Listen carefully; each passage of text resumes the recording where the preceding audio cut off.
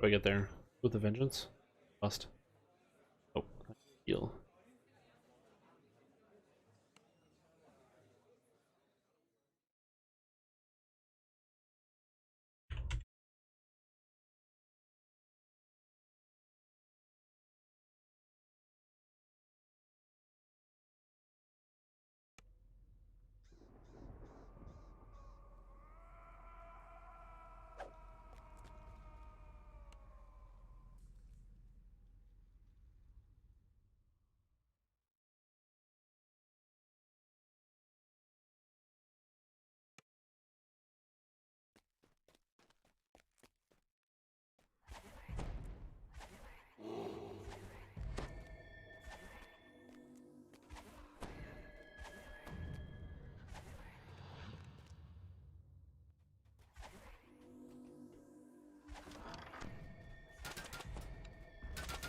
Alright.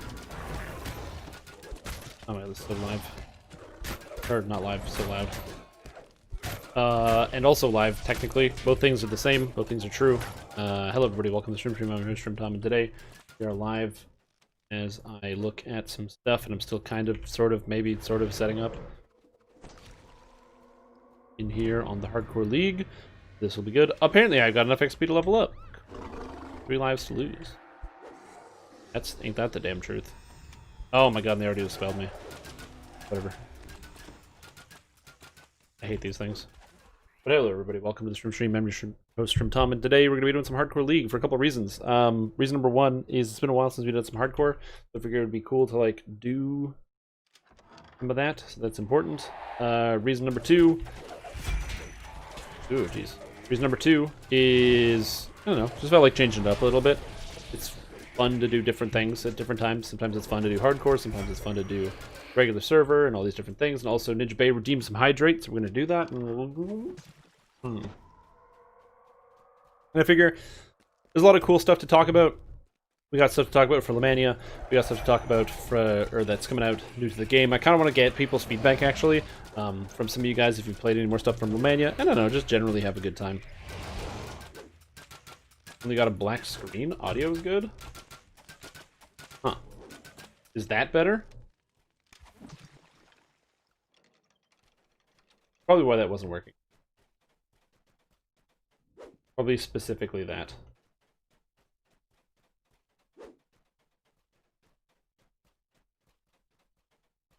Yeah, that seems right.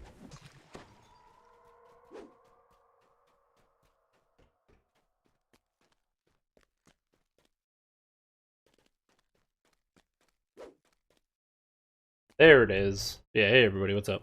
Me, StreamTom. I'm gonna double check the sound. The sound should be pretty good though. I haven't changed it since last time I was here. I'm gonna put the music on so we have something in the background to listen to. Go from there. Yeah, I hope everyone's having a good day today. It is Tuesday. Unfortunately, we weren't available yesterday, but we are here. The Revenant shakes his head. Put some nice background music.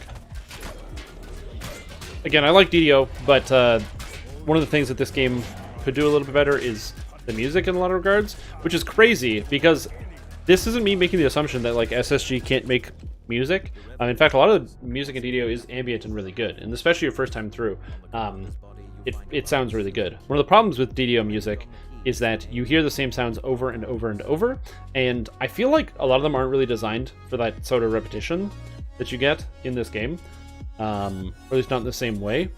And I like to listen to music when I play games anyway.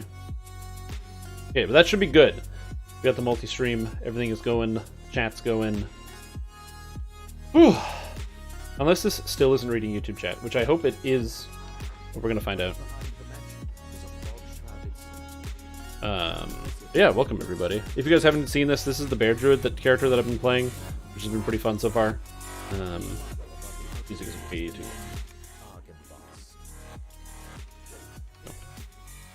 If I can't really hear the game, that's a problem. Actually, I realize it's still really loud. Actually, it's not too bad.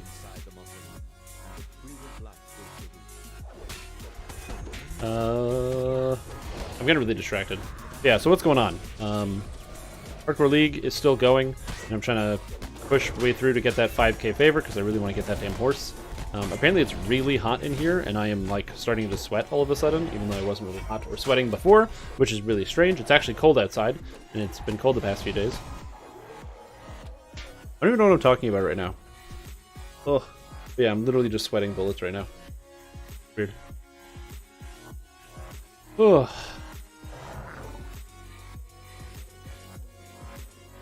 It's so weird. They're sweating. Yeah, welcome everybody. I hope everyone's having a good day. I don't know, going pretty good over here. It's been an interesting week. Just to let you guys know, this Friday we will not be doing an episode of Drink Souls. One of the reasons is because I like doing it and it's a lot of fun, but we can't do it this week because it is I will be unavailable this weekend, so Friday through the Monday, because I will be doing stuff over Labor Day weekend, which is exciting. You know, it's really funny. I remember back in the day when I was younger, I never really cared too much about the Labor Days because I found Labor Day was just one of those days where it was like, you know, just kind of, it's like very closely tied to school in my, you know, in my youth and the time that I was previously younger. But I find that now, obviously, somebody who doesn't go to school anymore because I'm a grown-up. Oh, Labor Day is just a nice holiday. It's just nice to have like a day off right in the beginning of September. And especially with the place that I work right now, since I work for the government, it's nice. Everyone knows that there's going to be people taking time off around those days, you know, whether it's like the day before, like the weekend before, people are taking off the Friday, some people are taking off the whole week of Labor Day. So I find it's nice that, you know, you don't have to worry about too many things going out, where it's not like there's a huge rush, like we gotta get all these projects done right around Labor Day. If it's not done before Labor Day, it's like, all right, we'll get it done like the week after, don't worry about it. Because there's too many people like on vacation or missing. Oh, you got your Sunfest shirt today? Nice, that's awesome. Glad to see that. I told you they're comfy. I'm not wearing mine because mine's in the wash. My few shirts, I've been wearing them and I have to wash them. They're in the wash right now. I will open the window at some point, maybe. I don't know. I'm also, like, it's a basement apartment, so the windows kind of suck. Oh wait, I forgot. I don't know how to fix that. Fuck out that it posts that in chat. I wonder if there's a way I can prevent that from doing that every time. Because there's a command, too, that you can get it to talk, but I don't know how to do that. So I'm going to learn that. So we're just going to time this out for 24 hours. And I'm going to figure that one out later. And this guy, 204, with the 50 bits is Happy Tuesday. Happy Tuesday, everybody. I hope everyone's having a fantastic Tuesday. It's a good day. It is a good day. It's the 1st of September. The end of the summer is right here. And for some, that may spell the dismay. Whether it's return to school, vacation time for a lot of people is generally over. But you got to think about it like this. This summer, not the best summer we've ever had. You know, I remember summers where I went outside and did stuff. Unfortunately, this year, not quite so. It all kind of blends together to me, and honestly, I can't believe we've spent already 6, 7, I don't know how long it's been, a bunch of months inside and not leaving the house. So, you know what? It's not really that big of a transition for me. I'm okay. I think it's perfectly fine. I'm happy with the way, you know, it's like, September 1st, who cares? All I know about September 1st is I gotta pay rent. And I also know that Patch has really just resubscribed with Twitch Prime for 9 months. Welcome back to the stream team, man. That's awesome. I'm glad to have you here, man. Hope you're having a fantastic evening. Just hanging out, having a good time. Enjoying the, you know, I don't know what else what you're supposed to enjoy. Video games, probably. I've been looking up that, you guys were, it's like New World, that Amazon MMO. A bunch of people were asking me about it over the weekend. They were like, oh my god, Stream, did you play New World? Do you know anything about New World? I haven't, and I still don't. I tried to look up some stuff about it, but I don't know. I'm not sure how in love with some of the ideas I am. The one thing I am most curious about is I'm curious about the idea of like making a new MMO. I don't know why you would. If you're a big company like Amazon, I don't know why you wouldn't just buy one. Ravenloft and Sharn this morning. Yep, that's happening to a lot of people, I think.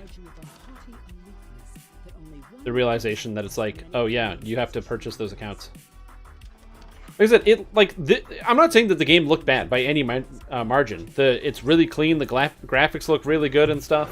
There's a lot of cool features. I just don't understand why, if you're a company like Amazon and you have trillions of dollars, why you would invest millions to make an MMO that is likely going to turn into something close to like The Division in terms of like population or Destiny, as opposed to just buying a larger like piece of intellectual property.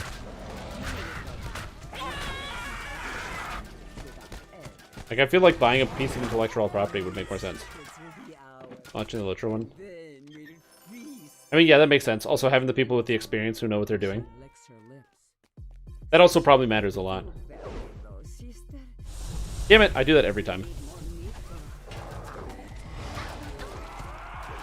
Just forget about that. Yeah, that makes sense. And then there could be 2 Lord of the Rings MMOs on the market. Although I have a feeling that if they make a new MMO, one of the reasons why Lord of the Rings Online is successful is because it's extremely easy to access. So while it doesn't have like the absolute greatest graphics, it's like anybody can play Lord of the Rings Online. Easy, easy, easy, easy. Is there a way to avoid those vampires? Yeah, if you just hug the left wall, they don't spawn. That's how you do it. But yeah, like, the Lord of the Rings Online is super easy, and you can play it on your phone. Like, it's so bare bones. If you happen to have pretty much any type of tablet, like you've got a Microsoft Surface, no problem. You can get Lord of the Rings to run that. That new MMO probably not going to be quite the same. But I think that there's definitely going to be space for both. Hell, if anything, it might actually make the original Lord of the Rings Online, it might actually increase the popularity of it.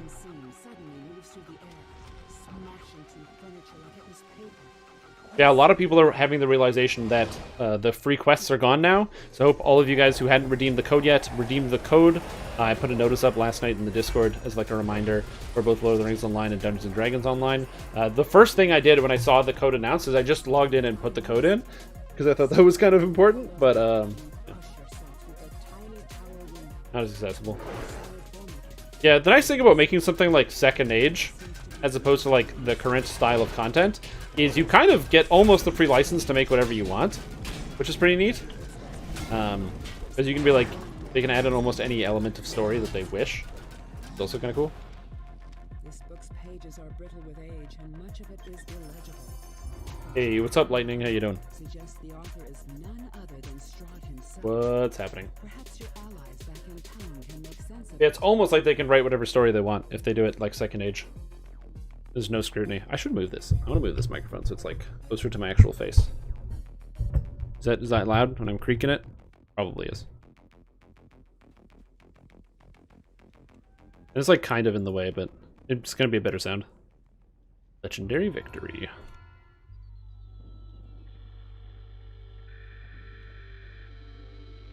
And I think it's, yeah, again, I don't know why you would get into the MMO market right now. I'm not saying that you can't make money on MMOs. Obviously, there are a lot of companies that make MMOs.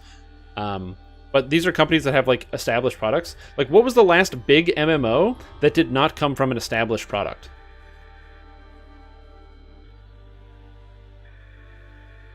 Like, The Elder Scrolls Online came out in 2013, and that game was based off of the entire Elder Scrolls franchise, and was designed to look and feel like Skyrim in its actual combat and visual style to attract audiences. I'm trying to think of, like, successful recent MMOs.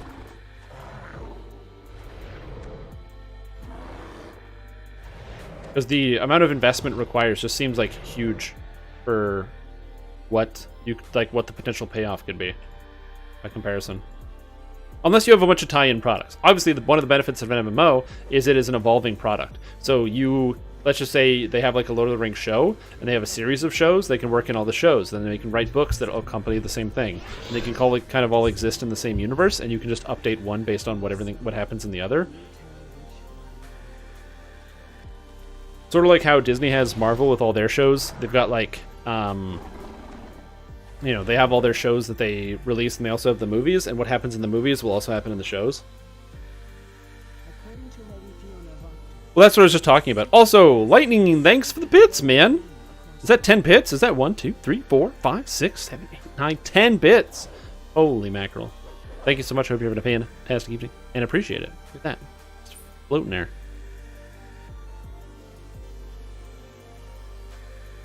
But yeah, I was just talking about New World because I'm like, it must be very expensive and difficult to make a high-profile MMO.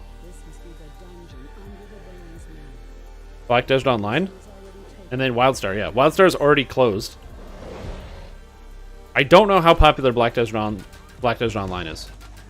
To be fair, I don't play it. I don't really know anything about the population statistics of that game. I see commercials and ads for it all the time. When you go onto any website, and you just got the ads in the sidebar. Play Black Desert Online. Blah, blah, blah.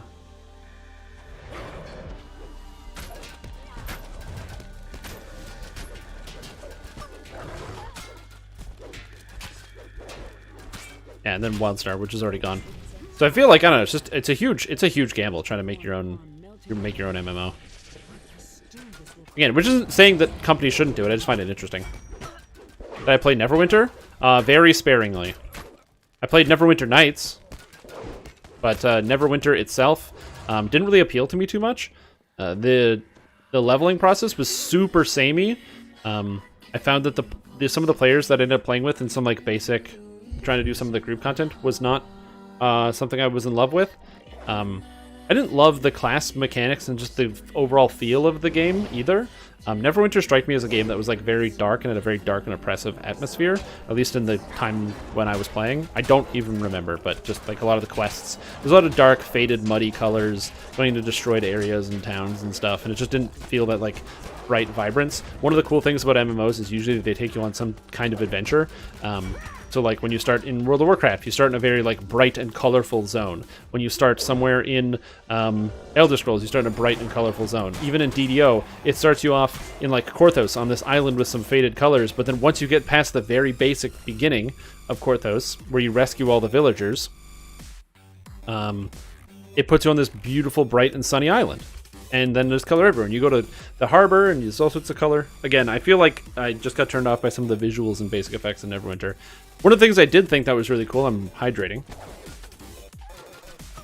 was the, there was like almost like a make your own dungeon system or something. And I played this dungeon where it was essentially you fought these series of adventure. You were the bad guys, so you fought your way into like a dungeon, and you stole like a relic staff, and you got stopped by another party of adventurers that you had to fight that were the Power Rangers. I thought that was kind of neat. So I could see some stuff like that existing.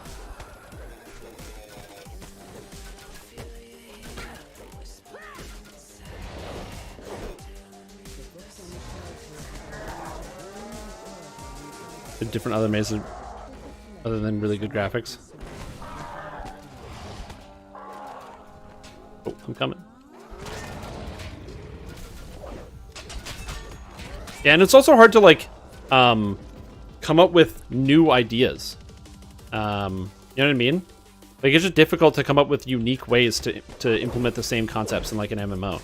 Be like, what's the twist on the dungeon? What's the twist on the raid? Like Elder Scrolls' twist on the raid was you have 8 players. That was their twist. And they changed up like some of the basic grouping mechanics. Star Wars is just World of Warcraft. It's hard to have that.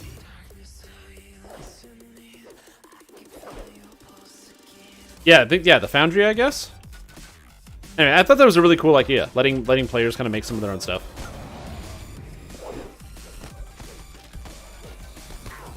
Oh, they closed it? Oh, okay, great. It's cool. So the only positive experience I have from Neverwinter is closed. So that sums up my experience with Neverwinter and my desire to go play it. I'm sure it's cool. I have nothing against people that play it and enjoy it, but there you go. That's why I stick with DDO. It's actually super funny. Thank you for sharing that with me.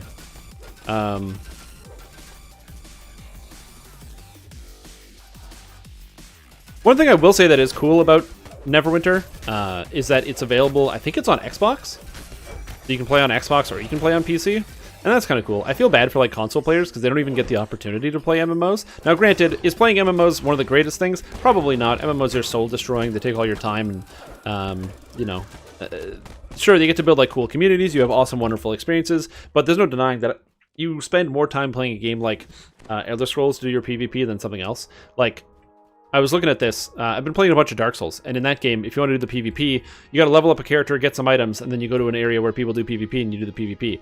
But if you like know what you're doing, it takes at most, like, it would take me 8 hours to get a PvP ready character with my limited amount of experience. People that have more experience probably even less, and if you're following a guide, probably even less. But like, if you want to get a character ready for PvP in like World of Warcraft, well, first you got to get a character to max level, then you got to go get gear and stuff. Then you got to do all the steps to actually learn how to play your character against PvP, because PvP is completely separate from PvE, unlike something like, a regular game like Dark Souls or something like that, where the PvP and PvE are pretty much identical. It's just that, the players might do a couple more things that you wouldn't expect. You're still using the same dodge and roll and mechanics and everything. So...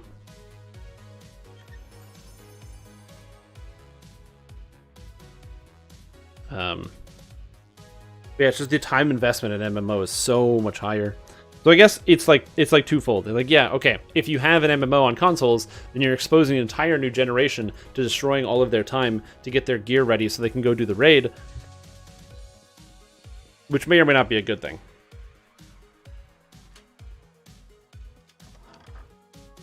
Hey, what's up, Paulus? How you doing? I don't know why I said your name so weird. But I did. This PvP in DDO, which is redacted. PvP in DDO is the place where you relearn that Tieflings are immune to fear.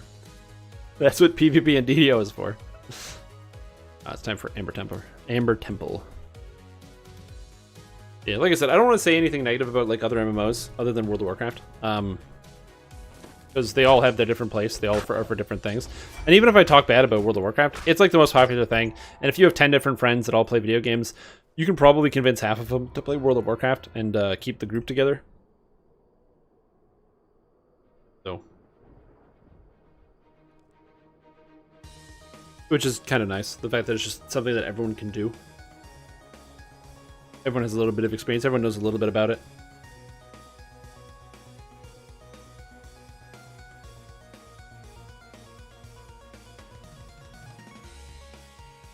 Yeah, exactly. If you go to a friend and say, hey, they opened up that World of Warcraft Classic server. We're from the 90s. Do you want to go back and play that World of Warcraft Classic server? They'll at least give it a chance and play with you until they get bored around level 7. But they'll at least give it a chance. Or they might rediscover their addiction, like, having a smoke for the first time after 9 years, and then be like, ugh, and they just hook them again, and it ruins their life and they get a divorce. So these are all possibilities. But if you try to tell a friend, hey, you want to come try out this game called Dungeons & Dragons Online? Oh man, is it hard.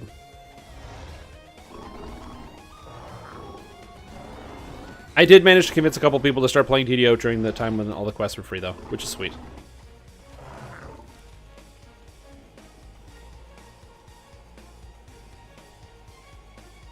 Yeah, I feel bad. I never got to play WildStar, because I didn't have any of my friends who, like, none of my friends played WildStar. I just don't have any experience with the actual concept. But it's something that I always wanted to try.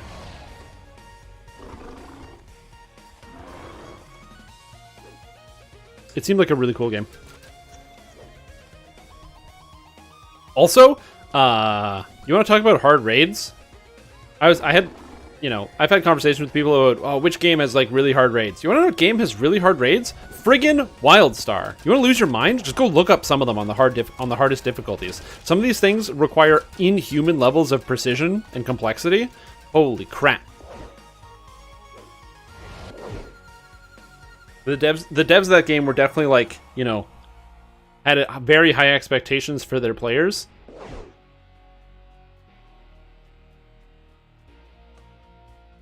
No. Not old school WoW raids. Old school WoW raids can be done by anybody. Old school WoW raids can be done by people in, like, green items with 1 stat. Old school WoW raids are incredibly easy and simple. Most bosses have a mechanic of, like, don't stand in the fire, or get away from the boss when they say a word. The WildStar raids are crazy.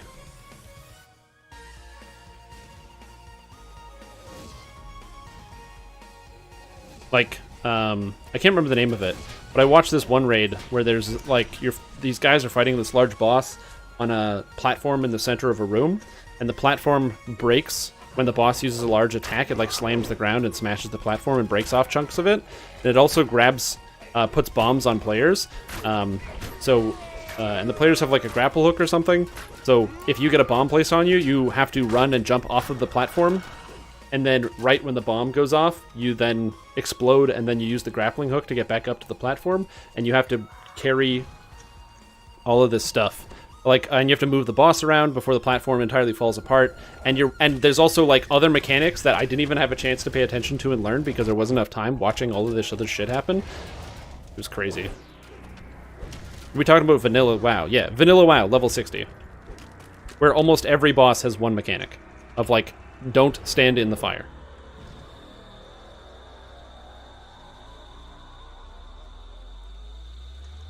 Like, it must have been very hard at the time because people didn't have the knowledge or the experience or the understanding of the game that, you know, obviously players do right now when they're redoing Classic WoW. But like, Classic WoW is super duper duper easy.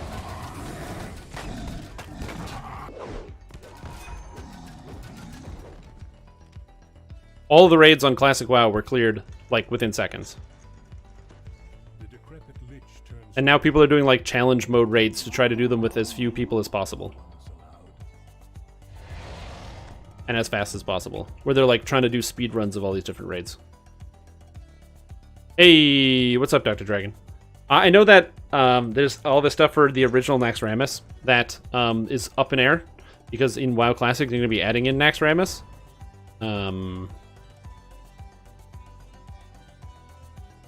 Oh, it's literally here. How convenient is that? But I don't know. I think that nostalgia goggles are a big thing. This is the sarcophagus of Zubu that Casimir was searching for. You found the symbol of Ravenkind. Surely it will be useful in the struggle with Strahd.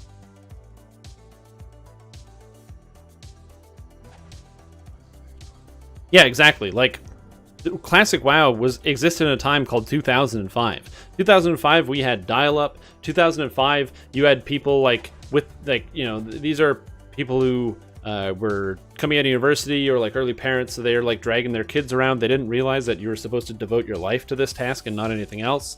You had people who like had zero idea how to play their class or couldn't connect to the game. You also had to make sure everyone was there at the exact same time to actually go do something.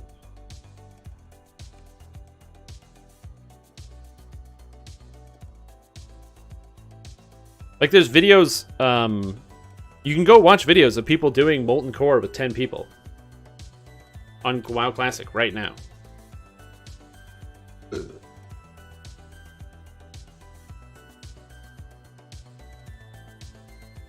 That's why I'm like,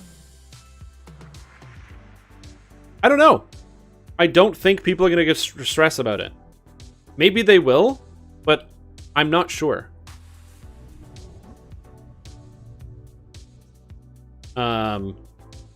Again, I would be very happy. I would be very happy for the community and for the people at large if the Naxxramas raid comes out in WoW Classic and it's actually really hard as people remember it.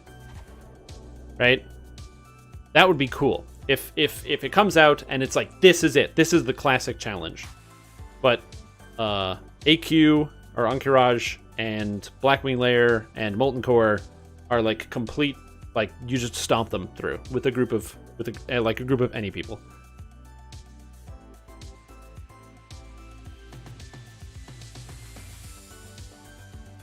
So like I said, if it comes out and it's different, that's cool. But I don't know.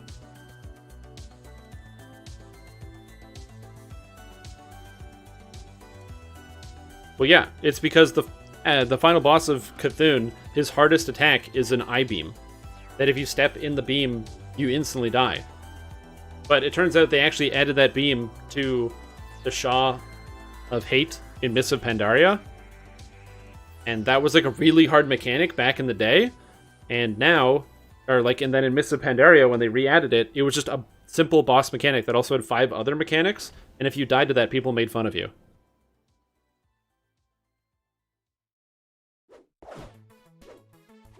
Did play Asheron's Call for a week. What a great game. I agree. Look, I got the tattoo. Good game. Big fan. Rip. It needs to... You gotta bring that back. It'd be sick. Yo, if Asheron's Call comes back at some point, you better believe there's gonna be some Asheron's Call content. Can we call Shifter Monk, Space Barbarian Monk bonkers? Look, man, I'm not gonna tell you what you can or can't call something.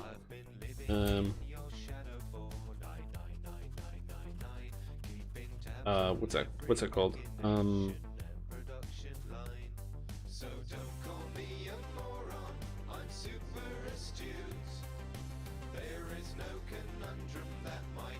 No, I don't want this.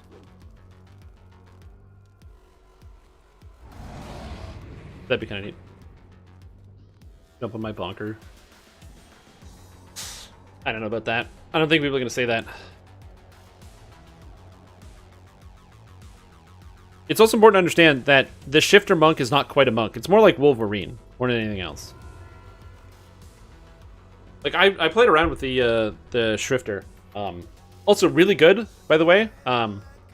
There's like I was reading through some of the comments that some people had about like because I like to read through the threads, the feedback threads, to see what people are saying about the classes, what they think they would like to change. So I like to read through all that because I think it's interesting. And I was very pleasantly surprised to see a lot of people, not only they had played the content, but they'd also gone through a lot of the skills like I had, and made some like really smart suggestions to some of the stuff. So yeah, I'm looking forward to that. And what you missed during your childhood? Not much. I literally can't play WoW Classic. It's such a trash fire. Yeah, they're definitely going to speed up the cleave animation for Shifter. It's way too long.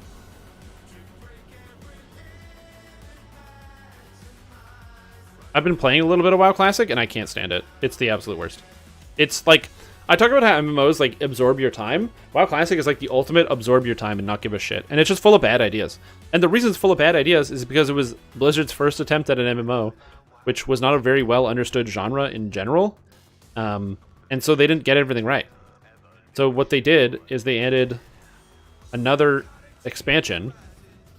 Offering a Blood Chains of Flame. What they did is they added an expansion that changed the rules of the entire game and made it way better.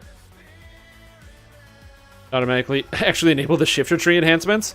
No, just some of the other stuff. A bunch of smart changes to some of the things in the shifter tree.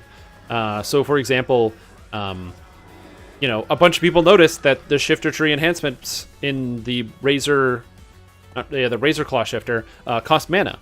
And some of them are like weird scaling, so they're going to be changing the enhancements and changing what things cast with, which is cool. Yeah, World of Warcraft Classic is as it was in vanilla, and you might fondly remember it, but what you should remember is that when you have to go to do another quest in a different area, it takes you 30 minutes to get there. Would you like to go do a 20-minute dungeon Shadowfang Keep? Sweet. To get your entire party there and to collect all the people to do it, it will take you 45 minutes to an hour, and then you can do the 20-minute dungeon. Do you want to spend an hour and 20 minutes to do the 20-minute dungeon? Oh, can you not play for over an hour at a time? I'm sorry, you can do 0 group content in the World of Warcraft Classic. You need at least 1 hour for any type of group content. How cool is that? Horrific.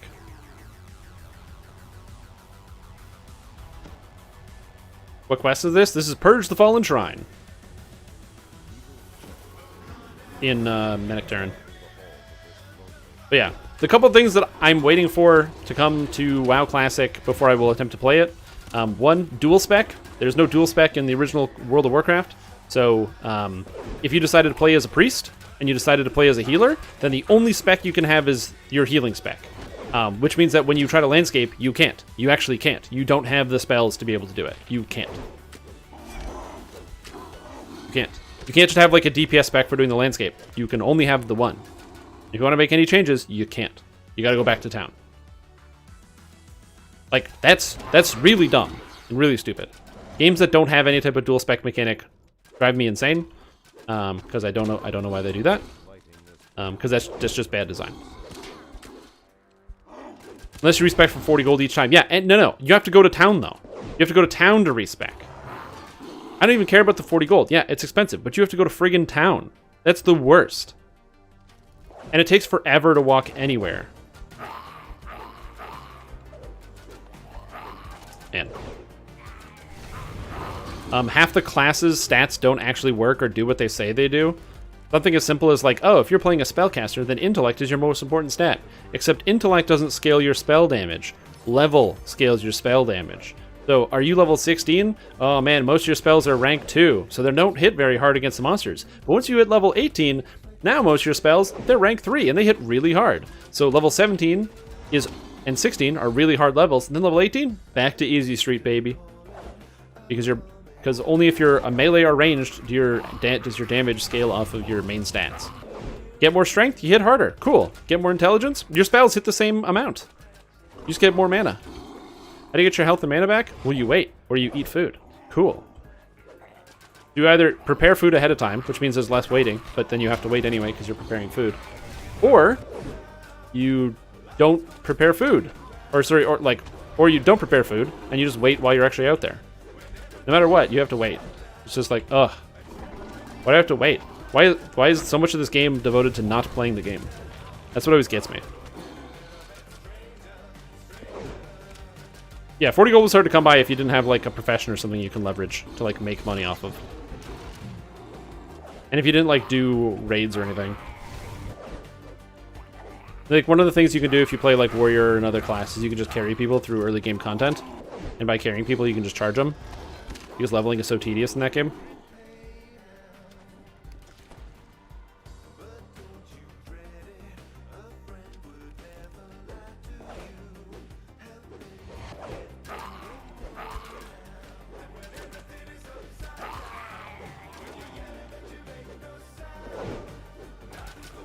That means to not wait? Yeah, except they didn't in 2005 because they didn't have microtransactions. When World of Warcraft Classic existed. Again, so my point is that I'm saying is I don't like WoW Classic. I will say bad things about it all day because I don't think it's a good product.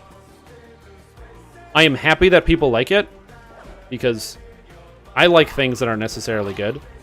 I'm gonna sit here and say I don't like World of Warcraft Classic because I don't think it's a good product. I'm not saying that the retail is in every capacity better, because there are definitely a lot of things that are bad about current World of Warcraft that a lot of people don't like either. But if I had to pick one, I would definitely play current World of Warcraft than World of Warcraft Classic.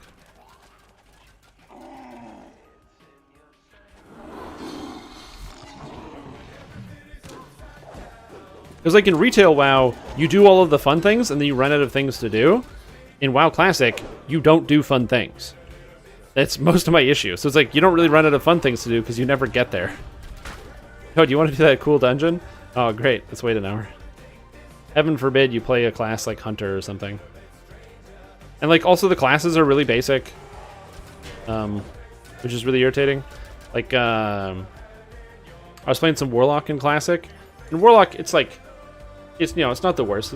It's got some complexity, it's got some depth to it. But I was looking up some other stuff. It turns out the entire DPS rotation for the class Mage is pressing Frostbolt and pressing no other keys on your keyboard. Just one button. And everyone's like, but it's a good game. Really well balanced. This is the final resting. And again, you could make the argument that something is similar sort of in DDO, because in Dungeons & Dragons Online there's a lot of just basic attacking. You look at like Inquisitive, which is kind of similar, where how, you know, you pretty much just shoot stuff with your crossbow and you don't really have a lot of attacks or a lot of different types of decisions. But DDO is a very mobile and slightly different kind of game. Ooh, hydrate. Thanks, Arble.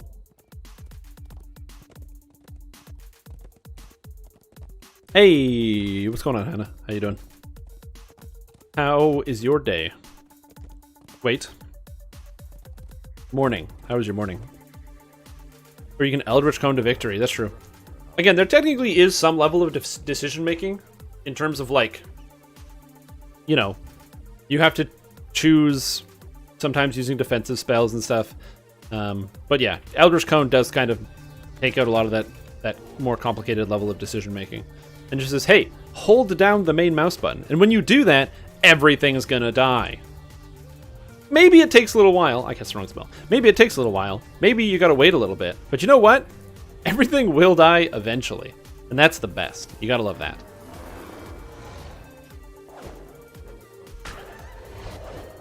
Yeah, I don't know.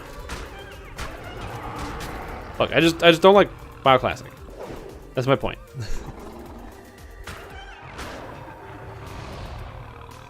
But I respect people that want to enjoy the game.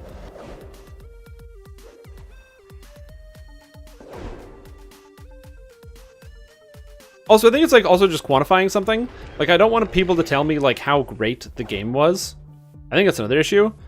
For me, I'm a stickler for when it comes to like words and descriptions. So, like, if somebody says, "Oh, the game was really good," is very different than the experience I had was really good. Like, if you're like, "Oh man, I really enjoyed playing it, and with my friends, I made most of my friends that I kept playing video games with, and you know, like a guy that came to my wedding, or I met my husband or my wife on that game, and it was awesome, and it was a good experience." That's perfectly legitimate. But the game sucks. That's not going to change. Is this First Life gameplay? You better believe it's First Life gameplay. Haven't you seen a First Life character with 713 health? Heck yeah, you have. Oh, you might not have. But yeah, this is First Life. I'm playing Bear Druid right here. Bear Druid's really strong, especially if you're planning on doing the hardcore server. This is First Life and on hardcore. Hardcore, you know, you die in the game, you die in real life. No second chances. You just game over. You know, there's actually a bomb in my stomach, and if I ended up dying in the game, just the whole thing goes boom. I gotta be really careful here. And on top of that, I get in trouble. And Twitch chat will make fun of me. And I'll have to put my death on the archive of deaths. But we're gonna try to avoid doing that because we're going for 5k favor, and I don't want to die. I can actually talk about the character a little bit. I haven't talked about this. So this is Little Bear, aka Shroom Tom. My gnome druid. Now this character is a First Life character. I've been playing it, you know, for a reasonable amount of time on Hardcore League. Still haven't died. Feeling pretty good about that. A couple important notes about this character. Gnome druid is not actually a mistake or a clerical error. This is how I want to play this character, and there's a couple reasons for that. Number one, gnomes, I think, work well as animal form druids. As a gnome, it gives me access to the Dragon Mark. So that's the Dragon Mark of Scribing, allowing me to cast the spell Shield. So you'll notice I have Shield on myself for 12 minutes. Now, when the Feywild, when that new tree, Fey Dark, I get those two confused all the time. When the Fey Dark Illusionist comes out, you could conceivably not go gnome and instead spend the points in the Fey Dark Illusionist tree to get immunity to magic missiles, considering it's only going to be 7 points. But I don't have that option right now, so that's why we do this. Now the character in itself is fairly straightforward. I just equip weapons and I hit people. Druids scale off whatever weapon you have in your main hand, and you can use a two-handed weapon if you want, or you can use a one-handed weapon. I went with the scimitar, and I decided to go with Pure Druid. Pure Druid because I wanted to have access to some of the healing spells early, and also because I just like playing pure classes over multi-classes when given the opportunity. Personal preference. That pretty much dictates all of that. It's one of the reasons why I write a lot of my guides as pure classes only. It's simple, it's easy to follow through, and I just like playing like that. Now, granted, that being said, go away. With this character, I did make a couple decisions. So at level 1, for my feats, I took the Dragon Mark. And then at levels 3 and 6, I took Natural Fighting. Natural Fighting gives you strike-through chance while in bear form, allowing you to hit more than one target while standing in front of you. This works with any weapon type, as long as you're in bear form. A lot of people get pretty confused by this, so that's why I'm clarifying here that it works with any weapon type. It doesn't matter if you're using a one-handed weapon or if you have a shield on, which I happen to have right now. I have a shield and a one-handed weapon. That's just how it works. I can hit multiple targets as long as I'm in bear form.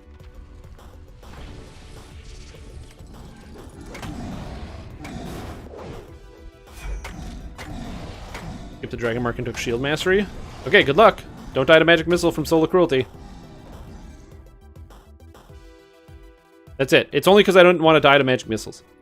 If one of these, like that skeleton that was right there, if he had been a Solar Cruelty champ and I didn't have Magic Missile, I would have died instantly, so. Oh, and you're human. That makes sense.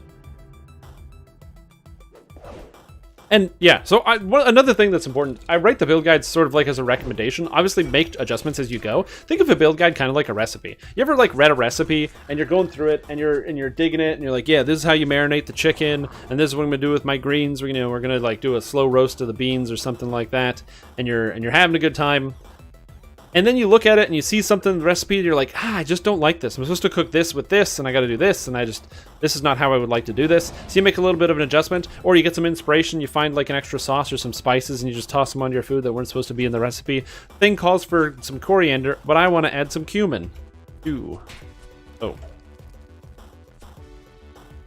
You kind of just, do whatever you want there. It's kind of like the same thing.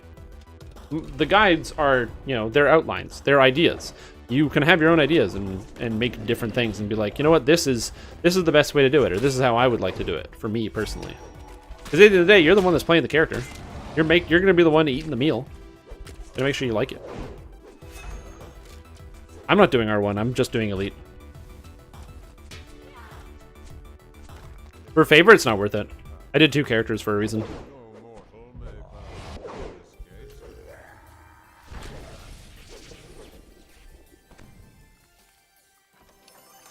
Go away. I've avoided any attacks from these friggin' mummies. I'm feeling pretty good. Whiz King. Got him. I got the Whiz King. I strike you from the grave! Yeah, well, I strike you with my paws, you jerk.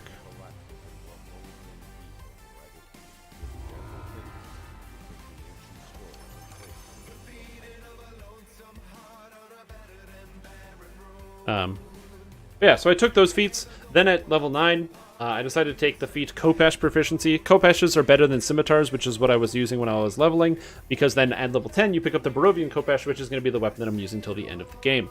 I may, if I have enough materials, make a Seranian Khopesh, just because Seranian weapons are also good, but they're adamantine, which can be pretty useful, and they do electric damage instead of fire, again, can be pretty useful, but we will see about that. But again, Khopeshes, extremely powerful weapons, and that's why I'm using them right here. This is where we got this one.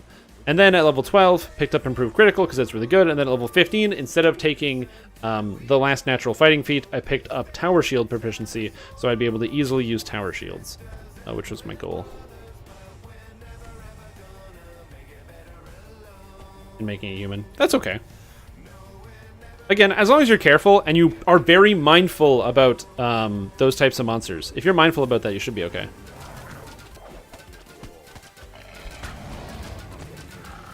Gonna be doing Caster Druid with the Feywild stuff. I'll definitely check it out. There's so much stuff with Feywild that I want to look at. I think shifters are really cool, and I don't know what would make the most interesting shifter. One of the issues I have with playing like a shifter druid is that no matter what you do, you're always changing shape, and I don't like that. If I was playing the class, I'd want to show it off. I think that there's some merit to some of the different spellcastery type stuff with shifter, because shifters do get a bonus to wisdom. I'd like to see if there's potentially like a cleric somewhere in there, deep with shifter. Make like a shifter cleric or a shifter favored soul, something like that. Hell, maybe even shifter paladin. And the Razor Claw shifter, I definitely want to try out and see what happens with the barbarian. Just literally make a Razor Claw shifter barbarian. A bunch of people are going to try a bunch of different things, and I just want to see what happens when I get claws and I try to kill people like I'm Wolverine.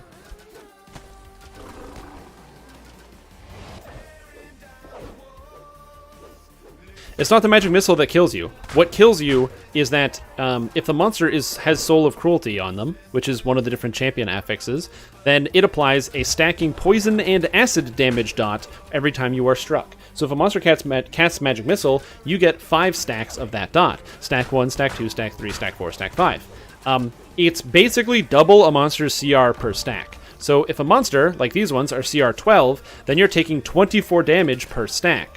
But you take that incrementally. So each time one is applied, you take that damage, and then it hits you every 3 seconds. So if we just do the math on one of these attacks, let's just say you are playing against a CR 12. Well, this is a 17 gas? Sure, CR 17. So it's 34 damage per stack. So you get 1 stack of the poison dot. You take 1 stack, that's 34 damage. Then the second missile hits you. That's a second stack, so then you're going to be taking 68 damage on top of that. So now you're at a total of 102 damage. Then you're going to be taking the third stack. So you're at 102 damage. The missile isn't done yet. We're not even halfway through the missile, and you're at 102 damage taken from just the poison. Okay? Also remember, poison is non-resistible damage unless you happen to have a specific poison resistance item. Ooh, that's a bigger problem. So the next one after that, what? An extra 104 damage. Cool. So now you're at 208 damage. Or sorry, 102. 204 damage taken. Uh-oh. Now we're getting even worse.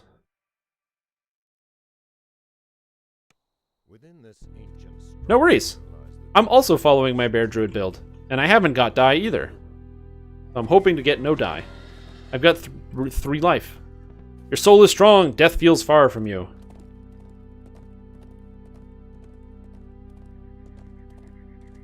So yeah. So then you're at 200 something damage. Then you go to 3 stacks, and then 4 stacks, and then 5 stacks. But remember, you're also taking acid at the same time. So if you take acid damage at the same time, now you're screwed, and then you just take some force damage. So does the force damage kill you? Nah, it does like 30 damage. Does the poison and acid damage kill you? Instantaneously. Your character is just deleted. And that's why I try to get rid of that. This character would die in 1 hit if I didn't have shield to the magic missile.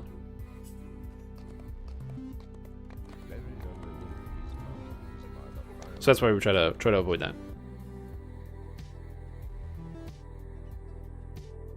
Yeah, this character is very, very powerful, and it does really well at what it's supposed to do, which is just genuinely be tanky. One of the things I'm sad about this character is I don't have Quicken, so it makes casting buff spells at the beginning of a quest very tedious.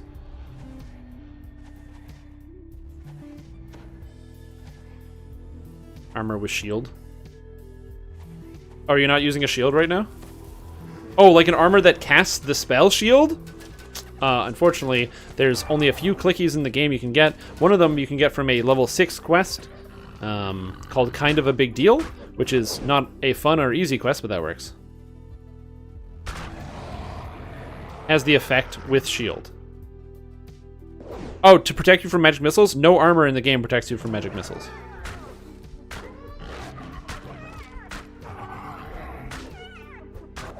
If you want magic missile protection, you either have to get a brooch of shielding, which actually does drop. It's a rare drop. World drop. Can drop anywhere. No. That's why it's a big deal to get. That's why a lot of people were freaking out on Lemania. They were like, oh my god, I can't believe it. You're able to get this ability. How cool is that? As sort of like a neutral thing. What the hell is this?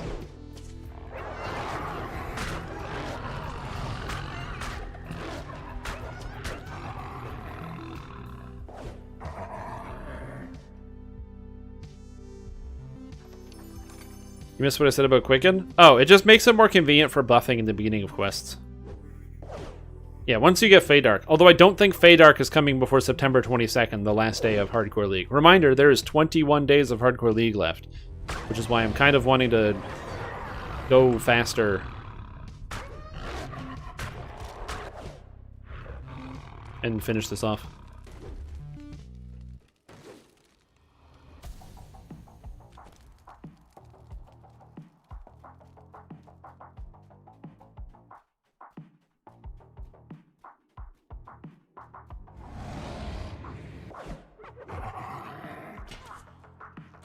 Yeah, like I said, when Feydark comes out, it'll change things, and I don't think you need to be a gnome anymore for hardcore, but if anything, then you could be a human and take some extra feats, so instead of taking 1 less feat, you can then get some extra stuff. Oh, also, it's important to note, Shield Mastery doesn't work in Druid form anyway, in Animal form, because Bear is a combat style, so you can't have Shield combat style anyway. I forgot to mention that. Another reason why we don't take it. Also, Mick Vanderhue just subscribed for 4 months in a row and says, howdies, happy streaming. Thanks, man. Appreciate the continued support. That's 4 months. That's awesome. I hope you're having a fantastic evening, as I know I'm doing. Now just go talk to Fred. Yeah, it's I forgot. Yeah, so combat styles don't apply in animal form. because animal form is the combat style. I try to stress that out. A lot of people think you have to take two-handed fighting while in animal form to be able to get the two-handed fighting bonuses. That's just not true. One, because if you just literally take 2 seconds and actually read natural fighting, it'll explain to you everything that you need to know. And two, that's the way it used to work, so it gets kind of confusing.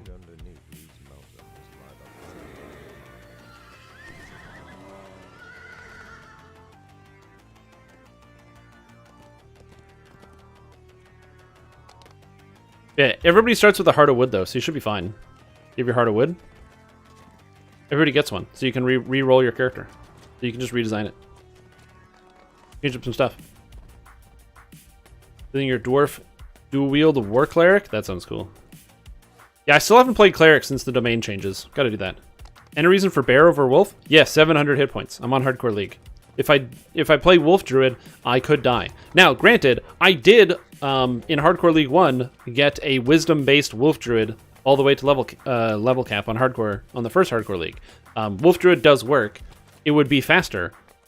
But Bear Druid has Area of Effect, which is good for clear. It's very tanky. It's got good crowd control. I basically can't die, and it's not that much slower than Wolf. So that's why I'm using the Bear Druid. I personally prefer Wolf and the animations. I actually really love playing Wolf Druid, and I want to play more Wolf Druid. The problem is, it doesn't matter what type of Wolf Druid you play, they all kind of start to feel the same very quickly. Because every Wolf Druid kind of uses the same things. You're almost always going to be strength-based. You're almost always using the same types of weapons, the same types of spells. If you decide to multi-class and add in other stuff, you don't really gain a whole lot because you can't do many different attacks and animations in Wolf form. A War Axe and a Warhammer? Oh, that's super cool. I love that idea. That's got such good flavor to it.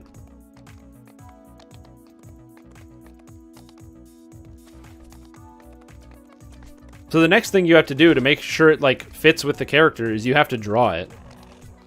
Don't forget to draw the character.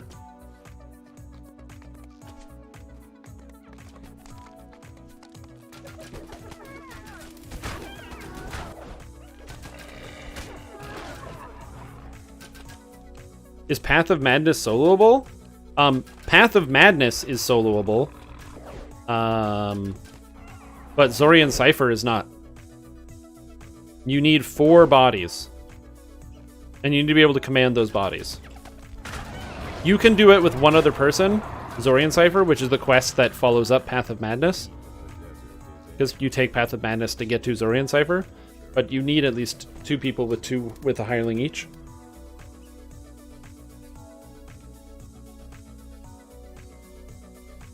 To be fair, you might actually be able to do it without that. I just don't think you will.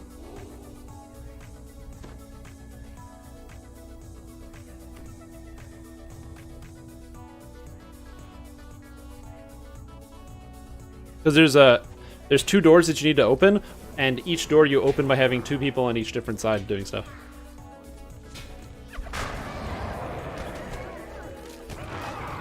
Yeah. If you open up Zorian Cypher, people will join you, and it's not a long quest. Yeah, because you basically, if you have like 3 hirelings with you, you have like a pet, store hireling, and a like a gold hireling, then you can park everyone on each side, get the doors open, you go upstairs so you can solve the puzzle, you send the hirelings in so they pull the lever to open the door, and then you can just kill everything from there.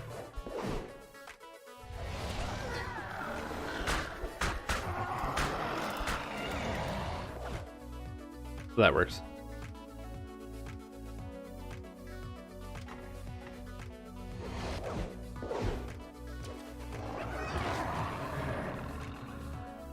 Go finish Delirious. That's not a bad idea. Get that last one done.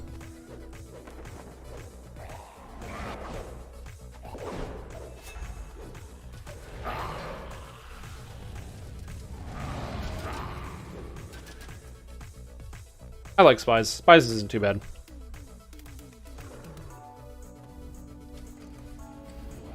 You have to do most of it early? What do you mean most of it early? Oh yeah, the quest, yeah.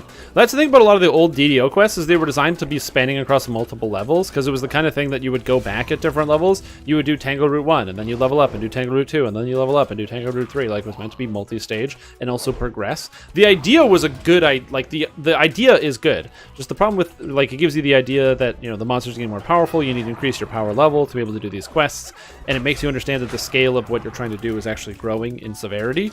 However, the implementation is bad because since it's not all the same level, it doesn't really work for some of these more scaling mechanics like hardcore, where you want people to be doing the things at the appropriate levels, but when the levels are all over the place, it doesn't really make a lot of sense, which is like very much a problem.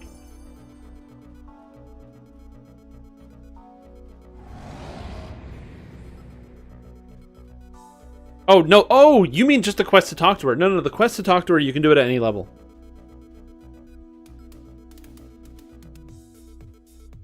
By the way, that quest, you can do it at any level. Hardcore League 1, they changed it because people complained. Yeah, they changed it during Hardcore League 1, halfway through.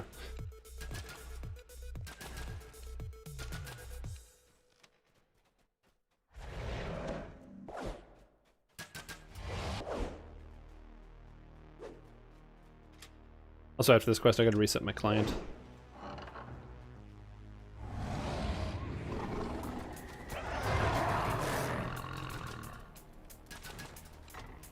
Alright. Encore the Gourmet. Goodbye. I always want to free Gasper, but unfortunately I'm not that smart, so I can't.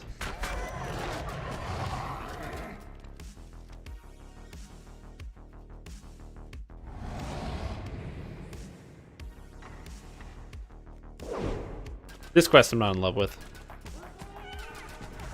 It's very long. It's got some cool flavor. I just wish there was like an extra shrine in here. I think one shrine is pretty much all you need.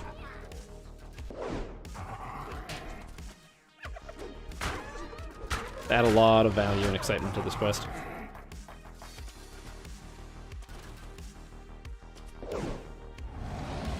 Also, does anyone else get this when you play Bear Druid, or is this just me? Notice how I'm going to use this, the Maul, and when I use Maul, the game kind of freezes up when I get or lose Killer Instinct stacks. Does that happen to anybody else who's playing Bear Druid? Every time I gain or lose Killer Instinct stacks, the longer I play, the worse it gets. Okay. I wonder what causes that. I just have to reset the client like every hour or so. During playtime to prevent that from happening.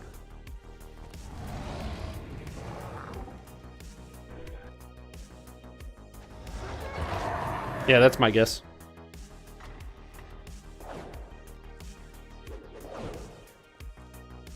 It just makes it annoying when you're trying to keep up the buff all the time. That way you can, you know, at will explode and kill some stuff. You have to deal with that. Oh, man. Oh, and as a reminder, we'll be streaming tomorrow as well. So if you're like, oh man, I can't even stay for this whole stream, and he was supposed to be streaming the other time, I'm streaming tomorrow, so I'll be here as well. So there's plenty of stream to go around. Oh, but yeah, it happens now.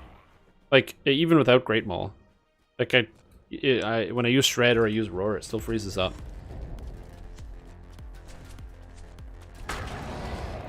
Interesting. I wonder if it has something to do with Great Maul. I don't really understand how that could be possible, but I'd be curious to know if that was the case. Again, another important note. This character might be like a first life character. But this character is also reasonably strong. So if you're looking for something for like the regular servers, and you don't know what to play, you're unsure, Bear Druid is always a good option. I definitely recommend it.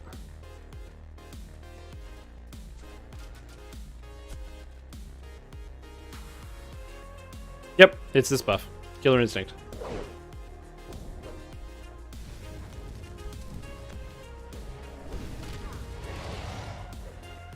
Cool. Alright, it's good it's not just me. Because I'm like, I bug reported it, but I wasn't sure if it was just me having this issue, but now that I know.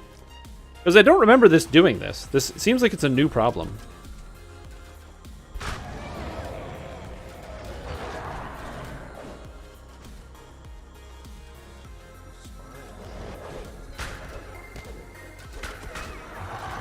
Wait, do we even need to come over here? Other than rescuing these slaves to get the key?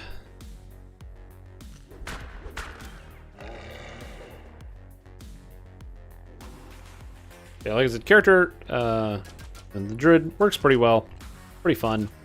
And it's fast, which is nice. I like the fact that Bear Charge is powerful, it's got a good knockdown, it's got good crowd control, and it costs no spell points, so you can use it all the time.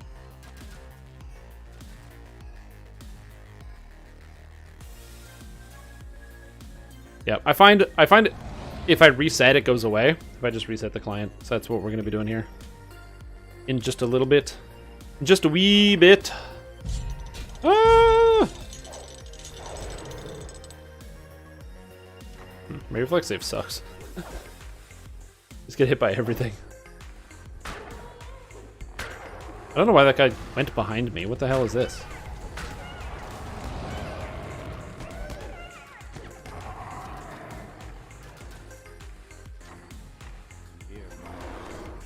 And then I wonder what they're gonna do if they're gonna do a hard, or like if they're gonna do Hardcore 4 right after Hardcore 3, like do the same thing, wait a month and then do another, or do another Hardcore, or if they're gonna be waiting a little bit longer. I'm curious as to what the Hardcore cycle is going to look like. I think for the most part, and you can quote me on this one, I think that they were doing an experiment to see how much Hardcore people could stomach, because obviously the Hardcore population starts high and then it starts to dip as the longer the season goes on. So I think they're just trying to take in some metrics and look at like how many people are actually playing the game in terms of like the hardcore and specifics, and trying to get some intel and data up on that, if I had to guess.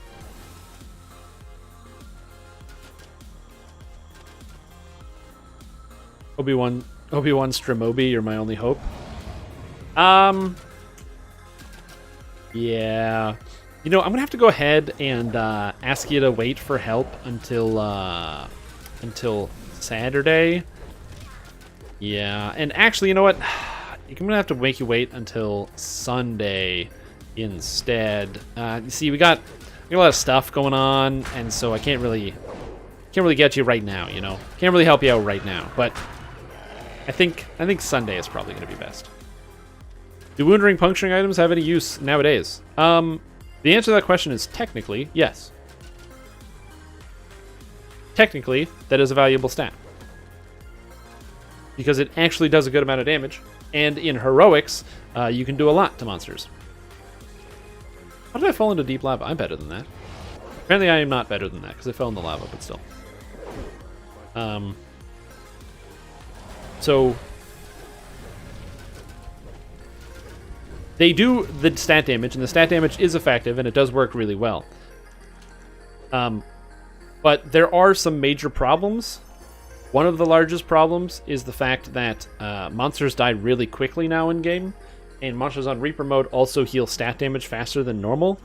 So I'm gonna say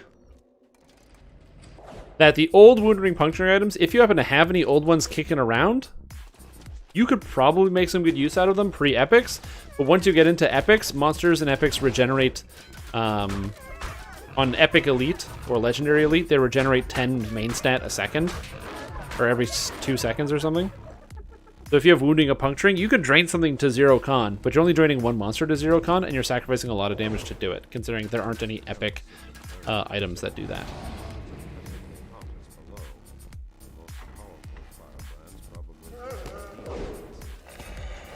You just have a druid that has shield mastery and dual wield. There you go. Then somebody explains to you what's up, or they change the rules, because you used to have the dual wield stuff. Remember the old wolf exploit build where you used ranger, purple dragon knight to get both 2-weapon fighting, single weapon fighting, and wolf form all in one character?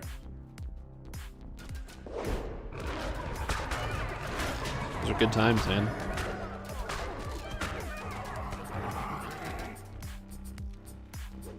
Because it wasn't supposed to work like that, but it did anyway. Oh, why did I go here?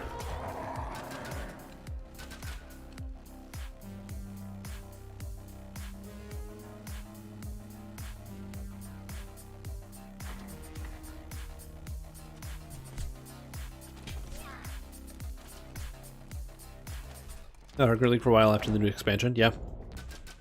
Well, Hardcore League is free. Anybody can play Hardcore League.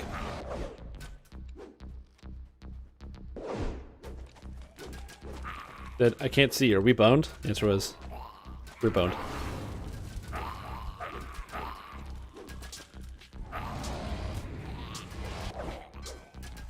I don't know why it's so hot in here. I don't know if it's just because of what I'm wearing, but it is like scorching hot. I'm sweating bullets. I have to get some water after this because I'm sweating so much. And you might be looking at me and be like, but Shrimp Tom, if you're sweating a lot, why don't you just take that sweater off? The sweater is a product that makes you sweat. Just take off the sweater. You will sweat less. And you know what? Yeah. Probably a good idea.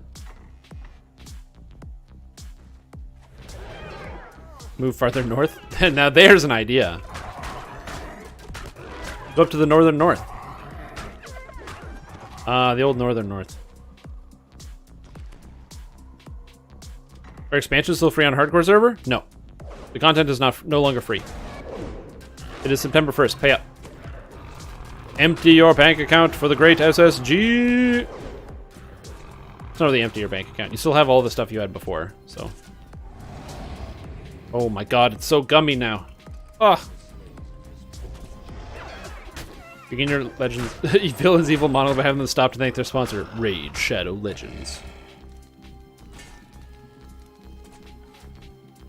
Like, yes, that is why I've lured you here. You see, I have this meteor pointed straight at the city, and you thought you could stop it by taking control of my meteor control device. However, what you failed to realize is that this is a prison. And this is not just a prison of the body, but a prison of the mind. And we only have this powerful technology and the ability to do this thanks to our sponsor, Raid Shadow Legends, the game that features over 60 unique champions and a whole bunch of things you can press on your phone while you go boop boop beepity boop. Also, you can now play it on your computer. Even though you could use a phone emulator, don't worry, you can play it on your computer now. Buy Raid Shadow Legends today. And get destroyed by my meteor! Ha ha ha ha! That's how you do it. That's how you do an evil laugh. Or evil plan. God, I gotta get some water after this. I'm dying. Fancy sweaters. Yeah, that's right. Move to the northern north and wear fancy sweaters every day. Do I have a curse spot? Oh, shit.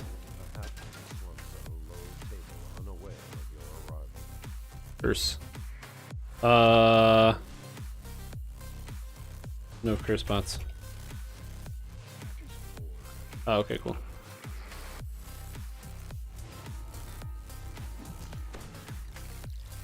Hell yeah. Nice.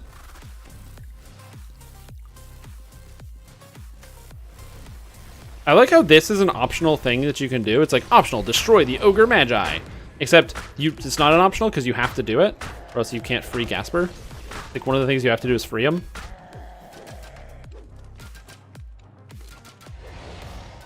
The shirts are so comfy. Nice. I'm glad you're enjoying your shirt. It really brings some good store revenue. It does. People buy a lot of stuff in Hardcore League. New mobile crap game. I haven't played it. I don't have any experience. I don't play mobile games. I have a computer, and I don't go anywhere because of coronavirus. So I don't need a mobile game. With the key of Wrath. Sweet. Hey, Ghostfire, how you doing? What's up? SSG doesn't want your money. I think they do want your money. They're a for-profit company. Most for-profit companies want your money. I debate on buying a sweater. An idea. It's a thing you can do in three-dimensional space. Hanging up on the phone, it gives you an emote. Your character whips out what's clearly a smartphone and starts scrolling through. That's one of my favorite emotes in Destiny 2. There's one where your guy conjures up a phone, and he got the phone, and he goes like this as he's like on his phone. So your guy looks like that, where he's like texting, like looking at his phone, and like holds his finger out, like being like, stop. Like, hold on, one sec. One sec. I gotta finish this text. It's so funny. I love it. I use it all the time. That and some of the dances. They got a lot of good dances in that game.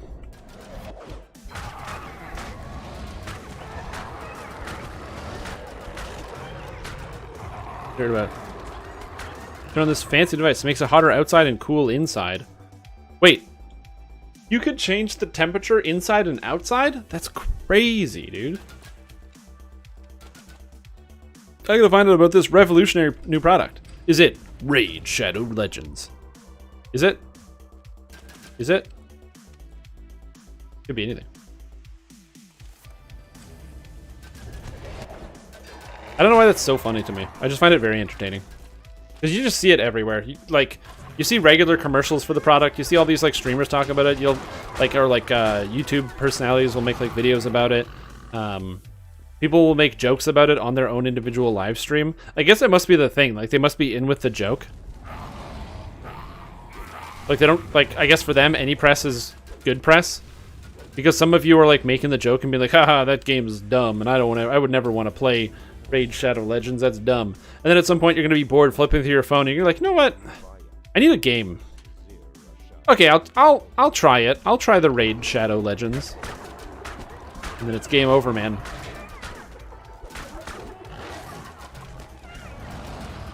I too am resistant to trends. But eventually trends must be set and followed.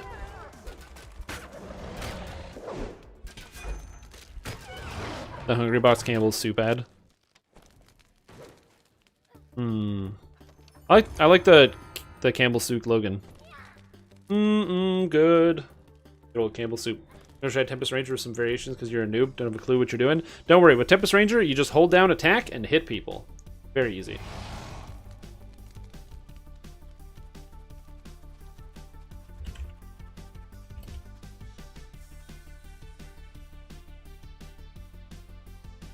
I'm glad I could convince you to try Raid Shadow Legends. The heat of the desert is incomparable to the sweltering temperature. I haven't been sponsored by Raid Shadow Legends. In fact, I'm so unsponsored, I haven't even been sent an email. I haven't had somebody send me an email being like, hey, we want to sponsor you. Talk about our game on your live stream. Is Baldur's Gate 3? I'm trying to think, is there a game that I can't wait for? I don't know. I haven't played like a new game in years. What's a new game I want to play?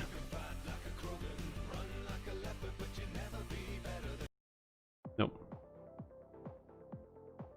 I don't understand how... That's the one thing I don't like about this radio station, is that sometimes they play music, like, not really what I want to listen to. Early access in like a month?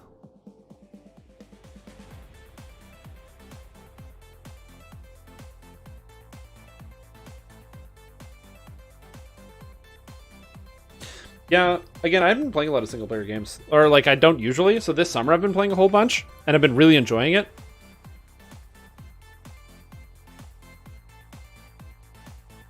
Wait, when we said GB3, I don't know, I was thinking about different other stuff. If I can make a Gnome Wizard, Pale Master, Eldritch Knight, dual-wield build, trying to recycle some green steel items. That might work. I mean, Eldritch Knight and Pale Master are both extremely strong and versatile builds.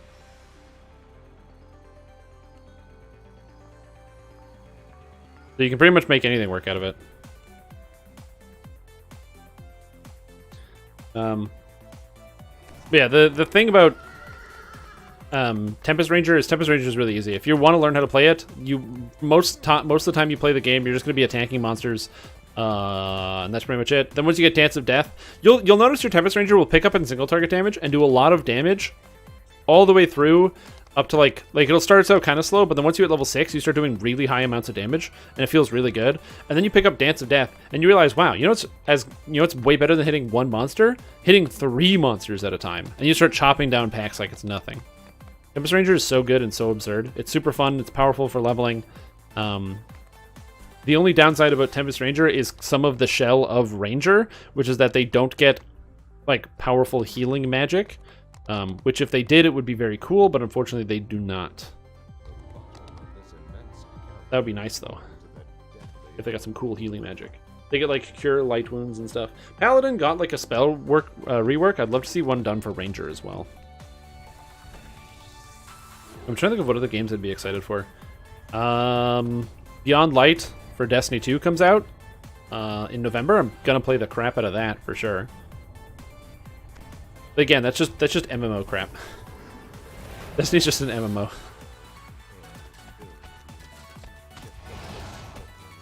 Boop. How did I not knock this guy over? I'm disappointed in me.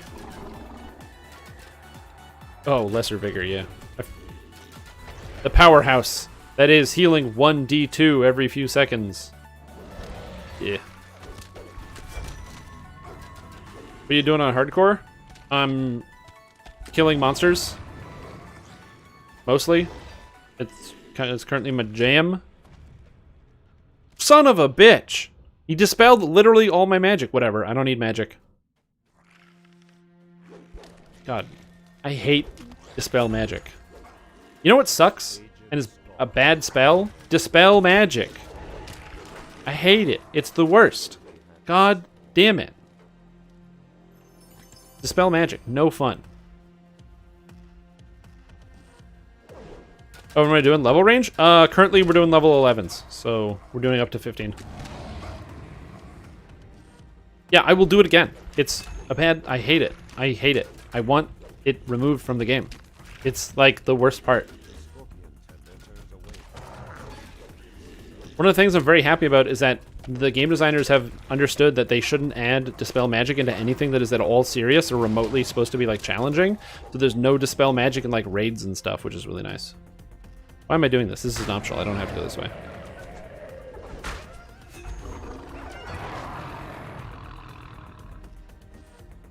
No. I hate Dispel Magic. Monsters don't buff themselves out. Doesn't even matter. That's kind of different, because that's a beholder's entire identity. If that makes sense. And also, you can reasonably manipulate the beholder into not dispelling you. Also, you can stop beholders dispel magic by using anti-beholder crystals. If you didn't know.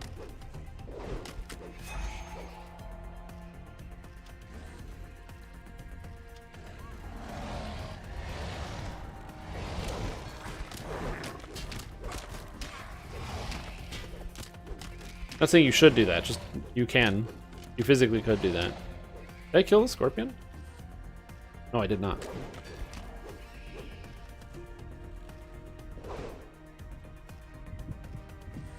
Oh.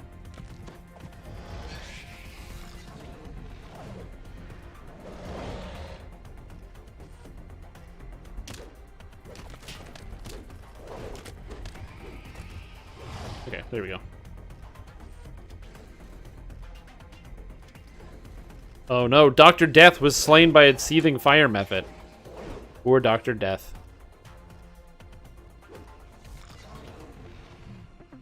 The Halfling Ranger Dragon Mark is handy if you make a Halfling Tempest.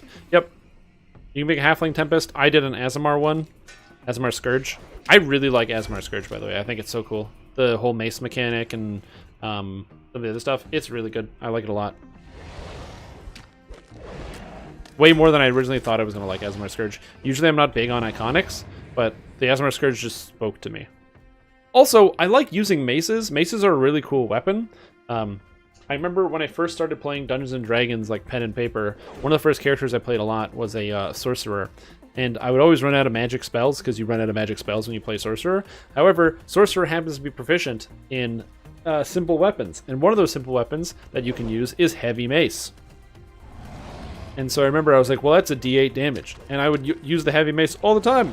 Because you're like, oh, well, you know, I'm out of mana, or not mana, but I'm out of spells. No worries. We're going to get the heavy mace and heavy mace somebody in the face. So I really like the mace. Also, just using maces in games feels good. You don't often get to use maces in games. But it's like such a, I don't know, it's like a cleric weapon, you know? Get a cleric with a mace. But I play a lot of DDO and you never use maces. And in Lord of the Rings, maces are like one of the worst weapon types. And I don't really play World of Warcraft. And then in Final Fantasy, none of the classes use maces. Not a lot of maces. I think there's some good maces in Dark Souls. I think. I just haven't used one.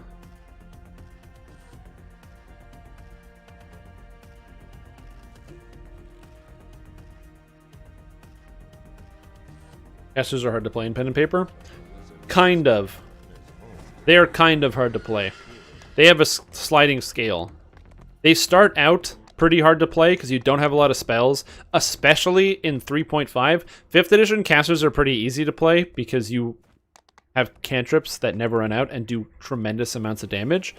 But in 3.5 and earlier editions of D&D, your cantrips that do run out are also stuff like Acid Splash, which is a D3 damage, versus, Firebolt, which is a D10 damage plus a D10 damage per 5 levels.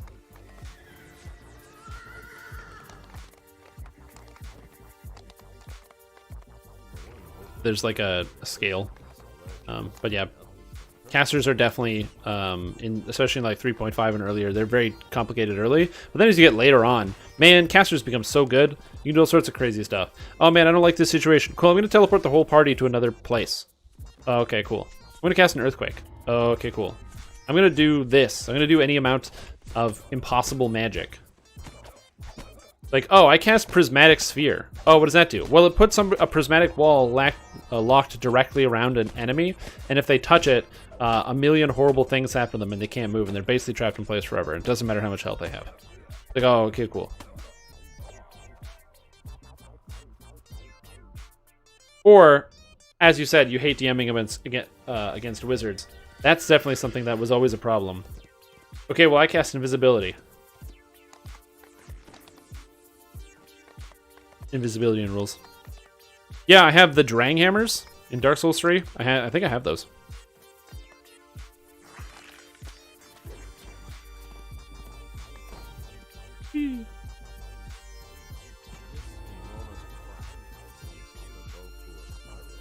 I feel like the music I'm listening to, I feel like I'm playing, or not playing, Grand Theft Auto Vice City or something. Play past Stream 5. Tried 4.0. 5.0 is really fun.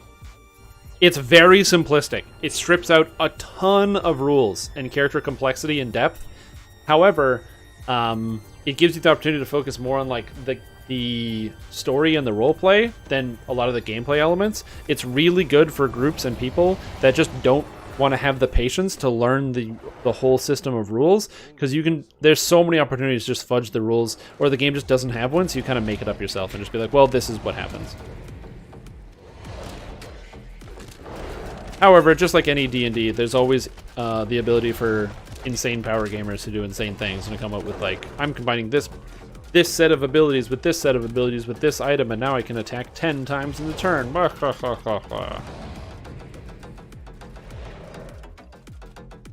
Happened in 3.5, happens in 5e, happens everywhere.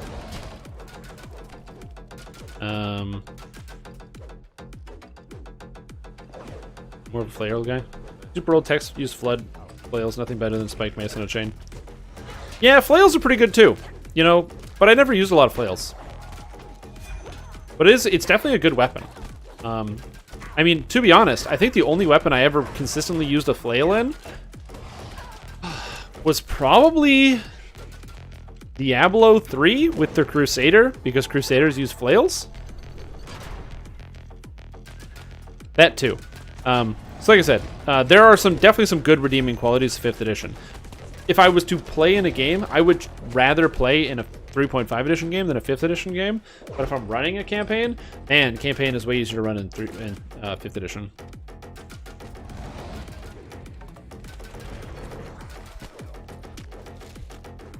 I can't think of any other games that I use flails in. I always like maces. Maces are cool. Song is annoying.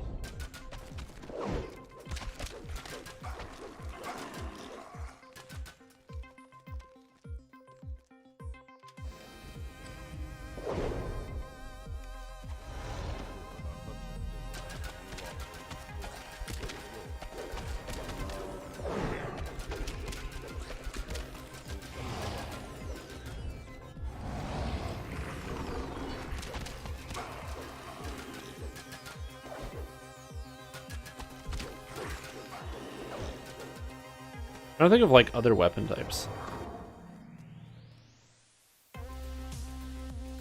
I really like sickles. I don't know why, I've always liked the weapon. I think it's an interesting design for a weapon. And it's a simple weapon, so it can be used by pretty much anybody. It's one of the reasons why if they make another weapon tree, because they have Vistani knife fighting and Inquisitive, both of those are daggers and light crossbows, which are simple weapons. I hope they do another simple weapon tree. I think it would be kind of cool if they did like either a quarterstaff based tree, because quarterstaffs are simple weapons that can be used by everybody, or even potentially like a mace tree. Those would all be interesting ideas. Yeah, or a scythe. Love to see that in DDO. It'd be neat if we just had a quarterstaff, but that just looks like a scythe and does slashing damage. Spears and javelins. Yeah, but everything uses javelins. Literally everything uses javelins. And I'll be like, oh, I gotta put an orc in my dungeon. I wonder what the orc is equipping. Well, the orc has a javelin in his hand. Okay, cool. Oh, you're going over there? I'm sorry, my orc has spear throw. And just whips the spear across the map. Your scythe for harvesting wheat after murdering dudes. Very true. And it gives it the nice reddish hue. This makes it so much more appealing to sell at the markets. What are your thoughts on Morning Lords, and do you think they have synergy with any classes? Morning Lords as in, like, the race? So Morning Lord is an elf race that gets +2 intelligence, so they have a lot of great synergy. On top of that, Morning Lord is also a race that gets direct ability to use, what the fuck? What? My spells aren't going off. Game. Anyway. Morning Lords also have the racial ability to use Death Ward, which is super duper cool. So I think that overall Morning Lords, not so much that they have any direct synergy. There is benefit, it's just not offensive benefit. There's no offensive reason to play as a Morning Lord for the most part, other than the +2 intelligence. And if you're going to do that, you might as well play as like a gnome, or even a deep gnome who gets extra 20 spellcraft.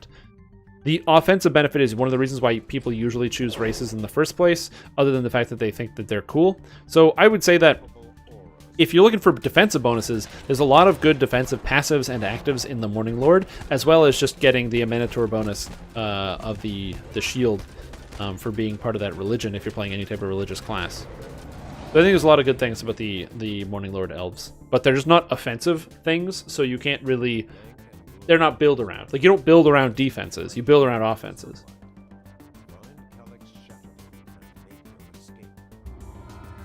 Like, this character is a gnome, but it's not like this character doesn't work if you don't play a gnome. It's just a little bit more risky. But the basic principle behind the character works just fine. The principle of the character is to be a bear.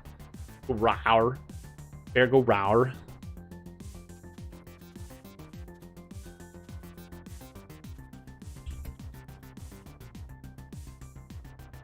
I'm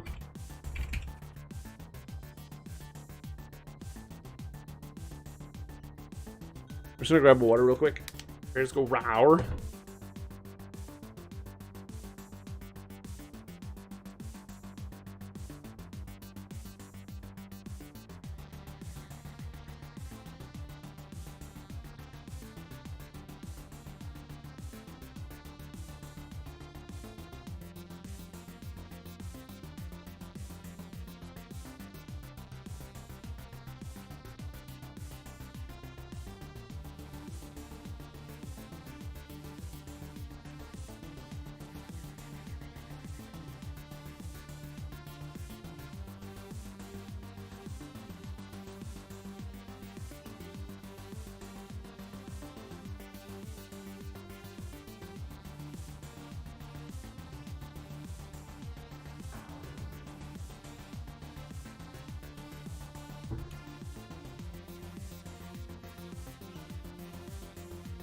Spears are not a great player choice. Yeah.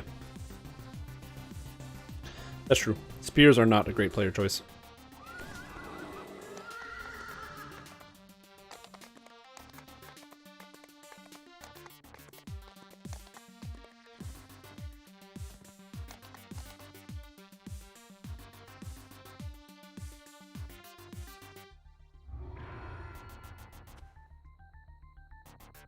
Alright. I am back. Do some of the... I'm trying to quickly scan for items. It's hard because I don't know exactly what I'm wearing all the time, but I have like a good idea of what I'm wearing all the time. I don't see any direct upgrades. I don't think I'm going to be doing many adjustments to my gear, to be honest.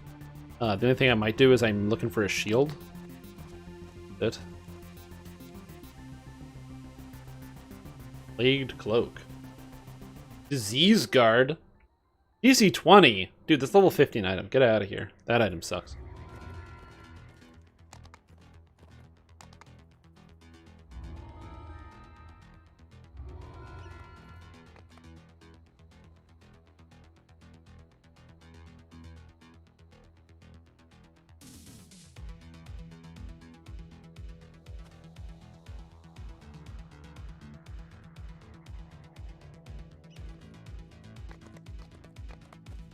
Remember factotums in 3.5? No, I don't remember factotums in 3.5. In fact, I had to... Oh, Desert Caravan. Oh. Caravan.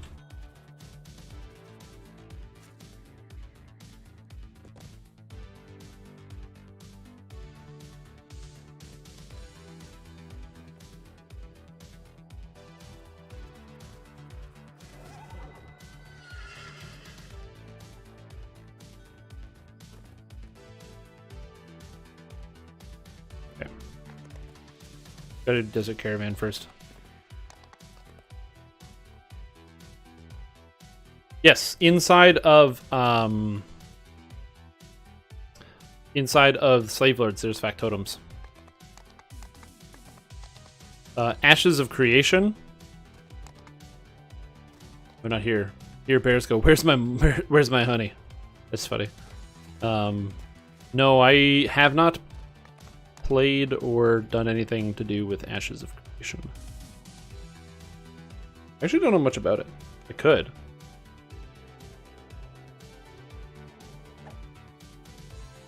I'm just gonna get dispelled, so I don't even care. I'm not even casting buffs on myself.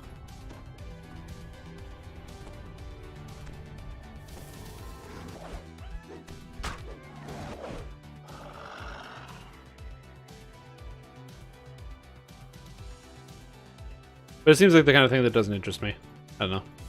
I don't like a lot of those, like, construction-style games, you know what I mean? Where it's like, build your own town and save everything and blah, blah, blah. It's like, it's too much work.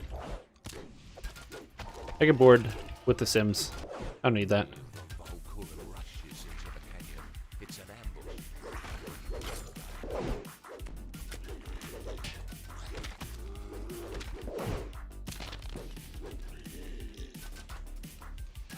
Other classes, like only they do so at like full strength. So essentially, they have every class for a short time. That's kind of cool. Did I get to look at New World? Yeah, I watched some videos. It seems kind of neat.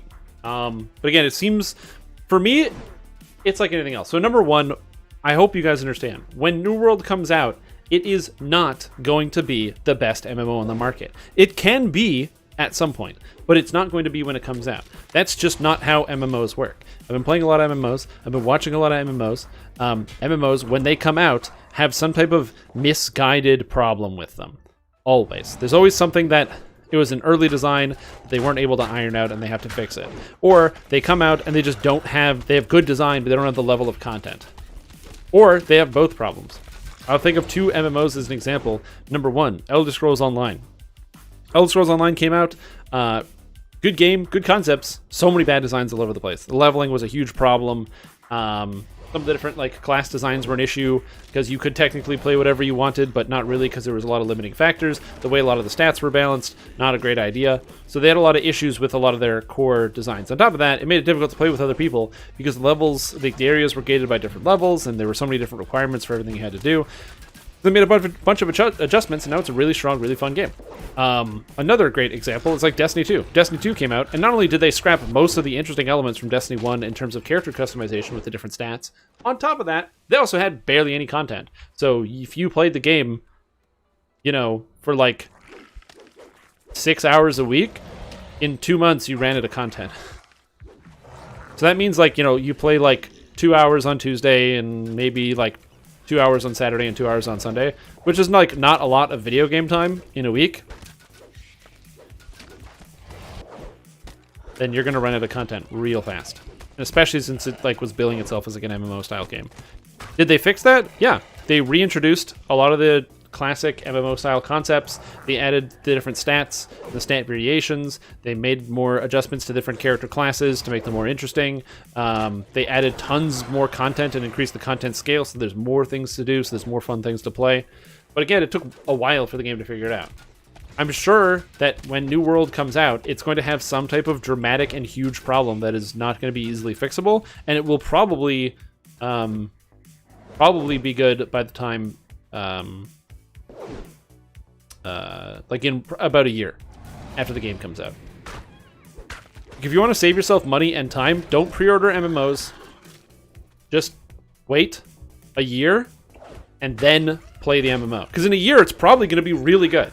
they'll have ironed out a lot of the horrific bugs. They'll have patched the content. They'll have better designs for like new content that's coming out because like new dungeons will be better.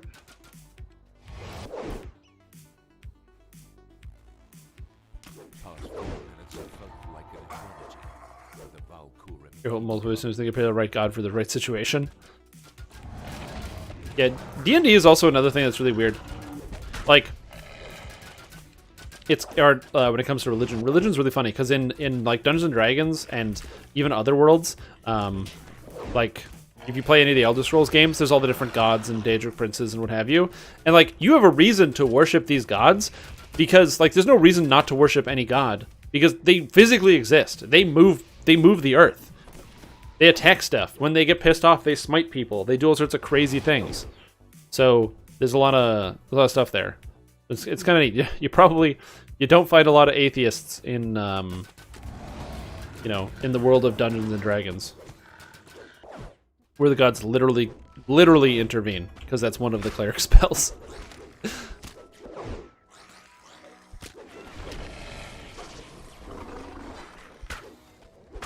Did I get into the preview? No, I did not. I'm not in the Secret World preview. Or New World? Secret World? I think it's New World.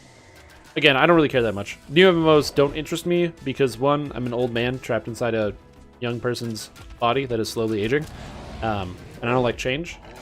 And I actually didn't know anything about it. I don't pay attention to new games coming out for the most part.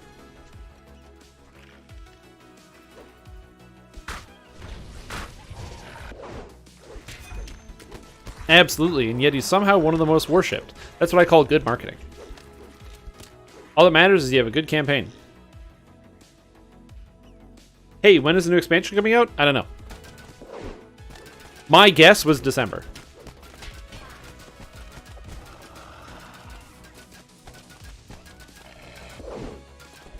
It's done.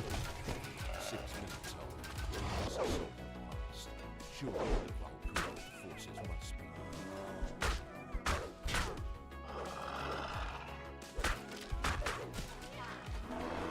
Like, I think that December is likely where it's going to be. Because we got Ravenloft in December, and then we got Sharn in a May.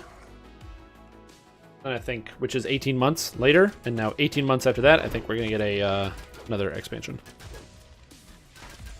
Every 18 months seems fine.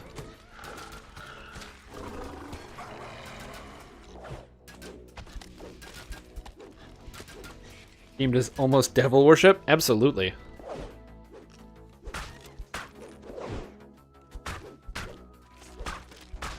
I mean, technically, the involvement of, like, even, like, made-up gods kind of makes sense. Because it is, like, a different level of worship. I don't know. But I think that's just being people being too pent up about stuff. Accept the Lord of Blades into your heart. All other Eberron gods are trash. Rip the flesh from your bones and be free. Be free of your flesh prisons. Embrace the metal that the Lord of Blades shall bequeath upon thee.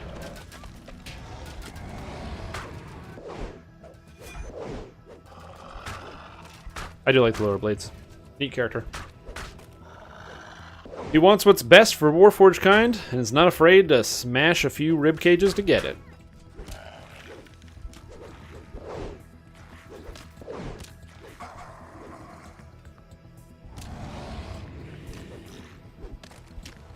Okay, some stuff behind pesky NDAs. Yeah, exactly. Well, yeah, but everybody knows that. Yeah, but saying that it's hot in here, but that's because I've got my window closed. You might think, oh, but he's got his window closed. He's got to be safe. No. There's a dude 3 kilometers away on top of a building pointing at my window with a sniper rifle. If I utter a single sentence of dialogue that is hinting that I'm going to give away something that I signed an NDA for, just boom, gone. Strim Tom is no more. I'm now Hole and Head Guy. Which is a way less interesting stream title. Maybe? Maybe it's a more interesting stream title. That's a good question.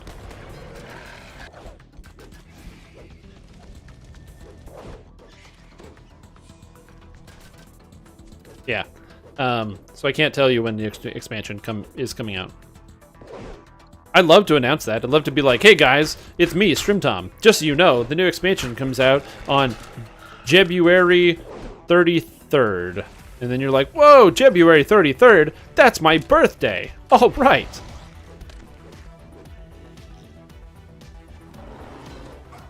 Raid Shadow Legends PR sniper? Nah, they don't have one. I don't think they have I don't think they have like a... They probably don't have a damage control guy. No. Lousy smarch weather.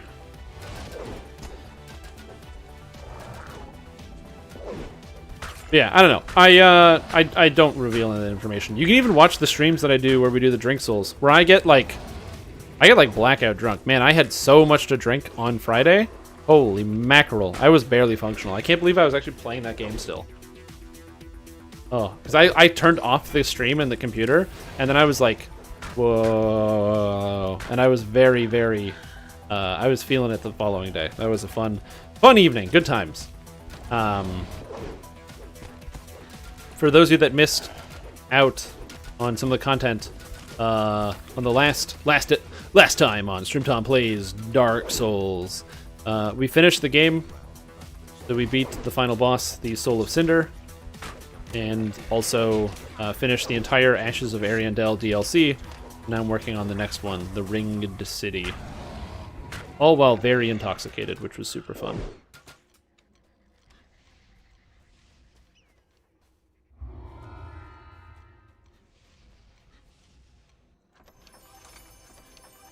And even still, I'll be like out of my mind and very intoxicated. And people are like, tell us secrets about DDO. Tell us secrets about DDO. And I don't answer those questions because I can't.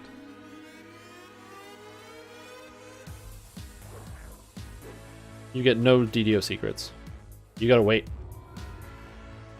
I can only talk about things that I've seen before. Like how excited I am for that new Fey Dark Illusionist tree. I'm not in love with Fey Dark Illusionist as the name, but it's pretty good, and I couldn't pitch anything better. I don't know what I would call it instead. And it's not going to get renamed, so it doesn't even matter. Alright, now we do FSJ quests. Okay, now, enemy within. How many more 11s do we have? I like straight up don't even remember. Fauna Whisperdoom, made to order. Oh, made to order? Oh, order. Got it. That's pretty much it. Okay, that's not too bad. You haven't played Bear Druid in a while. What are those red marks next to the bear? That's the number of stacks you have of your Deadly Instinct, which is the thing that stacks up that you use for the roar. Yeah. Hey, Enraged Tech, what's up? How you doing? How's your evening going? I can do this. Aha! Oh god. Click the right things. Do not fear! I will venture into the crypt and investigate. Good. Yeah. I wouldn't be surprised if they are making some adjustments to the illusion magic to make it a little bit more spicy. You know, add some spice. Throw on some cumin. Get some oregano in there. Mmm. Throw in some Fresno peppers. Delicious. And some tasty spice. Oh, hey, what's up, Mr. Robert? How you doing? Hope you're having a fantastic evening. Just cuz. Just feeling it.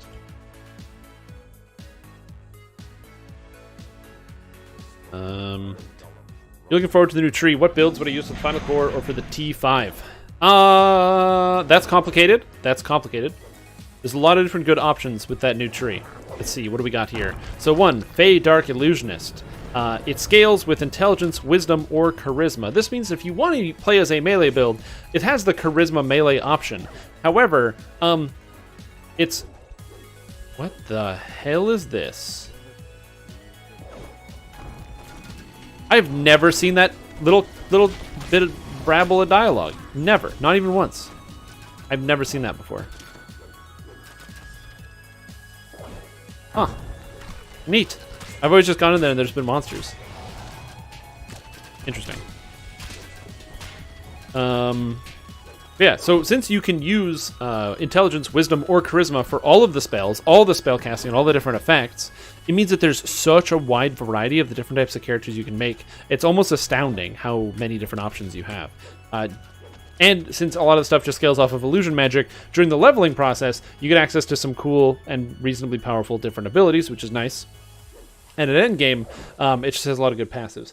How exactly would I use it? I think it's probably best served on a sorcerer or wizard, if I'm being totally honest, and especially since it's focusing on force spell power. You could also get some good work out of warlock, although the extra spell power isn't going to help you as much. I think it's best. One, deep gnome wizard is probably going to be the best thing for this tree. All of the bonuses to illusion DCs, especially if you're playing as like a first lifer, this is going to help you out tremendously and increasing your output and your ability to crowd control and also insta-kill stuff with your phantasmal killers.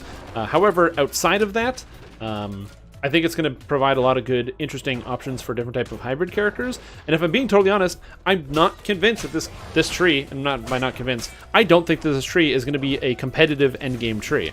But I also kind of think that's okay. Like, falconry also isn't a competitive endgame tree. It's like a different design process that went into it. It's neat, it's cool, it adds flavor, and adds a lot of good options. Like, if you consider trees are competitive in endgame, you run into, like, a lot of problems. There's a lot of trees that don't really work.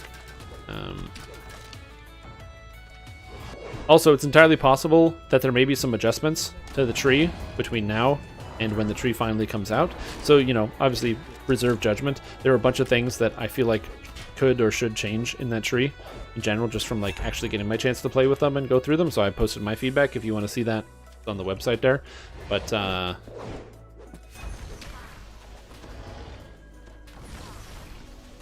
one of the main issues with the tree is that obviously the scaling is kind of weird because it's a d6 plus 2, so the damage isn't like super high. It's not like low, but it's not like super high for a lot of the damage spells, so it's definitely supplementary to what you're trying to do.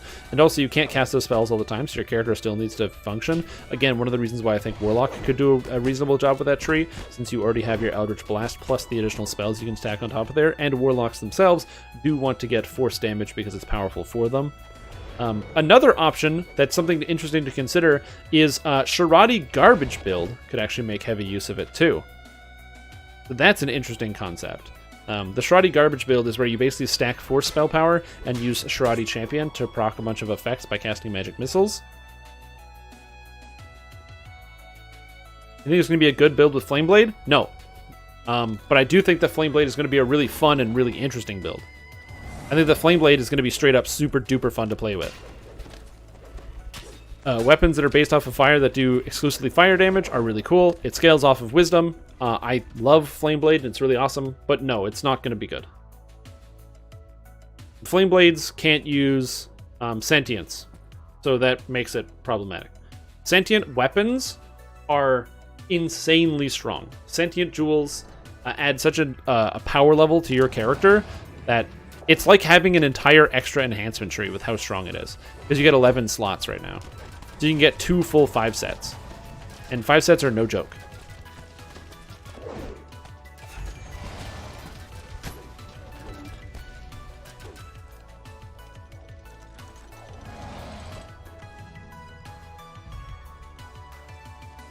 Oh, did you die? No, you're alive. You're on the Daedalin Kraken. Made helpless in the force trap? Oh, in Zorian Cypher? Oh, shoot.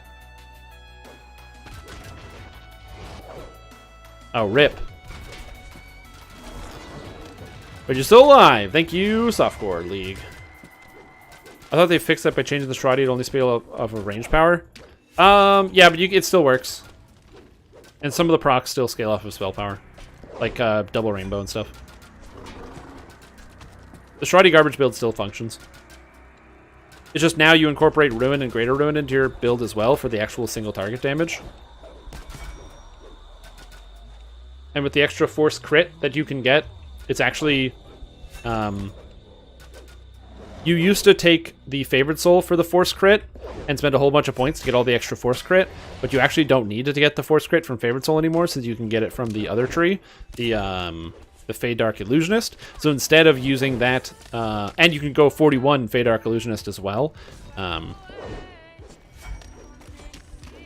So you can actually make a bunch of adjustments to the build. You might even be able to cut out a whole bunch of enhancement points, get way more force spell power, get the extra mana cost reduction, and be able to work in Ruin and Greater Ruin instead as an effective strategy, which I think is very cool that there's like that level of variation.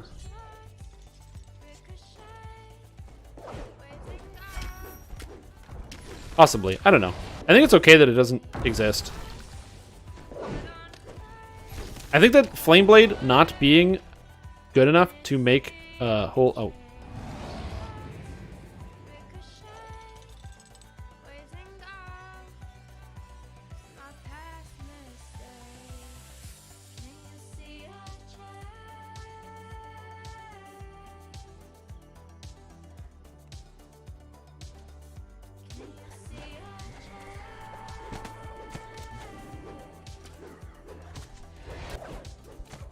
Whew.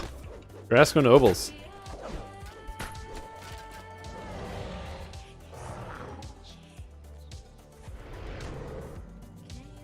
The blindness.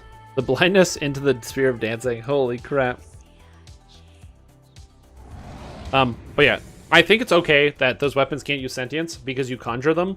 So like one of the issues that I would have is if you could put sentience on it, then you get the ability to use only one item, and you completely remove an itemization slot from the entire game, which means it's easier to gear your character. On top of that, even though the weapon does have its limitations, it also means that you don't change your weapon at all during the leveling process or even through the end game, and that's problematic because one of the core tenets of Dungeons and Dragons is looting chests to get gear. So if you are completely cutting out one of those components, that's also not good.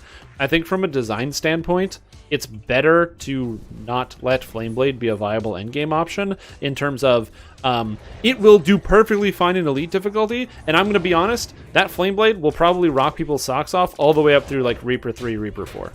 But if you're trying to do Reaper 7 plus, you'll probably need to swap to a better weapon. So for the majority of the player base, I would say probably 99% of the player base, the Flameblade is going to be such a huge improvement and very powerful that it's going to be really good and useful for the entirety of players. It's just the fact that it has a point where it stops scaling is one both good because it means that you have to transition to a more concrete build using new item sets and new weapons, which are generally going to be more interesting anyway because the designers spend time designing these weapons. And it means that if you don't want to do that, you still have a fun alternative that will function, just won't be as powerful. If that makes sense. Like, you want people to want to get new items. You don't want people to stop getting new items.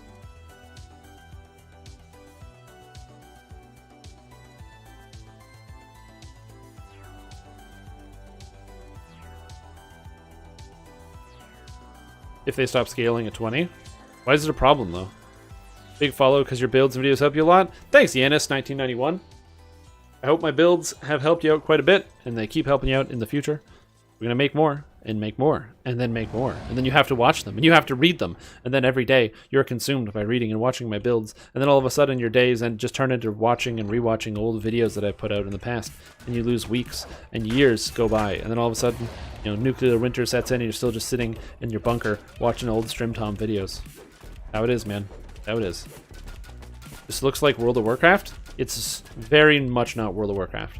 But it does have an older graphic and an aesthetic style, so I can see where you're getting at.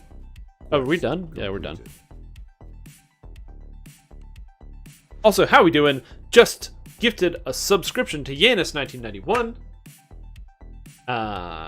Welcome to the Stream team, buddy. And he says, big follow, big sub. Beautiful. Beautiful.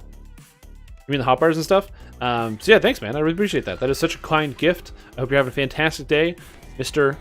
Yanis. And also, how we doing? Yeah, the action bars kind of look similar, but all MMOs have action bars. I can't think of an MMO that doesn't have an action bar.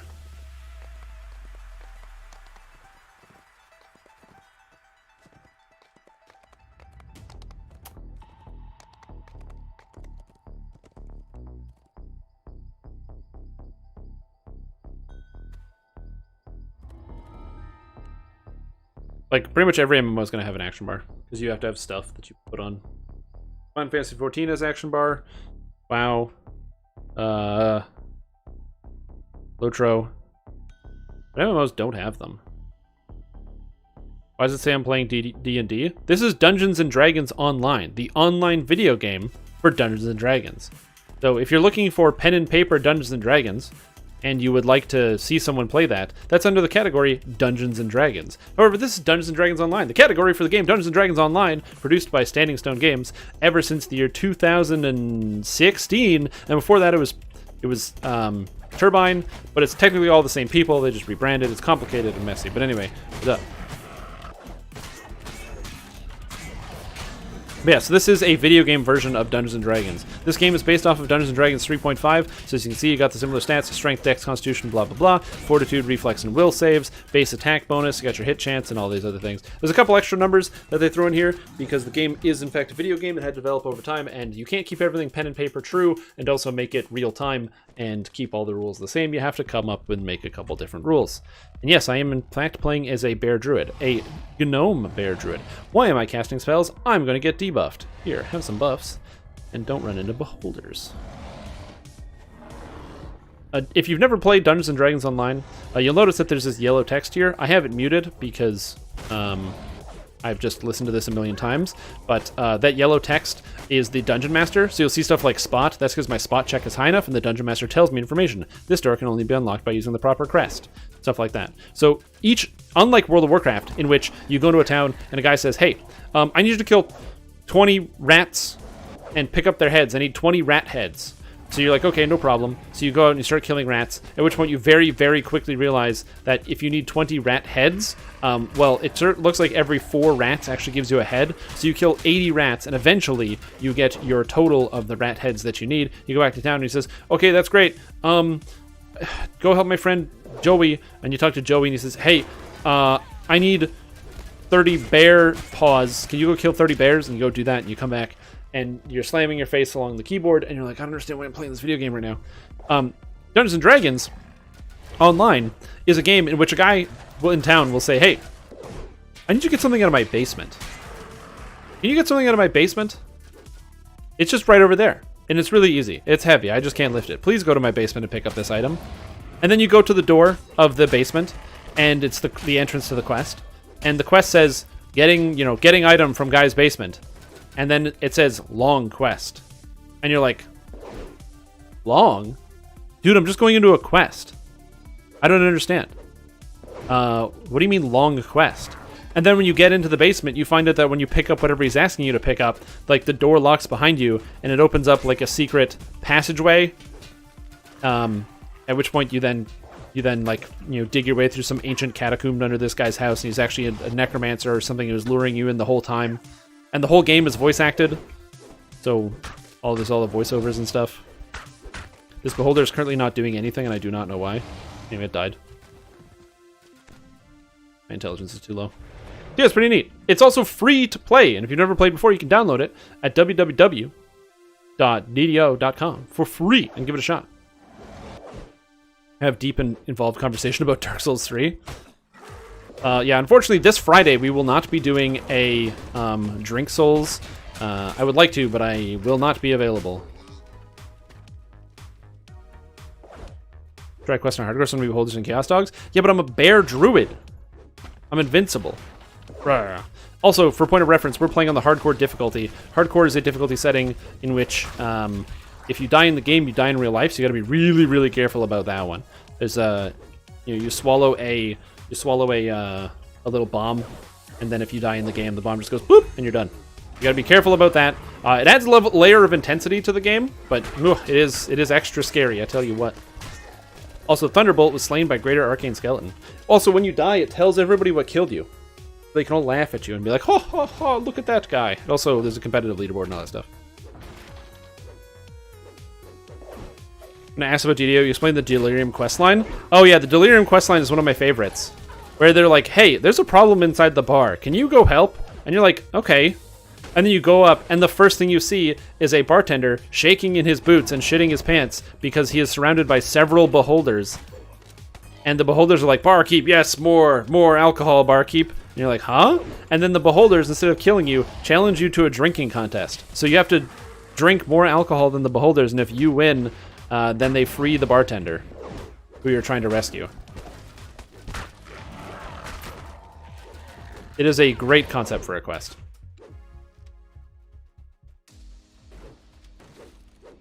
And I love it. A well-used gong rests by the locked door. All right. We'll just go back through. Oh, we have to. Yeah, we can just cycle back through here. It's fine.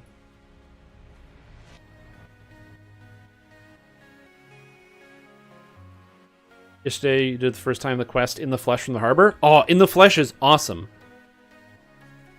No.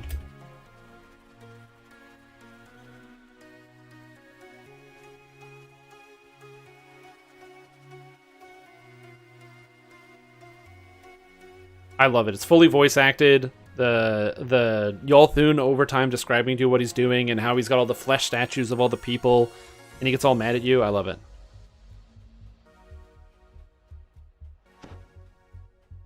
Yeah, exactly. Well, obviously, yeah, it's like you have to chase down the treasure chest, and it's like, oh, of course, an airship made out of furniture. It's like, and you have everything you need right here in the inn. And he sounds like he's a crazy person. Is the DM a real person? I mean, I think that there are human beings. Yeah, I don't think they use a voice modulator. They use paid voice actors. And also a lot of the voice actors you hear in DDO, you'll recognize from like other games and stuff. They're pretty common. Uh-oh. I gotta reset the client after this quest.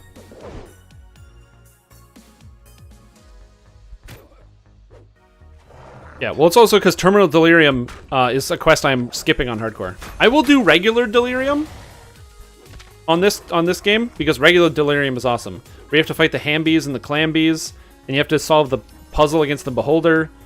You have to beat those tile puzzles into submission. Oh man, it's just good flavor. You bought Sharn, but for some reason it says you don't. When you buy it on the market, it gives you a code. Did you redeem the code in the store, or did you buy it with points? How did you buy it? Yeah, you don't like the way the key is looking at you. Better teach it a lesson. So yeah, so the game, when I say it's voice acted, I mean it like there's a guy that's talking over you. You likely can't hear it because I've never stopped talking. But all the NPCs they've got the dialogue, and whenever that yellow text comes up in the middle of the screen that tells you some information, there's actually a guy that says it. I could probably turn down the thing and stop talking, but I'm not going to do that. Yeah, Gary Gygax, a lot of people. It's been so long. You should come right back. We got the new expansion, the Feywild, coming at some point. We don't know exactly when. It was slated for this year, but that was before the coronavirus happened. So there may be a delay on that. I don't know. There may not be a delay. I don't know. I don't know how much working on digital product is affected by the delays. Quest completed. That's pretty cool. That's a thing. Oh, I didn't pick up this crest. Am I dumb? Yeah, I didn't pick up the crest because I'm dumb. Yeah, Hambies and Clambies. Yeah, it was so funny. It's like, oh, because they get up and they're zombies. Zyfiel also just subscribed for 9 months in a row. Running on a 9-month streak. Welcome back to the stream team, man. Appreciate the support. How are you doing? What's going on? Cardinal gate to the plane of madness looms before you.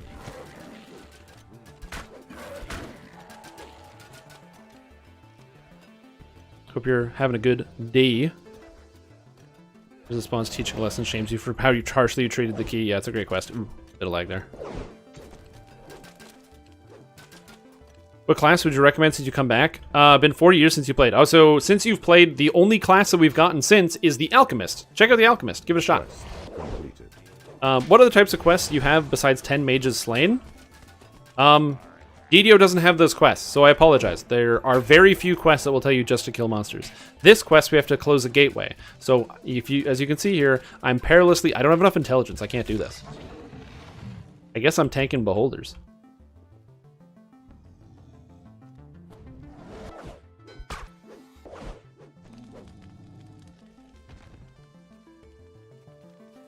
I can't even do that. I'm stupid. My intelligence isn't high enough to use those things. Also, Argul24 just subscribed with Prime for 5 months and says, yeet! Oh, I'm dancing. Stupid ears.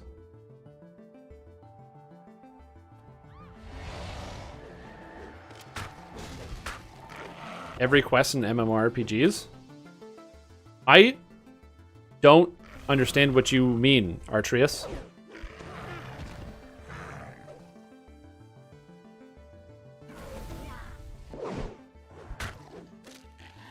I'm very confused. Like, we have to climb along these things to get this. If you had to do that, and like, wow, let me know what quest that is.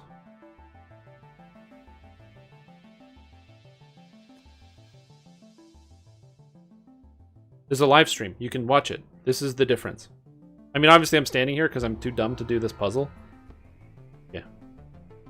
Oh, 2488, almost halfway there. Oh, buddy. Yeah, it's also a three-dimensional game. Tanking beholders. Hey, man. Is that not the same thing? Terminal Elite... Wait, you did Terminal Delirium on Epic Elite? Why would you do that? Was it just because you wanted to prove that you could do it? Were you like, I can do it. I have the power to do it. Was that it? Yeah, the monster manual you can just get the kills in. That's true. But it's not really like a quest. It's more like a side thing. No, MMORPGs are two-dimensional. So, like World of Warcraft, or The Lord of the Rings Online, or Final Fantasy, these games are two-dimensional. They don't go up and down. They look like they do, but really it's all flat. But Dungeons & Dragons Online is very three-dimensional. Jumping is you have jump height is a skill, so you can increase your jump height. There's also ladders and other three-dimensional aspects of this game.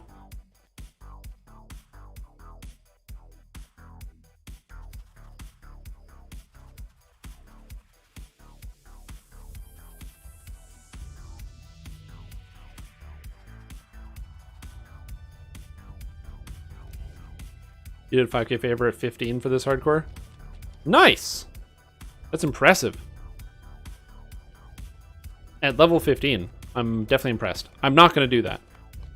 Because we're getting close to the end of hardcore and I want to finish successfully, and if I die, I don't have time to restart. But no. Did 4 quests left on Cheerlead after I died on alt account a second character. That makes sense. Got to do the catch up, like the pit. That's some 3D. That's it. That's what I mean. I'm not saying that other games don't have like 3D elements where there's like raised platforms and things. But the only way to get to those platforms is to walk up a ramp, and the fact that there is a ramp that exists in these games is irrelevant to the actual design scope.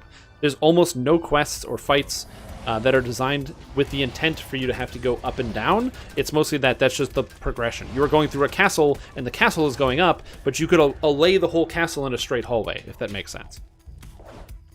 The verticality of the castle doesn't play into what you're doing. But in Dungeons & Dragons Online, there are so many sections that with ladders and areas where it actually matters a lot how up or down you go. The pit is a perfect example of a very 3D area. What was the quest in DDO where the guy designed it to be like a dungeon down? That's Spies in the House. That's so funny. Yeah. The story behind Spies in the House is that it was originally the designer who made it. Didn't understand DDO fully. They had this great idea for a quest, and the idea was that you start at the top of the sewer, and you have to like work your way down the sewer, and when you get all the way to the bottom, that's where the bad guy is, and you have to go down precarious paths and make sure that you're not falling off. That you're not like falling off and being really careful, because if you fall to your death and you lose and it's game over. So the guy like nearly finished the dungeon, and then somebody was like, oh, players have feather fall, so they ignore fall damage because they fall slowly, and so they completely redesigned the dungeon upside down, so you start at the bottom, you have to climb your way up, because the guy just didn't know that. Yeah, or the sky sleds, another great example.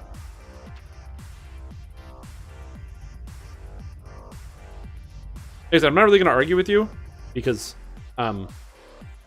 the the differences become very immediately obvious the second you start playing the game. What I'm talking about describing as being like 3D and having 3D elements. Like this game plays more along the lines of like God of War or like an adventure style game than it does like a classic and traditional MMO. It has a lot of the MMO traits like raids and stuff, but that's not like the whole focus of the game.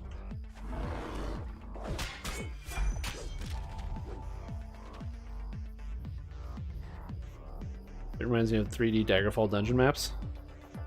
Yeah, that's annoying.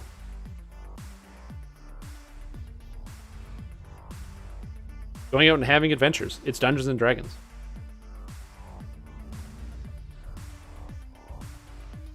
Got the same headset. How do I like mine? I really love it. It's fantastic. The only thing I wish I could change about it is I kind of wish that there was a way to adjust the actual cable. It doesn't come with a different cable, which is really annoying.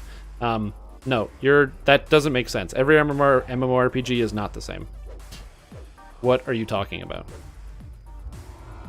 That's like saying every pizza is the same because they all are shaped like pizzas. Even though you can have like different ingredients and make them totally different. That is like just stupid.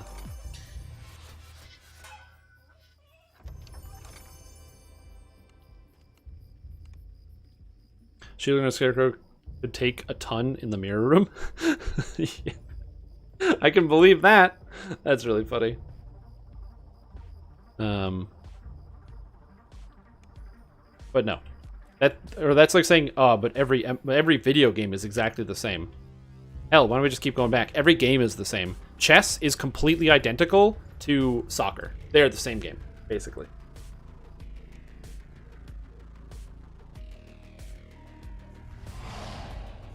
No, they're not. Holy mackerel. I don't understand where you're getting this idea. Like, yes, a lot of MMOs have a similar style in that they have goals of keeping you on a wheel with different gear grinds by using experience progression systems. MMOs have similar qualities, but no, they are not the same. I'm like so baffled right now.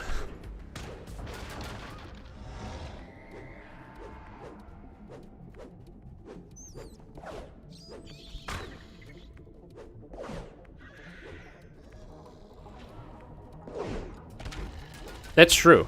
And MMOs are like an adventure. So if MMOs are like an adventure, that means MMOs are like exploring the jungle and finding deep creatures, in the soil underneath trees in the Amazon rainforest. I'm basically a biologist right now.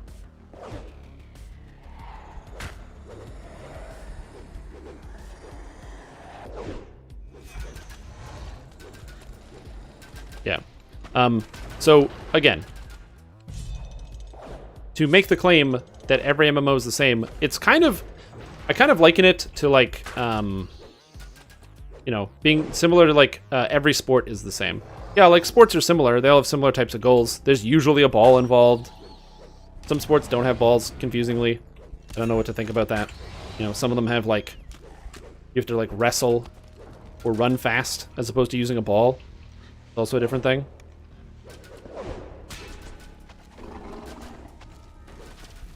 You get bored not having to jump around in combat? Yeah, exactly. But like Dungeons & Dragons Online incorporates these little instances. There's classes like rogues that can disable traps and traps that you have to deal with.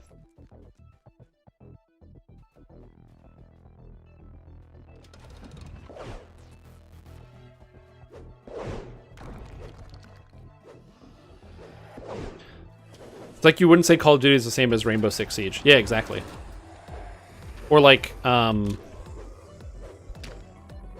Destiny is the same as PUBG.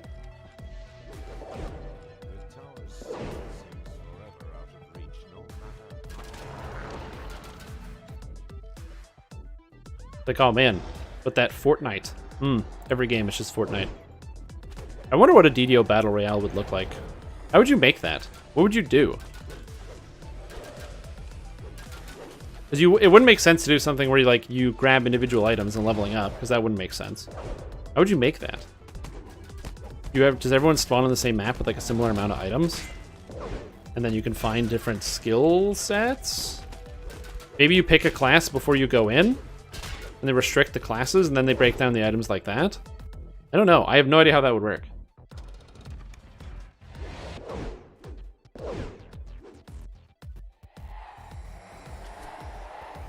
That would be ridiculous. Yeah, I don't know. I don't know how that would work.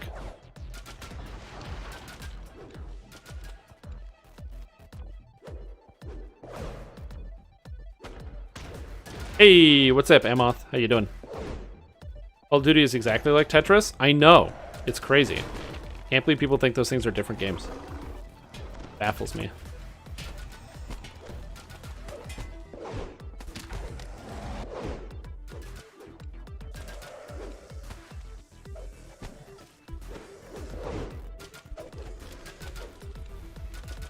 Like, I understand what you're saying, Artrius. You're saying that, yes, they use similar building blocks, right?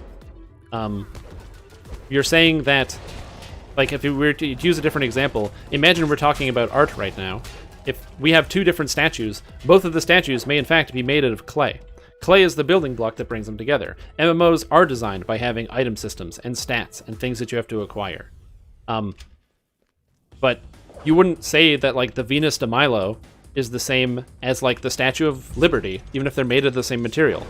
They are different things that have different properties that appeal to different for different reasons.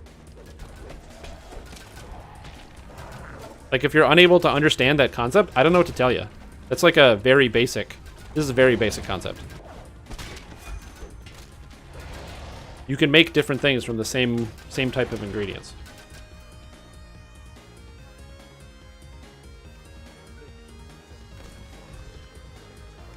Nah, dude, there's no such thing as an analogy. Everything is literal. You gotta take everybody at 100% face value of what they say.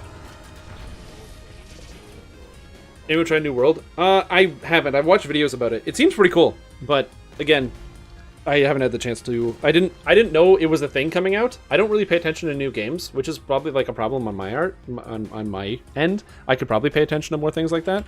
All right.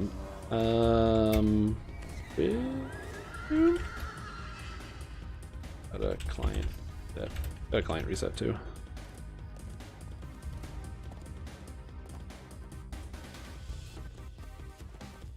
Oh fuck! I forgot Necro 3. Oh no! Oh god, we gotta do Necro 3. If you don't like MMOs, you probably won't like DDO. Yeah, I would say that if you're not interested in MMOs at all, DDO may not be your game, because it does have, like, they do share some similar elements of progression, but DDO is also very different because if you like MMOs, you also may not like DDO at all. It has an extra layer of customization that for me is a very good thing. However, for many other players, it may not be such a good thing. It has an insane barrier to entry in just how complicated a lot of the systems are. If you have played 3.5, you will understand, or at least if you, especially recently, if you've played 3.5, you'll have like a reasonable understanding of the systems. You'll be able to understand, you know, okay, where does my attack scaling come from? How do I get hit chance? How do I get damage? What type of items do what? Sort of. However, Dungeons & Dragons has taught me that, like, a lot of the item descriptions and effects on items are a lot more complicated than, a lot of the items are way more complicated in Dungeons & Dragons online than they are in pen and paper. In Dungeons & Dragons Online, the most complicated weapons you're going to get are, like, maybe a sword that's flaming and, like, +1, right? So, like, if you play as, like, a sword that's, like, you know, it's a +1 flaming sword, it has 1 hit and 1 damage, and you roll an extra d6 fire. But in Dungeons & Dragons Online, the sword is like, okay, so this sword, it uses your charisma to hit and damage, and also this sword, it's got +8, or like 4d8s of bleeding damage. On crit, it does an extra 12 d6s of bludgeoning damage. Don't forget this sword is also Vorpal, and on top of that, it also has an effect where when you roll a 20, it has Body Feeder, draining health from your opponent, giving you 15 temporary hit points. And then you look at that, and you're like, oh god, that's a lot of stats. And then you sit there and you pause for a second, and you go like, does that work with my spells? I don't know. And there's so many extra stuff. Have I played other MMOs than DDO? Yeah. I did endgame rating in Final Fantasy XIV, World of Warcraft, Lord of the Rings Online, Elder Scrolls Online. All those games. And then I played a bit of Neverwinter, Asheron's Call 1 and 2. I played a whole bunch of Asheron's Call 1 and 2 back in the 90s, or late 90s, early 2000s. Dibs on that sword? Yeah, it's a pretty good sword. I never did play Guild Wars 1 or 2. Skip those. There's nothing wrong with them, I just never played them.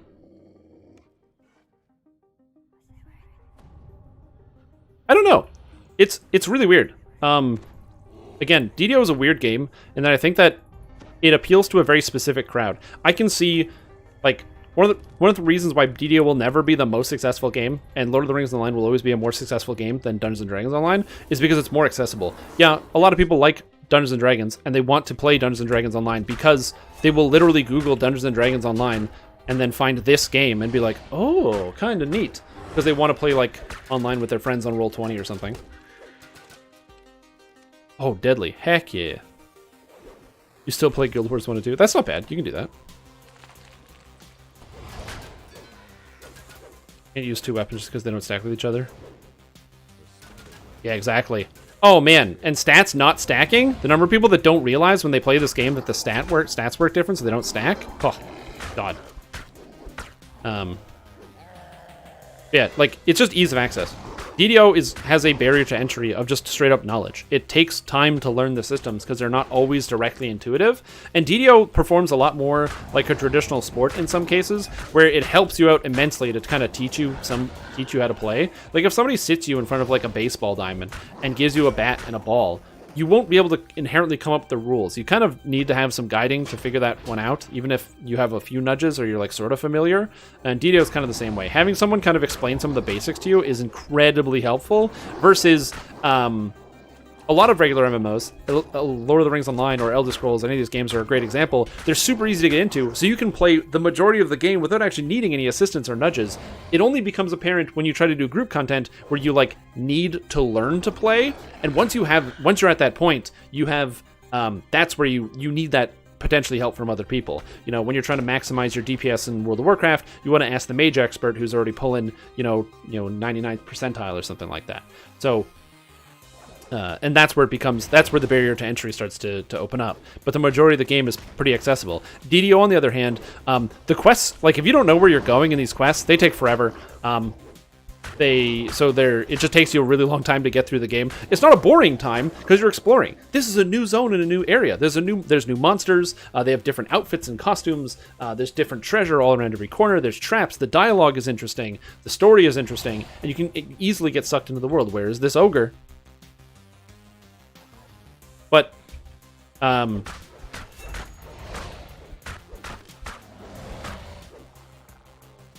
yeah, so it's like, it's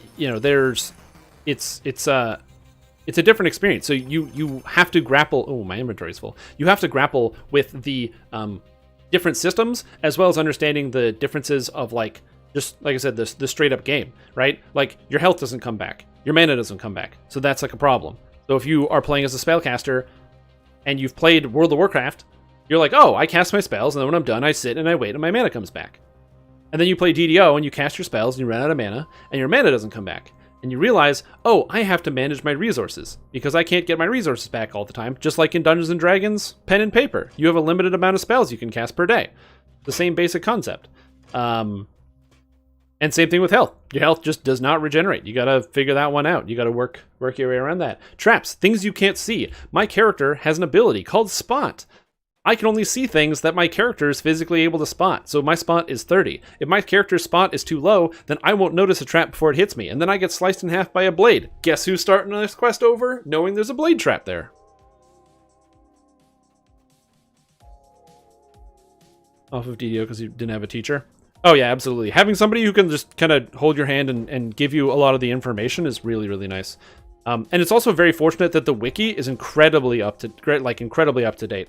They put a lot of work in to keep the wiki up to date, so a lot of the information is there, and especially the new stuff. The day the pit was released, you went through on normal difficulty, and it took you 7 hours to get through? Oh yeah. Oh, this is already done. Alright, cool. Yeah, for sure.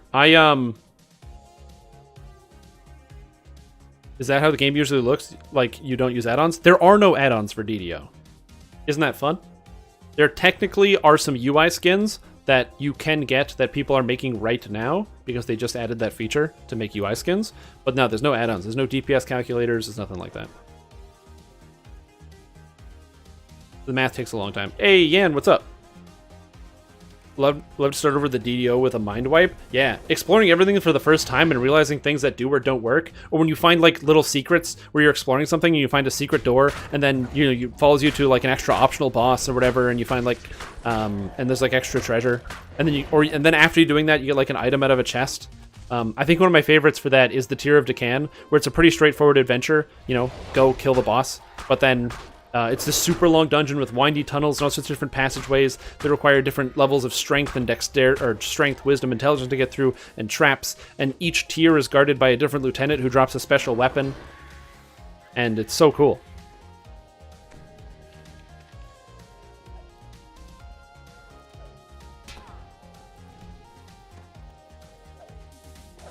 Raging about DDO and then people raging when try to help them. Yeah, I don't know. I don't know enough about what happened.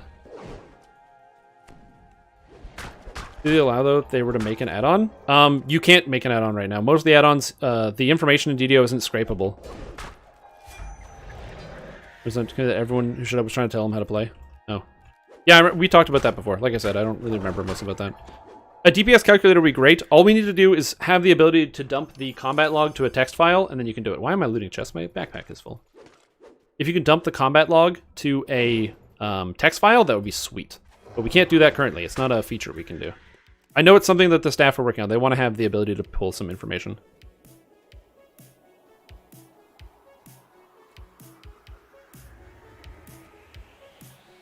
Wizard, Eldritch, Arcane Archer? Ooh, I haven't tried Eldritch, Arcane Archer. I've been doing the... I've been doing other stuff. We're doing a lot of the... Inquisitive Eldritch Knight. I tried Eldritch Arcane Archer one time. Actually, I made the Strimtom, the Acid Arrow 2 intelligence-based Wizard Arcane Archer, and let me tell you what, I did not enjoy that build very much. Not very much at all. It's interesting. It's just scaling intelligence and then having the dexterity to make everything work, and ugh. DDS calculators were most useless in DDO anyway. No, they're useless for most of the player base, because a good chunk of the time you don't need a DPS calculator, but against bosses, holy crap, does it help you figure out which build reigns supreme. It's really hard to check that out. What class are you and how do I become a bear? You play as a druid. At level 2, druids are able to get wild form, or wild shape, so you can shapeshift into a druid, or not a druid. Yeah, druids can shapeshift into druids. You can shapeshift into a wolf or a bear. At level 9, you are granted the improved wild shape, so you can become a winter wolf or a dire bear, and I'm using the dire bear form. I'm also playing as a gnome. By being a gnome, it gives me access to the gnome dragon mark of Sivis, so I can actually cast shield on myself. Very, very useful. The hatchery. The lair. Yeah.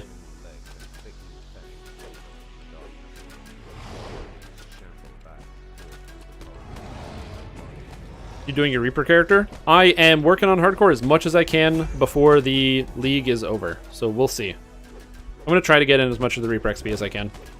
Honestly, it's not even like that much extra time I need. I just have to commit the time, which would be sweet.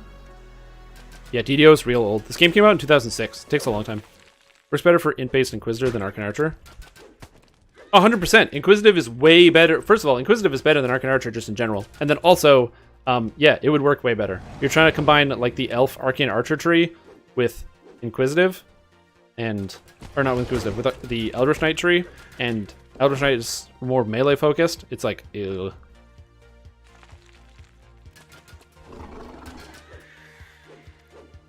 Try the game. Yeah, exactly. If you're ever bored and you don't know what to do, that's why free games are great, because you can just try it out and see if you like it, and then if you don't end up liking it, it's like all it took was a download, so it's not a big deal. You can try out, you can try out so many different games. That's one of the reasons why I like whenever they give away games on Steam, or I very sparingly play games on PlayStation with some of my friends, so I have the PlayStation Plus, because you need to have that to be able to play with people. But then they have like the Plus network where they give away like free games. So you just download something and get it. Like I got Fall Guys for free, and I was playing Fall Guys this weekend. It's really fun. It's super duper entertaining. That's true. Yeah, Fortnite is very eye-catching. Bright colors everywhere. And you can lose to, like, 10-year-olds. I love that. I do not personally like Battle Royale games for the most part, but Fall Guys just, it's very different. It's got a different feel to it. Oh, did we find Whisper Doom?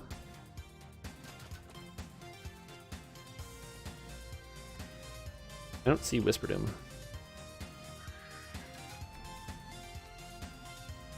I can talk about Fortnite if I want. It's a good game. A lot of people like it. Like, the case study is how... It's basically like a game design case study of how to make an incredibly successful video game. They did a lot of things right. They did a lot of, like, the marketing was really good. The accessibility was really good. They found a market that was growing, and they got it right when it was starting to grow. Like, PUBG was big, but PUBG was inaccessible to many people because it's just a lot more complicated and it's not quite as simple. So they said, what if we take this concept, make it really simple, and you can play it on your phone? Boom, Fortnite. Does anybody play on their phone? I have no idea. But people definitely do play that game. And it makes a lot of money. Hey, Whisper Doom, what's up? An Eldritch Fire. Pretty good. Can't wait for level 12 multi-shot. Yeah. Multi-shot at 12 is really fun. Or many-shot. We start shooting out 100 arrows a second.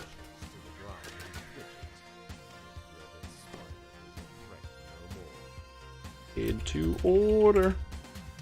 The only rule of Fortnite is never talk about Fortnite. I think that's actually true. I think people don't use... I think people don't talk about Fortnite when they play Fortnite. It makes them happy.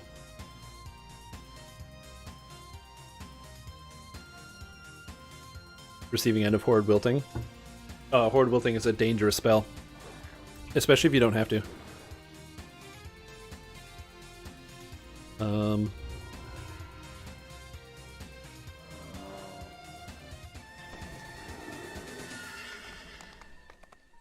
Like the story mode of Fortnite. Is that actually a thing? I've never played that.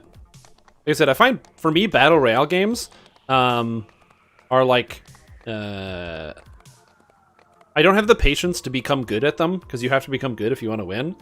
And I find a lot of the shooter games... Fortnite's actually one of the ones I find okay. I've tried the Call of Duty ones, Blackout and Warzone, and I find the majority of the time... When I play, I get within the top 20, and then I get sniped by some dude 100 million billion miles away from some house that I can't even see. And I'm like, sweet. And then I go in the gulag, and I win, and then I get sniped by somebody from a jillion, zillion, quadrillion miles away, which is a very scientific number. And then I'm like, cool, well, I didn't even get to fight him, and I died. Because I personally don't have the experience. Like, I don't know the maps really well. I don't know where people are going to be hiding, or like the standard camping spots and stuff. So I die, and then I'm like, alright, great, thank you, and then I quit. Vendor.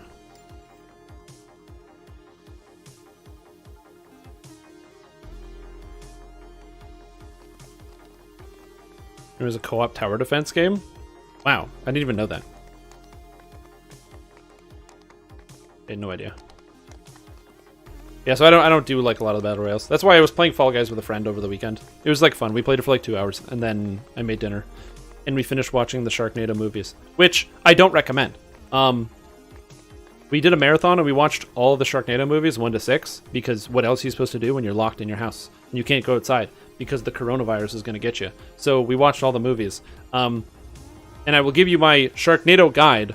Sharknado 1, 2, 3, and 4 are definitely worth the watch. They're very entertaining. You only need to watch them once in your whole life, but they are quite entertaining. So if you ever decided to, I highly recommend it. 5 and 6, don't worry about it. They're very long. They're not that boring, but they're not that interesting either. Like, the dialogue in all these movies is garbage. The whole point is you're just watching sharks coming from tornadoes and attacking people. That's the whole point of these movies.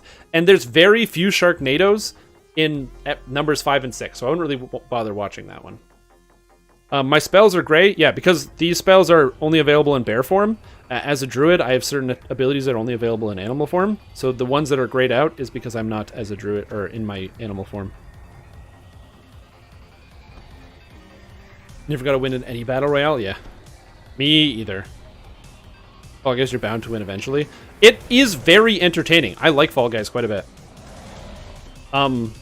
Like my roommate, she doesn't play like any video games, and she was playing some Fall Guys, and she was like cleaning up rounds. Ow. Ow. Lightning traps. Okay, I hate this dungeon. Oh my god. Okay, let's go. This game has Paladin? Yep. This game has 15 classes. Barbarian. Oh god, I forgot the traps. Oh god. Okay, pay attention, Shrimp Tom. I'm just gonna stand here. And tank. Did the door close behind me? Yeah, it did. Barbarian, Bard, Cleric, Druid, Fighter, Monk, Paladin, Ranger, Rogue, Sorcerer, Wizard, Alchemist, Artificer, Favored Soul, Warlock. I think that is all of the classes. I'm just going to Bear Druid my way through this. Ow. Ow. And you can also multi-class all of the classes. So each class has... you can take up to 3 different classes. So you can play a Druid, Cleric, Warlock if you wanted, or whatever. You can multi-class all your classes. So I'm playing as a pure Druid right now because I want to have access to certain things. Classes, when you level up, give you different abilities, and they also give you access to different enhancement trees. So these are the enhancement trees here. Each class has 3, or some of them have 4 enhancement trees, or 5 enhancement trees. And you can only use a total of this many at a time. There's also universal ones for different weapon skills and other things, which is kind of neat.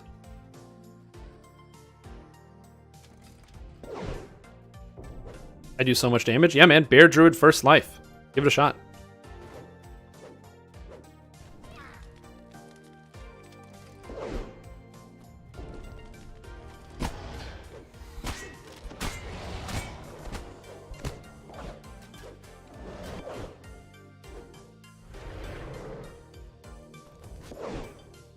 If you want to get really technical about like the origin of skills and places and stuff, this is not talents. This is actually just like the skill tree from Asheron's Call 2, a game that was made, that released in the year 2002, 2 years before World of Warcraft, and also was made by the same company that made this game. So in theory, you could call talents, talent points from World of Warcraft, skill trees from Asheron's Call 2, its predecessor.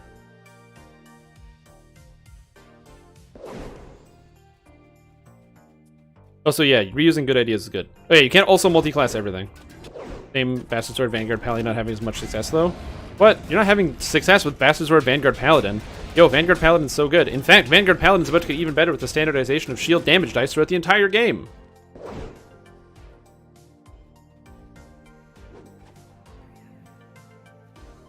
You can use whatever name you want to call the system. It's a system where you can customize your character with different points. No, there's no Retribution Paladin.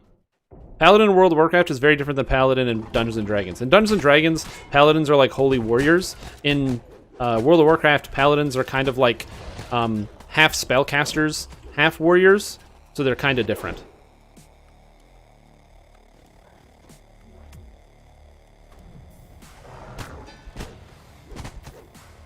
Yeah, two-handed fighter Paladin's really good right now. The Knight of the Chalice tree works really well, and like I said, Vanguard is super powerful. I'm a huge fan of Vanguard. No, they're more like spellcasters. Because Paladins, they hold like a weapon in one hand, and like they hold a Librum and a book in the other. They're more like spellcasters. As somebody who used to play Holy Paladin, I can tell you 100% Paladins are more like spellcasters.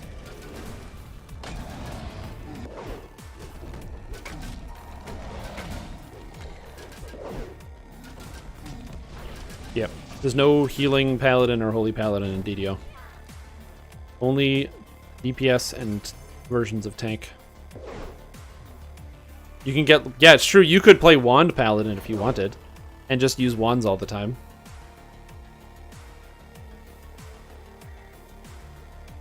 Right, at 45 years, you tried maybe 40%, 5% of all possibilities. That is a huge estimate, man. All 45% of all possibilities? Ugh. Did I ever check out Albion Online? No. I saw the commercials for it, though, where the dude is like, Albion Online is a game where you can all the skill classes in the whole game. And as somebody who has played Final Fantasy, seen the immense amount of work it takes to actually play all of the different classes, I don't know, it sounds like a huge grind. On my character in Final Fantasy XIV, I ground out 2 classes, White Mage and Paladin, and then I was like, ugh, and I didn't have the energy to do a third one, because the leveling takes so long without the main story.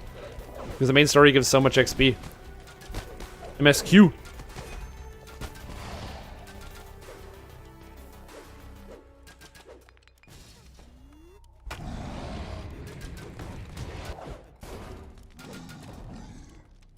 Interested in bringing Paladin into late game Reaper, just really good mitigation on HP and Thunder DCs? Pretty much.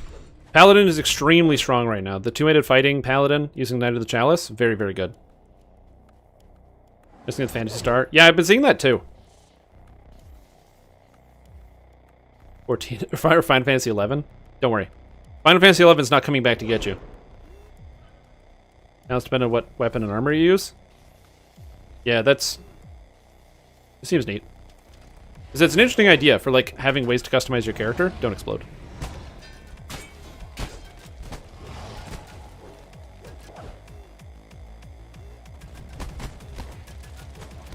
No, I never really played old school RuneScape. I skipped that one. Like, one of the reasons because I never, like, needed to. Like, growing up, I always had access to, like, paid MMOs. And so, why play the free MMOs when you can play the ones that you have to pay for? Just never got into it.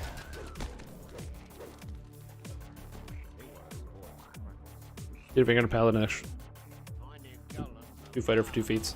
Yeah, the free Tau Shield proficiency is nice. You can either go Azamar for the Tau Shield proficiency and getting the Azamar stuff, which also it gives you the top of the tree, so you get the extra form.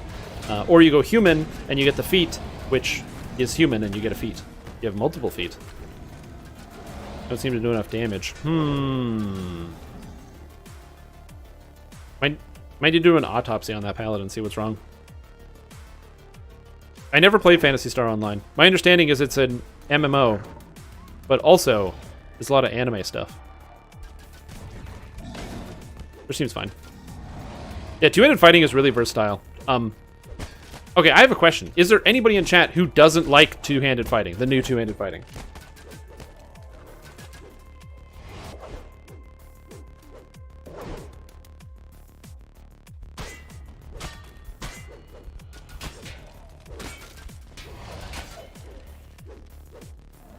Old school playing 9 Dragons online.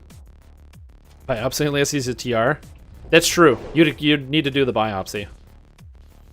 That's just a shrine, right? I think we have all 4 crests. The strike through. Can you explain how it's different? Yes. So previously it had a glancing blow system where when you'd hit a target, a percentage of the damage that you would deal on your first, second, and fourth attacks would splash to the next targets, the nearby targets. However, it was a percentage of your base damage. So let's just say your character does 100 damage, then you would hit nearby targets for 50 damage, and it wouldn't proc any of the other effects on your weapon. The new, if you crit, it doesn't calculate crits, it only does the base damage of your weapon, so only non-crits, and it doesn't include double strikes either. So there was a lot of problems that were immediately prevalent with that system. It didn't scale damage, and it was less than 1% of your damage at endgame. The new strike-through system, they basically increase the damage of two-handed weapons by a dramatic amount, and then on top of that, they also added strike-through, which just allows you to hit an extra target. So in theory, it doesn't do the damage to all the targets nearby, but you can hit more than one target, doing 100% of your damage, and also being able to crit, and also being able to double strike. So it is... And you can hit up to 4 targets, I think. Pretty... Well, not easily. 3 targets is with all the feats. And then the 4 targets you can spec into if you want to hit 4 people at a time. Which is not necessary, but it is an option. So the damage is higher, and it's way, way, way higher on a real AoE. Yeah, glancing blows were horrendous. I did the math once on stream as to how bad it is. It's less than 1% of your damage. You're just not a fan of it? Why? Why no fan?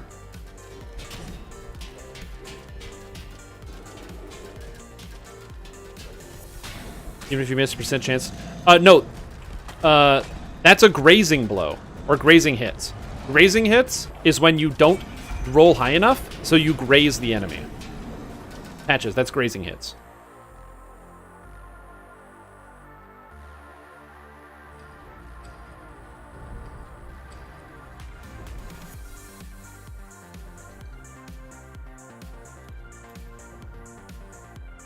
That's different.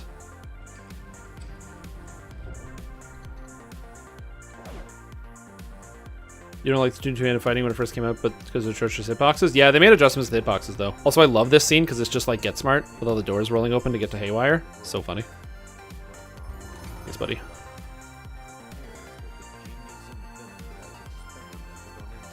Yeah, grazing blows are still a thing. So grazing blows, the way that works is if you roll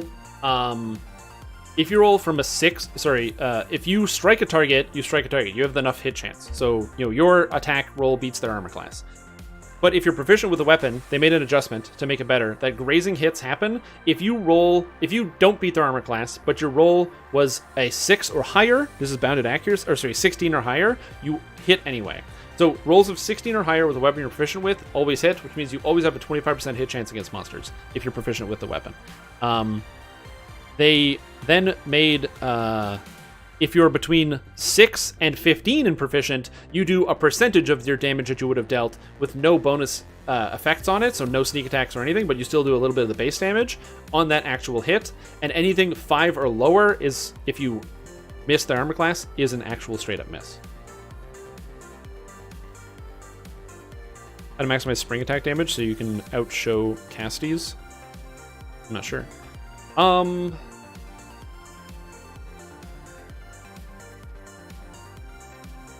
For the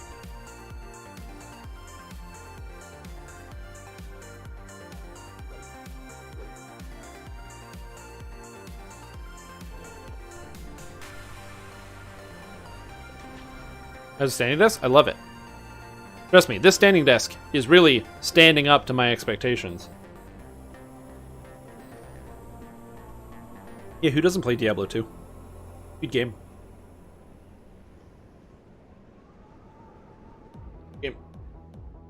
I prefer Path of Exile to Diablo 3, but one of my things that I love about Diablo 3 is it's probably, in my opinion, the best couch co-op game. It's the best couch co-op game. You do think you look cooler with 2-weapon fighting?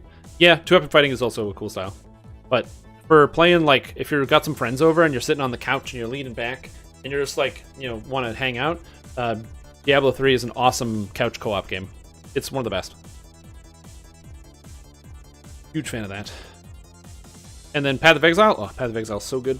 And like I said, I play Diablo 2 every year. Like Path of Exile on console, the console can't friggin' run it, dude. The console crashes. My PlayStation cannot play Path of Exile. And it takes so long to load everything. It's atrocious.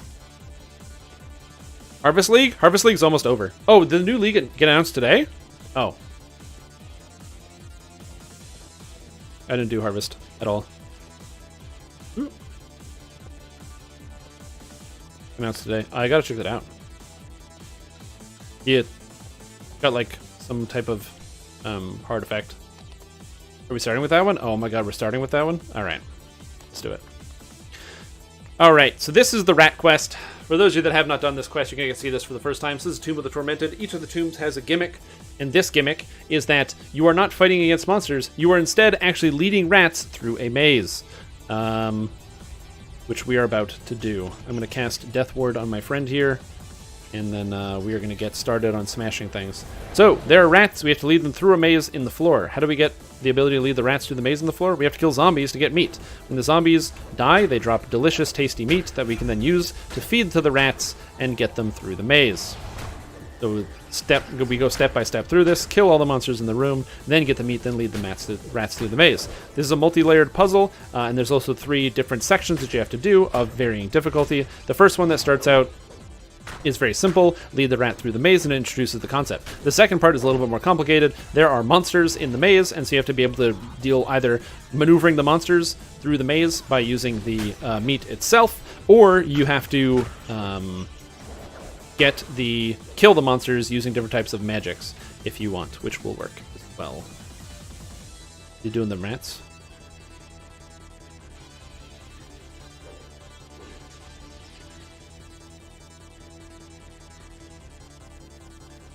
Cannon isn't hitting it? Oh. Hmm.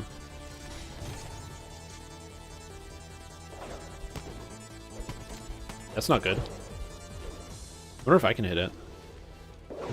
Did we kill these zombies here? Shh. And then we start leading the rat through the maze.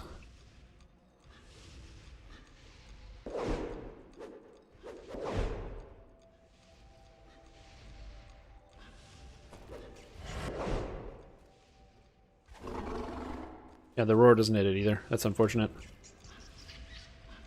Okay, rat. My boy.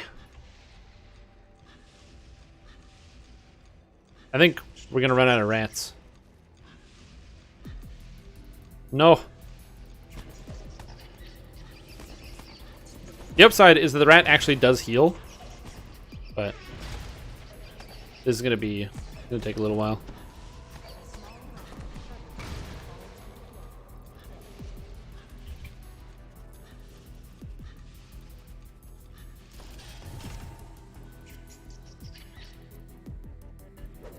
Let's see if we can buy Fireball Scrolls once and get through this. You've not done this one? Yeah, it's a very cool concept. Okay, so let's get another rat out. Let's crack out a new rat. You have to kill the zombies to get the hunks of rotten flesh. And eventually the zombies will get back up and give you more flesh. And eventually you just have more and more. Heist League? What? No way. Oh, the delay on stream? There should be no delay on stream. And my internet seems fine. But let me know if you guys are experiencing delays or connection issues. I might just, like, out of habit, start rebooting my modem before I stream. Because I've been having some issues recently.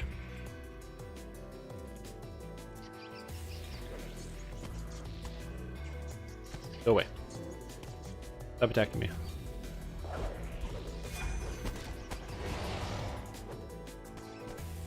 Is my rat fighting again? Oh no, the rat's fighting. Get him, rat! Kick his ass! No, the warg tripped him. Get him! Yeah!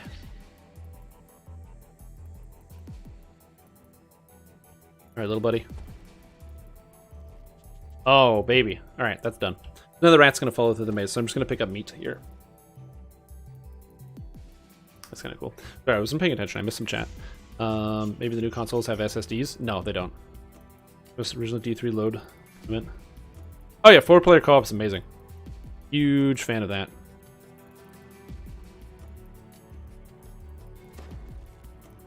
Like 3-minute delay. Read this out loud and I'll time it.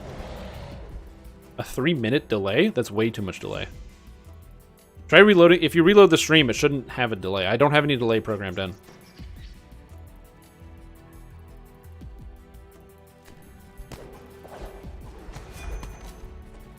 Is everybody having a 3-minute delay? That's a huge problem.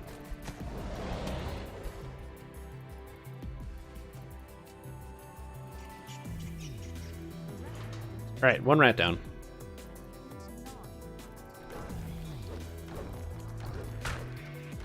Yeah, I was like, that's really weird. Oh, I'm not raging, so I'm getting negative leveled. Whoopsie. That's what Regenerate's for, ladies and gentlemen. That's what Regenerate is for. Raid.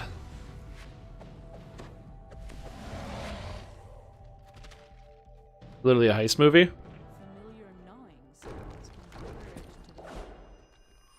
That's kind of funny. Reminds me of Betrayal League.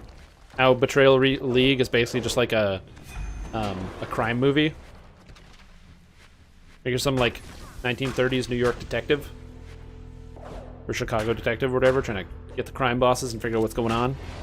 You got like the little, you had like the little chart in the back, or like the chart you could go to with all the strings around people's names and stuff. Sneak into and out of a vault. Oh, that actually sounds kind of cool.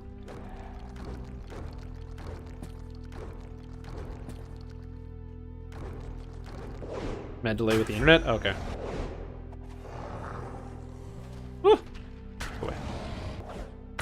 Oh no, Lasher was slain. Rip, Lasher. Where are my rats? Rats start here. I need him to push a button, right? I need Buddy to push a button.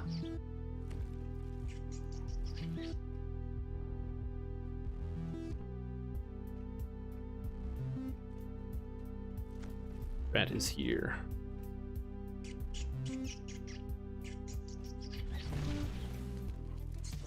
Yes!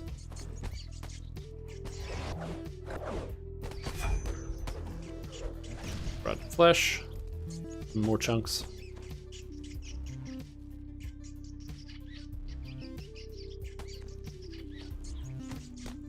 You have to run back to the start and activate all the guards and traps activate. Oh, that's kind of cool. So you can go into the vault and then you escape. So you have the ability to like, you can like scope it out and see exactly what you have to deal with and what you're up against, so you know what you have to escape through. That's actually a really cool concept. It's something I kind of liked about the Legion League. Is that rat still alive? Did he die? Rat died.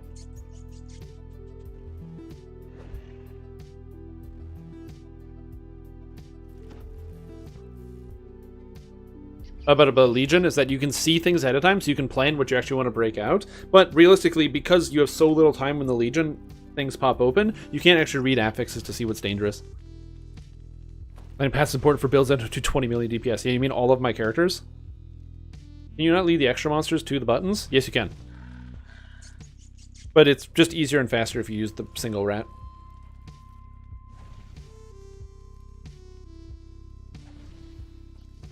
And Legion's one of those like illusions of choice, where it's like, yeah, you can choose what to do, but realistically, it's just break as much as you can, and then also hope your build will carry you through and not get you murdered.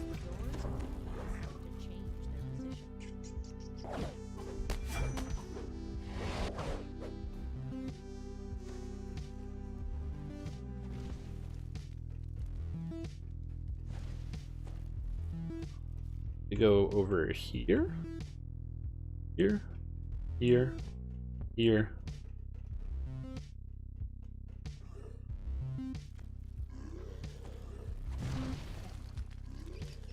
Here. And here. Okay. Zombies, calm down. Get on the ground. Tons of bitches. Oh, did I force flesh through this grate? Oh man, that I actually didn't want to do that, because now the guy's gonna go there. Gosh, heck. Oh, man, absolutely. I died to so many different legions because of, you know, you just spawn 150 million monsters at the same time, and you're like, well... Especially those the spear guys, the legion spear guys that would throw them at you from, like, across the screen. Holy crap. Yeah, this quest on average will take you about half an hour, so we're going to be here for a while. Is that SA or charge? This is bear charge. I'd bear charge around.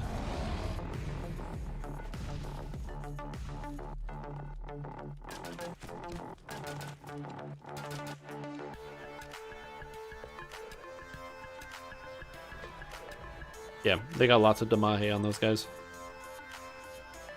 Get the rat go back out here, and then we should be good. Also, I think I carried one of these zombies forward by accident.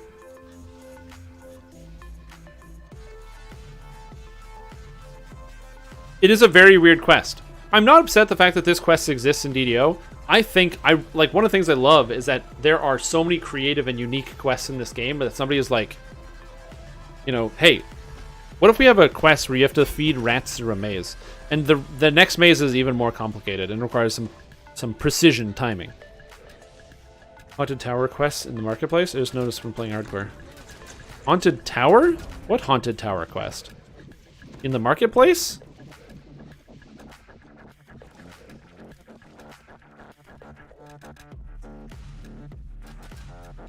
You mean Tower of Frost?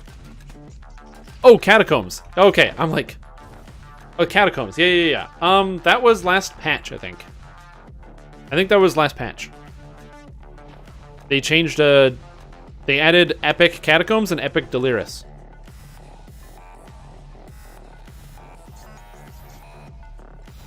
They also reworked all the items.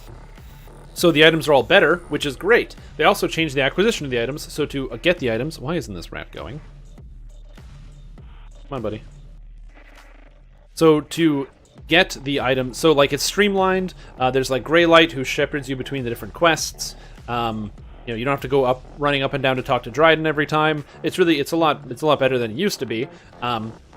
However, the acquisition of the items now is super tedious and kind of dumb, because now instead of getting an item when you finish the quest, the items drop individually from the individual quests, which means if you would like to farm out an item that comes from the second last quest, every time you want to try to get that item, you have to redo the entire chain, which is a horrible and poorly thought out idea.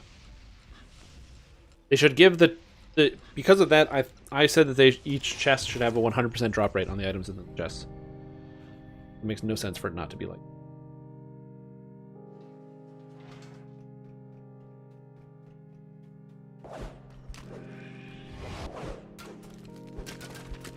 Yep.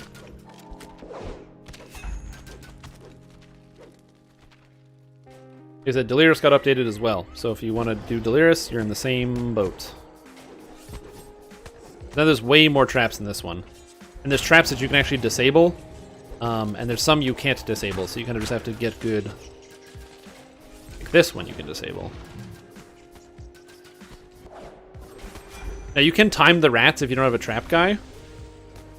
But just bring a trap guy.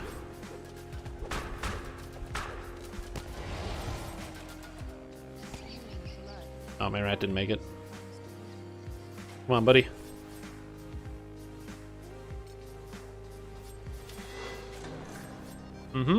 I think they updated. I think Carnifex is better now.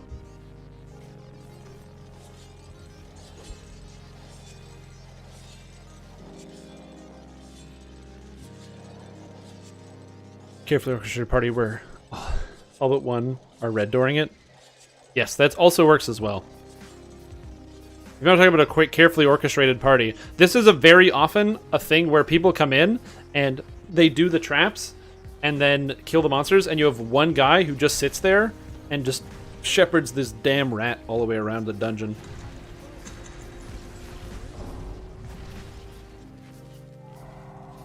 Here. This way. This way.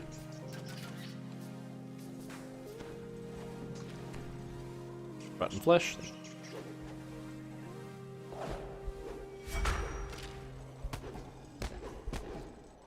The Lord of the Madman that built this rat maze? That's a great question. I have not actually asked about that. In the multiple times I've had to interact with SSG, I've never asked them the question about, like, whose idea was this? Now we have to race the rat. I need to get the rat past this spinning blade trap. The only way to do that is to time it properly.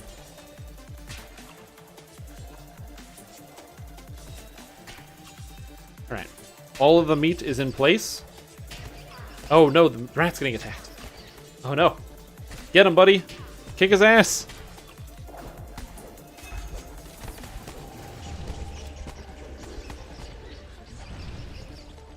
Okay, he won. But he is not making it through this maze. Oh, man.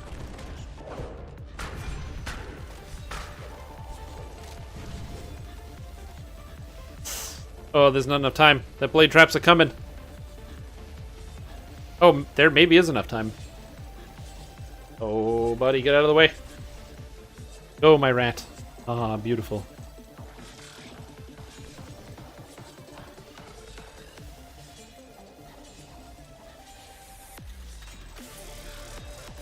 Is the rat his pet? Yeah, so the idea is, the reason why we're moving the rats through the maze is because there's a mummy in the middle, and we have to wake the mummy up so we can kill it, and that's the only way into the chamber. However, to do that, we have to, or to wake it up, we use rats.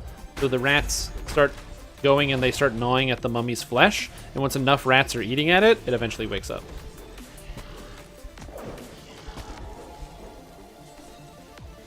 Come on, buddy. That blade trap's a coming. You gotta get out of the way. Go! Move! Oh my god! Oh!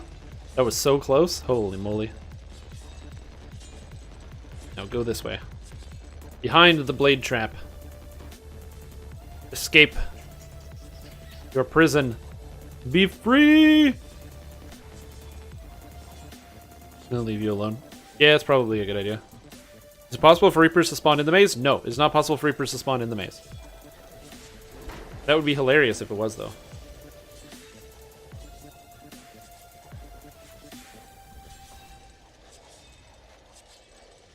And now he goes, he hits that button, boom, he moves this. I don't move the rat because he'll die because his blade comes all the way down here. You just gotta be patient.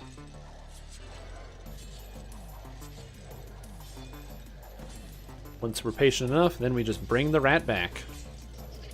And that's essentially this quest. This is the longest of the of Necro 3. It's not too bad, honestly.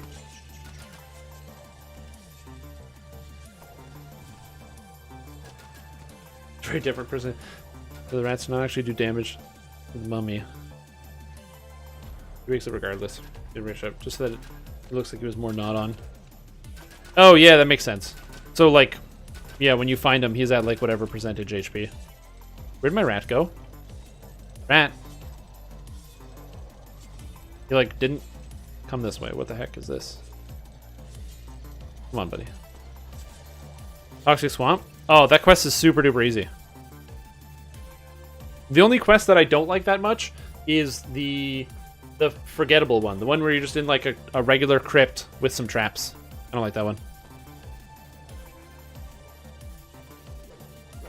Oh, do you want me to show you how to do it really easy and really fast? I am a bear druid. I cannot throw projectiles, which means I can't throw the potion that allows you to get through the reeds. You wanted me to show you how to get through the reeds as a bear druid without having to shapeshift? I will show you the path.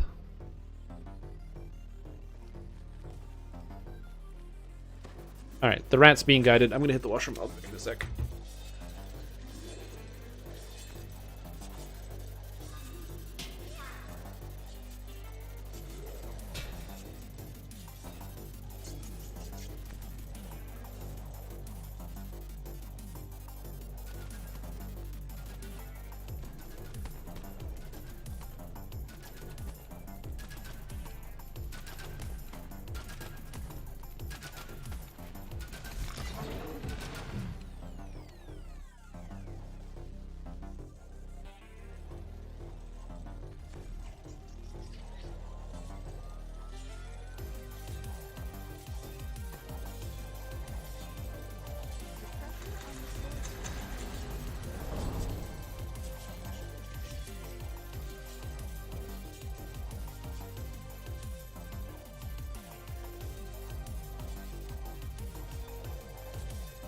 And we're back. The rat just got there. Perfect timing.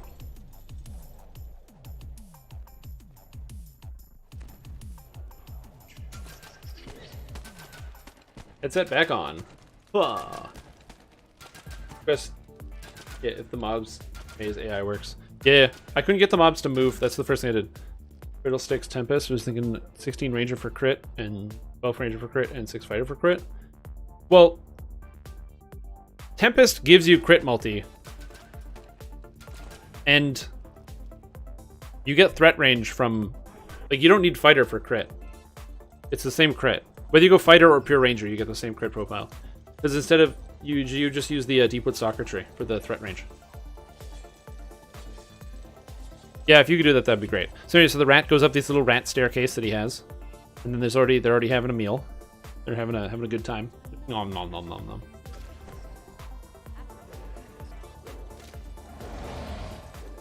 SSG might be watching and so fix it. No, this is it works. There's a way to get through that quest, very easy, that pretty much everybody knows about. No, it won't stack. Kensei is crit multiplier, and it should be enhancement bonus to crit multiplier, which is the same as what's in Tempest. So no, it won't stack.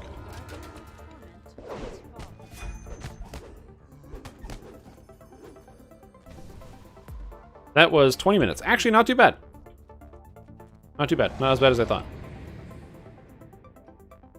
It takes longer if you don't have a trap person. the trap person, it takes a decade. All right, what's next? Blighted? Do Blighted next. All right, so this is the quest we're talking about. Tomb of the Blighted. How do you get through this? Well, you get through this quest chain by moving these branches out of the way. You can smash them, but you can't smash them until you douse them with some holy water. The holy water then allows you to move through this area unhindered. However, you have to throw the holy water at the branches and then break them. Throw, break, throw, break. And that is incredibly tedious. Also, if I was in bear form, I can't throw anything. So I'm going to show you how to do both at the same time. I need to get the water. Down here, grab the little pouch of water. Here's how you do this. See this? Can't open it, so I click it, and I go use. And it uses it. Done. You don't touch the water, so you don't get sick, because touching the water gives you coronavirus. You don't touch the water, and then bam! Use! Anything that's not touching water, you can just smash. And for these, you just use! Yeah, you can do that on pretty much every route in the game, by the way.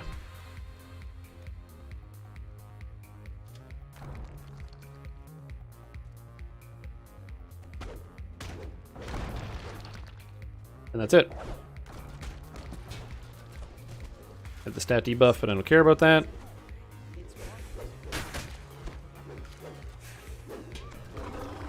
Oh my god, all the stenches. I'm so slow now. I got the troglodyte stench and the other slows. Cool. And then you come here and you click the little shrine and it cures you of what ails you.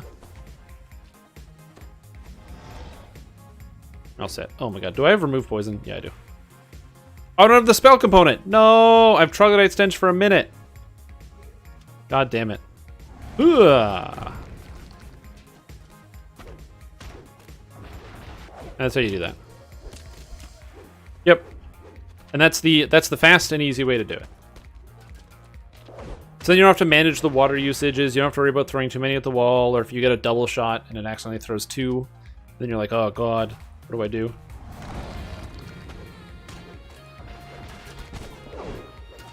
And then it's like, oh, there's like oozes and stuff. You just run past most things. Doing this properly, if you have a group, especially with like two characters, and if you have like AoE, like Sorcerer or something, you can actually get this quest done in less than 2 minutes.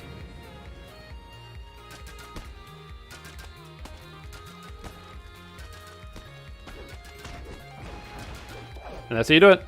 Also, Argul just redeemed so many hydrates. Bro, I'm gonna hydrate like crazy while doing this quest in hardcore.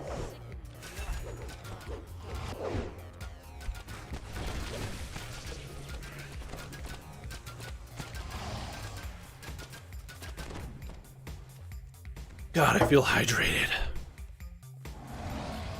Buying Joseph do? Joseph is a cosmetic pet that you can only get by rolling 100 on your daily dice. It is very rare and very coveted. I got a second one, so I'm giving it away. But I got it on Argo, so I'm giving it away on Argonesson.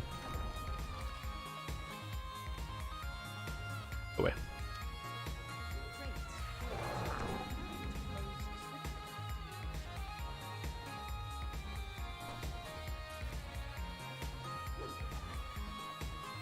Oh, gotta double back, make sure that we've got... Did that go off? No, it didn't. God damn it. Generate. There we go. How rare is Sentient Jewel of the Covetous? Pretty rare. Move all gear in R1 hardcore server run. Yeah, I really like the idea of doing a channel points based hardcore run of some kind. I think that's a really fun idea. Oh, nice! Congrats on your Joseph. Cool. And then once you're done that, you can dim door back to the start. I don't have dim door. Really? How did I not cure my Blight Rot? Thank you. But if you don't have Dimension Door, you just have to walk. And if you're like me, and you somehow failed another Troglodyte check, even though you have 31 on your Fortitude save, which is just gross.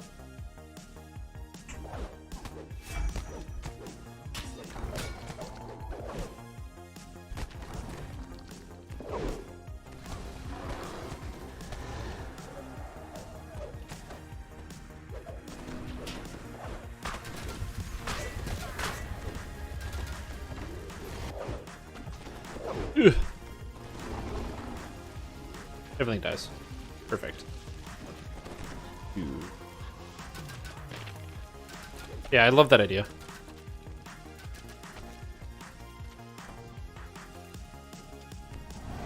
Any fun you can do with the stench? Wait, stench blades from Waterworks? No, nothing really. It sounds good to like give payback to the troglodytes, but it's not actually a good idea. The name for 5K, you gotta do it. Hey, Tenchu, what's up? How you doing? How are ya?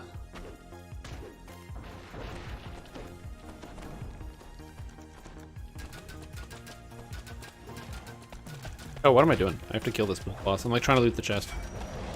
Even as a dwarf. Yes, I am a very small bear, and I am quite large. That's it. Tomb of the Blighted. After that death. Don't worry about it. Just don't get stuck in force traps anymore. Be careful of the force traps in Slave Lords if you do that. I should probably do my roll of the day. Gotta remove Mummy Ward. Or not.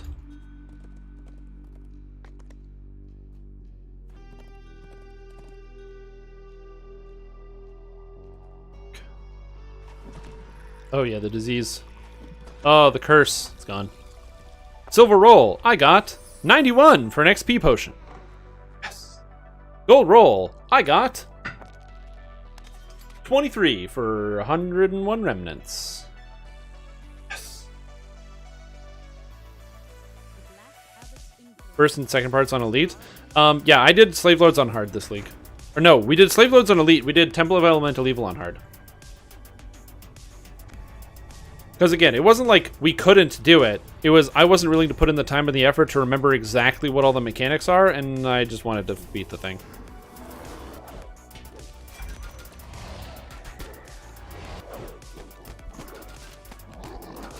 Didn't do part 2. Yeah, Bear Druid's strong, eh? Floor drops.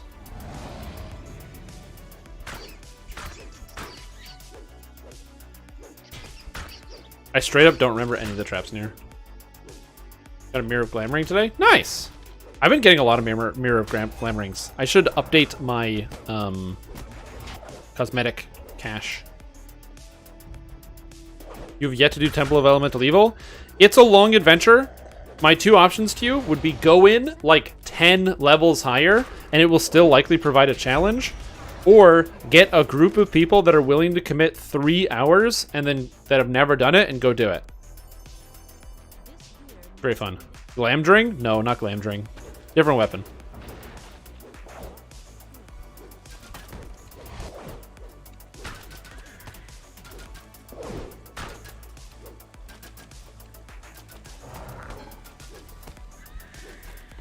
Although, speaking of legendary items, it is insane how many more resources you get when you start raiding in Lord of the Rings Online. Because I do, like, the raiding and stuff pretty much every day.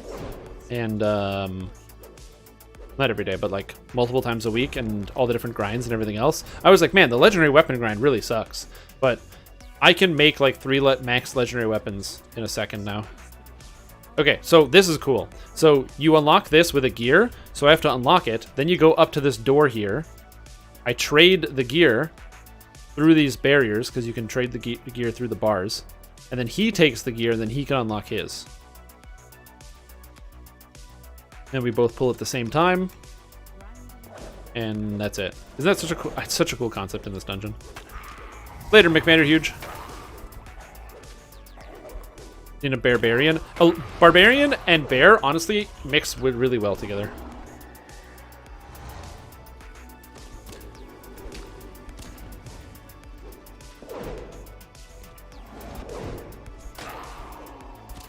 If you solo, you still get to wait for 15 minutes. I know. Do you remember when we did this? We did this on stream. And we had to wait like 15 minutes. It was great. We just chatted, you know, hung out. It was a good time.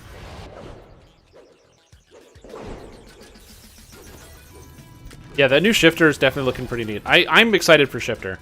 I'm more excited for the Universal Tree because it has a lot of things that I want out of a tree. But Shifter's also really cool. And you better believe I'm going to be playing some Wolverine Shifter. I don't care if Wolverine Shifter is not the best melee class. I don't care if it's not the best hand wrap class. I'm playing Melee Shifter. Melee Wolverine Shifter. Hell, if it's available on Hardcore, I literally just might play a character called Wolverine and do it. Barbarian? Yes. I have played a Barbarian. Oh, this... I gotta pay attention. I didn't realize this was standing right here. That extremely horrifying and dangerous monster. Use extra threat on spells. Yep. Well, because you get shifters, just play play as a Dragonborn. Dragonborn also get increased threat on spells if you want, by the way. You can already do that. And also, Caster Druid tank gets Evocation and Conjuration bonuses, which are really good if you're playing as a Caster Druid too. Okay. Gosh dang it. Doing an Udyr build? Hey guys, what's up? It's me, StrimTom, and today I'm going to show you guys how to play Udyr in Dungeons & Dragons Online. You gotta get all the stances, though. Okay, wait, so how do you do all the stances? Tiger stance is just attacking stuff. That's rage. How do you turtle stance? Turtle stance, phoenix stance, and bear stance? It's bear stance, right? How do you bear stance? I guess in theory, bear stance, you could multi-class druid and literally use bear druid.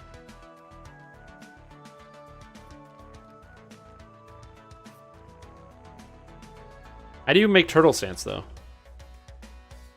And phoenix stance.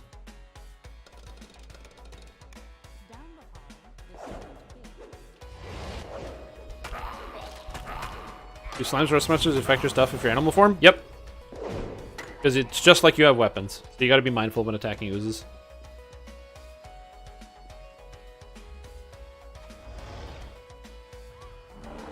Bear's fast move and instant stun. And stun on first hit. On a cooldown, right? Oh, so you have to be a bear lock for the aura, and when you turn the aura on, that makes you Phoenix stance? I was thinking because there's also, not just Phoenix, not just that, there's also, you could use Druid and get the Fire Elemental form. But you need like a stance for it, you know? So imagine this. If you're playing Druid, and you're doing the Shifter, Udyr, bear stance is bear form? No, but that has to be movement speed. Where's the movement speed factor into the bear stance? Because bear form doesn't give you movement speed. But for Phoenix stance, you would just go into Fire Elemental form and then turn on the Body of Flame, which gives you the Fire Aura. So I think that's probably the way you would do that. So it's got to be a lot of Druid involved.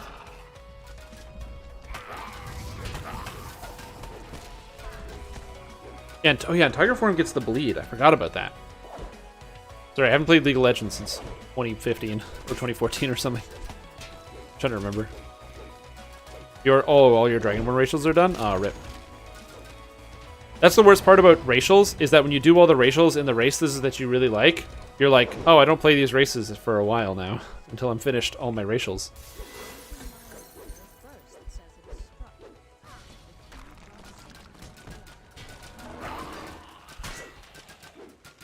Wolverine for bleed. Slicing blow? Oh my god, you just take slicing blow? I don't know how I feel about that, guys. I don't know if I'm okay with this idea.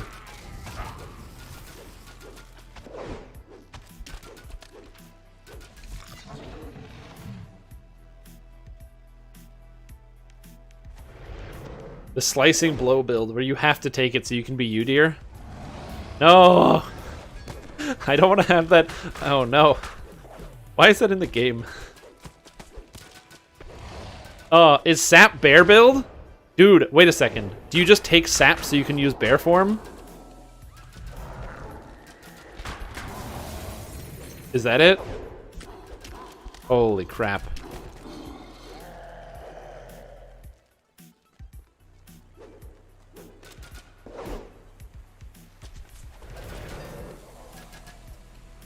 Bet on Monk, it was horrible. Yeah. What, Slicing Blow or Sap? It doesn't matter what your answer to that question is. They're both horrible.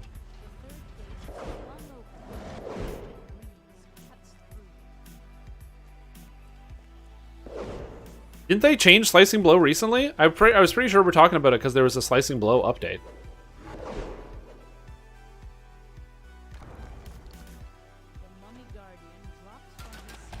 Yeah, I'm pretty sure Slicing Blow was changed recently. I don't think Sap was changed. Yeah, Slicing Blow was changed recently. I can confirm it is not better. Monk Barb, you got Ear Smash.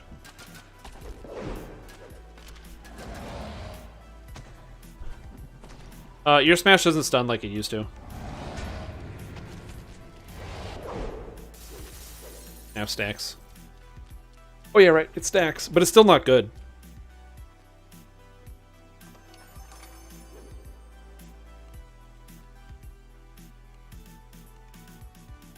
Yeah, we did the math here on stream. It can't be good.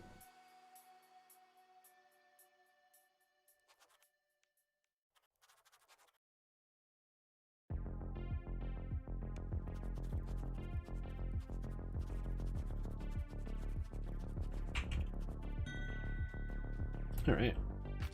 Tomb of the Unhallowed. This is my least favorite of these tombs, just because it's friggin' boring. There's nothing special or exciting about this quest. It's just kind of boring. Like, I guess there's some color palette swaps, but I don't know.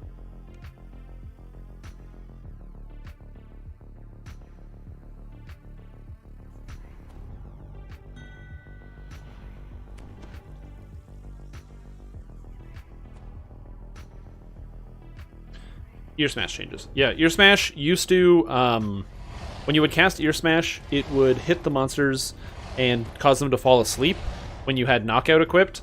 So you would knock monsters unconscious and they would stay unconscious for the entire duration. Now monsters wake up when you hit them.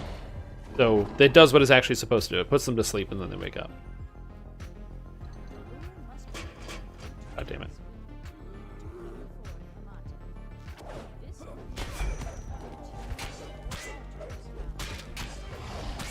Funerary token, now we can retire. Absolutely.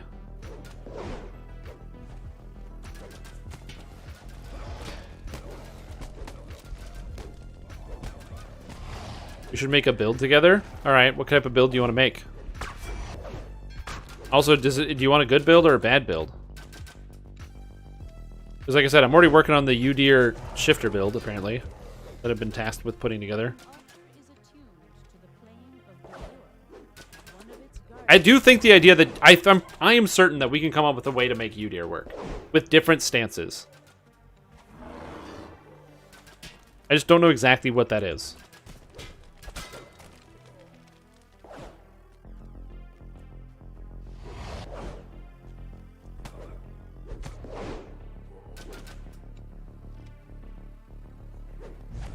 You could probably make a bunch of the League of Legends heroes in DDO, to be honest.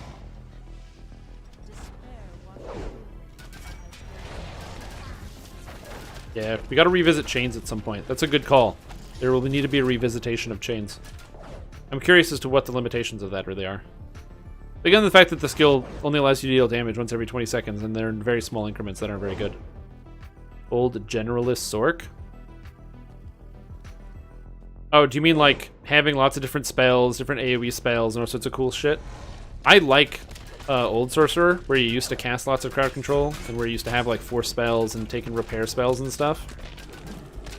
I mean, I personally used to do that all the time. But ever since Savant came out, it's like not the same. Witcher build in DDO? Yeah, I need to play The Witcher first. Or read the book, or watch the TV show on Netflix.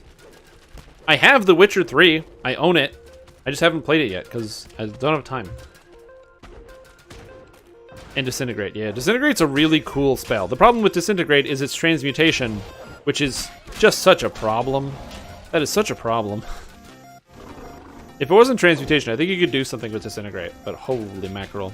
Also, I think transmutation, or I don't think it scales properly, because it's supposed to double the damage of like Fireball or Delayed Blast Fireball, or pre-buff, and it definitely didn't.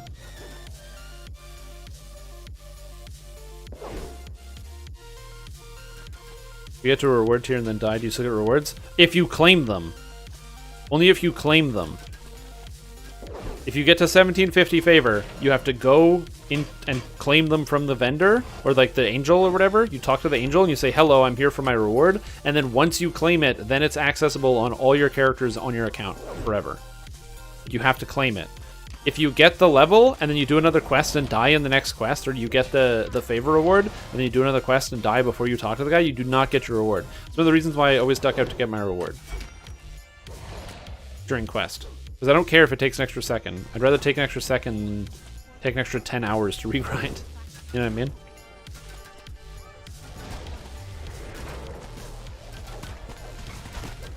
But yeah, we could work on something creative, something unique and interesting. A horrific and awful build. Used by nobody. Whoa. I don't know. Razor Claw Shifter seems really interesting. I am curious if you can mix Razor Claw Shifter and also the Feywild stuff, but I feel like, or not Feywild, the Fey Dark stuff, but I don't think you can. What's the reward? So on Hardcore League, there are several rewards. For getting level 20, there is a cloak that you get, a special cosmetic. For getting 1750 favor, there is a cosmetic helmet, like a crown. And for getting 5k favor, you get a special super glowy horse. A lot of people say they don't like the cosmetic for the horse. I think the horse looks fantastic. It literally glows, and it's got like a Roman centurion helmet on it. And it's super cool looking, and I want to get it. And also, it's every character on your entire account, so you don't have to grind out for another horse ever again. You don't have to buy one in the store. You get a max speed horse all the time. For getting 10 Reaper points, you get a nicer looking cloak than the level 20 cloak that is emblazoned with the Reaper logo on it. Or the Hardcore logo. And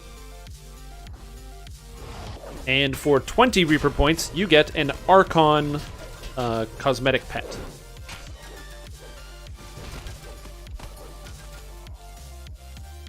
So you get a little Lantern Archon that follows you around. Some people aren't into the cosmetic pets. I still have my Reaperling from the first one. Oh, God friggin' damn it. Stop getting stepped on, Strimtom.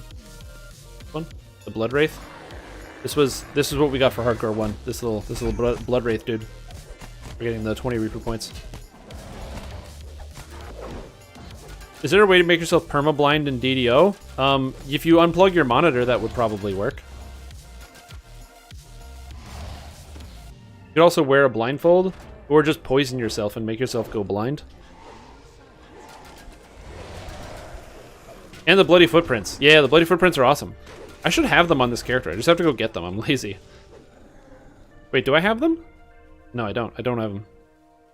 I didn't pick them up on this character, really? No, I didn't. You have to just go get them from the vendor.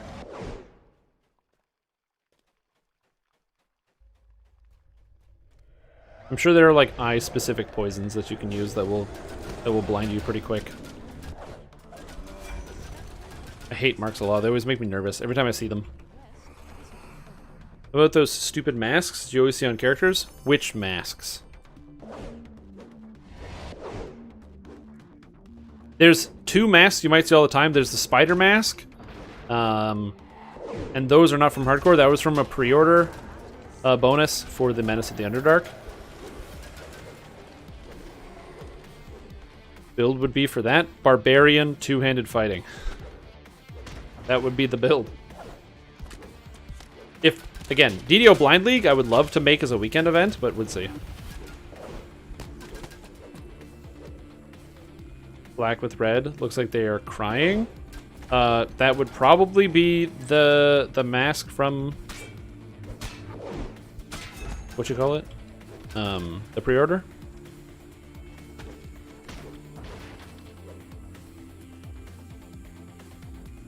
Bloody Footprints? Yeah, the Bloody Footprints was only from Hardcore. It was from Hardcore 1. You had to get the Reaper X. Not the Reaper X, but you had to get the 5k favor to get him. Yeah, Spider Cult Mask, thank you. I don't have one, so I don't know what it's called. I should know what it's called, and I should have one, but you can't go back in time. Oh, if only you could go back in time. Although if I was going to go back in time, I would, like, pull lotto numbers with me back or something, instead of just, you know, try to get a cool cosmetic in DDO. I think that's probably a more responsible thing to do. Also, I apologize if the game is freezing up. That's a complication of having this this ability here. Can I climb this? Thank you. That's true. I could just do both. That is a very accurate point.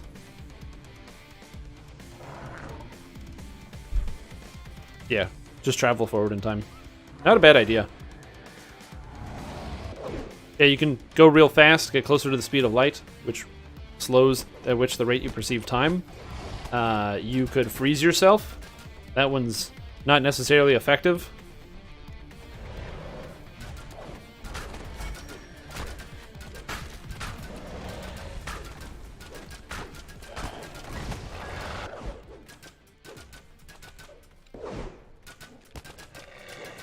Are we not done?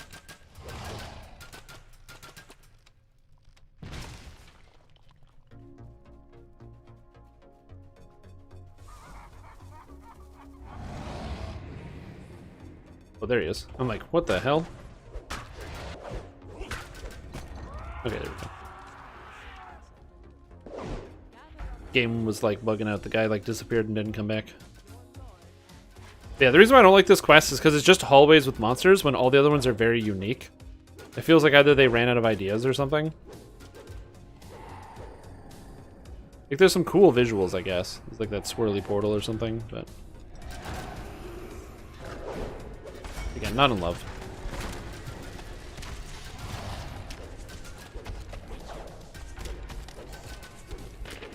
Get that guy out of here. Beautiful. Beautiful. Less interesting Shadow King. Much less interesting Shadow King. Tomb of the Shadow King. Man, I've been playing too much Lotro. When you said Shadow King, my first thought was not Tomb of the Shadow King in this game, but the dungeon. Shadow King. That just came out a few months ago. Ugh. Tiefling, 20 Sork, Magister, Feywild, Eldritch Knight, 19 and Race. They have 95 is Spec and Falconry probably too. Color Spray, SLA, Meteor Storm, Polar Ray. It's got some merit for sure. Is that all the 11s? I'm just gonna double check here before I take 11. And then we didn't do his Twilight Forge. That's them all.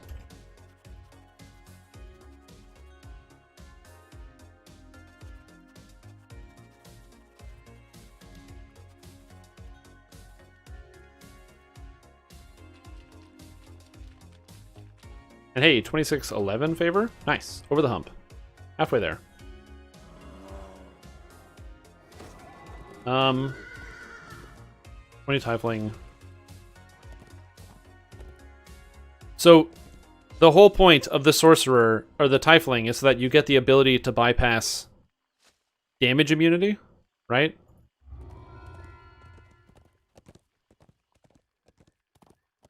Color Spray... Spray SLA. Spray SLA? What do you mean spray SLA? You mean like prismatic spray? Because prismatic spray is also insanely good. Arcane Tempest, Necro Spells, Mass Hold.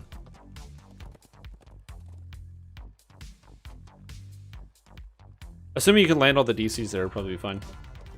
Yeah, with 95 AP, you can make a lot with that build happen. And then with the Feywild, you get access to the spell penetration as well, which is kind of nice. I'm assuming it gets patched so it actually works properly. I don't know what you would take out of Falconry, though. Hold the fire spell power in Tiefling. Then you got fire, acid, and cold high. Yeah, just remember that it doesn't work for spell-like abilities. So just don't have any fire spell-like abilities and you'll be fine. So you can't use like a twist from Draconic Incarnation for fire. You'd have to use the twist for cold. Because you could stack everything off of cold and acid if you wanted. And you need force as well. Any racial or Sork lives? Yeah, but eventually you get to the point where you don't need any lives, right? Time to take level 20 or level 60. I want strength because I like doing damage. I recommend when you play this character, you put points into Constitution. Do not do as I do. Put points into Constitution as the build guide tells you to do. I went Strength because I like to smash and kill people. You can launch yourself into space and loop that it takes a year for you, but years on Earth. I mean, yeah, probably. Iris Arkham works well with Flame Cleansed.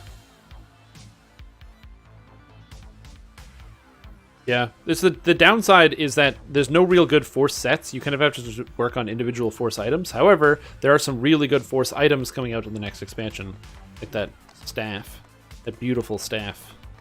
Problematically, using that staff means you're very limited on what actual spell power weapons you can use. Okay, so rewards from the past, season 1. So anyway, the rewards. I didn't mention this. So you had reward 1, which is here. So this is the hardcore Reaper cloak. So you get this from getting 10 Reaper points. This is right here. So this is pretty nice. I like this one. It's got a lot of good detail in it. It's nice and red. It's got the hardcore 3 symbol on it for season 3. It's kind of cool. And then the helmet is here. It's got this like kind of etherealness to it, so you can kind of see through it. It doesn't mix too well with the hair, but it looks really good with any type of golden cosmetic. I really like it how it looks on my Warlock, actually. And then the bloody footprints. It's here. So it's death follows you. And for those that haven't seen it, it's you had to get the favor on the Reaper leaderboard. You had to get 5k favor, sorry. And you get these bloody footprints that then follow you around. They were originally put in the game so that only you could see them, which was super weird, and then it was changed so that everybody could see them, and which is a much better decision. But then they show up. Apparently, people say that this is helpful when I Zerg a lot in quests, to be able to follow you when you're doing quests. 6-con build you're messing around with last month? Yeah, we're gonna mess around more with that. I planned on playing more DDO than this Hardcore League than I ended up doing. I'm not gonna lie, I've been playing less DDO than I normally do. For the entirety of 2020. There's like been a bunch of reasons, but you know, stuff. Force damage, more illusionary, primary, and still nuke. Yeah, that's not too bad. Who is getting older mixed up? I think so. Light speed engine for going real far wouldn't be useful. You get there and you're like a million years old than everybody, and they made a faster light. You got there in a minute. Yeah, if you have a light speed engine, then by the time you get there, everyone else everyone else is old. Yeah, the faster you move, the older you get. The older everyone else is. Yeah. That's correct. Shifter Ravager for constant capstone killing. What do you mean capstone killing? Curious about that.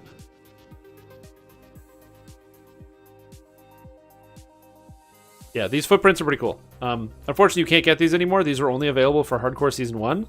So you had to get that. And they have little splatters, too. So they have these like little like splatter footprints. Kind of cool. Really cool art, and then they fade. What I was saying is that what they should do is they should... Plus one rage, shifter regens rage. Oh, yeah, right, duh.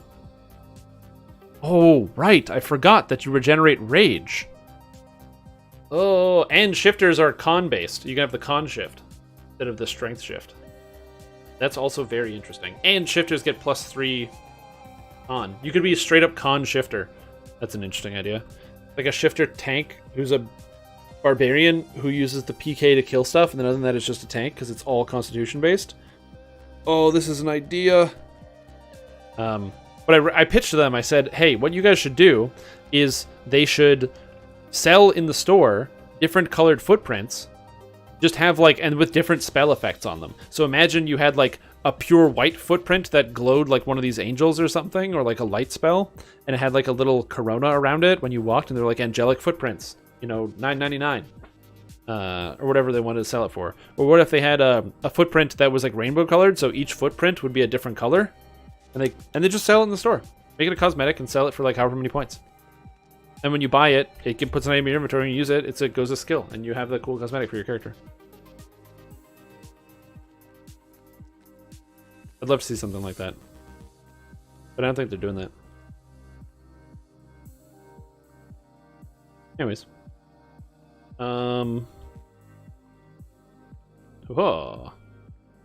It is 11 p.m. and I am tired. I'm going to be heading to bed here. Reminder, we are streaming tomorrow. So we will be streaming tomorrow, starting around like 6:30, 7 p.m. Eastern time, because that's when I'm done work and most of the things I need to be done for the day. So I'll have free time to stream in the evening. So if you like what you saw, make sure you do follow the channel. Check out Stream Tom and the stream whenever you get the chance. We got all sorts of cool stuff going on, which is fun. Reminder, there is no Drink Souls this week because I am currently unavailable from Friday through next week. That also means, as a quick reminder, because I have a bunch of people here watching, I am also not streaming next Monday, Tuesday, or Wednesday because I am also away. So I'm away from my computer from Friday to Wednesday of next week. So I will not be here doing those live streams. That in mind, we'll be gone. Other than that, I think that's it. If you haven't done it yet, you should buy a shirt. I've been told by multiple people that these shirts are very comfortable, high quality fabric. Make sure you buy a shirt. Look at that. Look at this quality. Get Sunfest 2020. There's also Stream Tom shirts available, and we have more designs coming. You can wait for those additional designs if you like. And look at that. Get a little Stream Tom on the arm there, and it's all. And you impress your friends. You look to your friends, and you're like, "Hey, wow! How does that shirt looks really good? Where did you get this shirt?" And you go, "Oh, it's a very unknown internet thing." And then they're like, "Wow, why do we invite you to parties again?" And then you go, "Ha! I'm reporting you for having a party during coronavirus," and then you lose all your friends. And life is sadness and pain. So that's pretty much it. That's all we got. Yeah, we'll be back tomorrow. Probably like stop doing stuff. Let's raid somebody, I guess. Who's streaming right now that we can raid? Who's streaming that needs to be raided?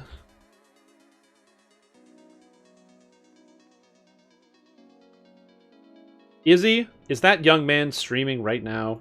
Hold the phone. He is streaming right now. Oh, I can't. I gotta raid Dirty Leprechaun. I gotta raid the Dirty Leprechaun.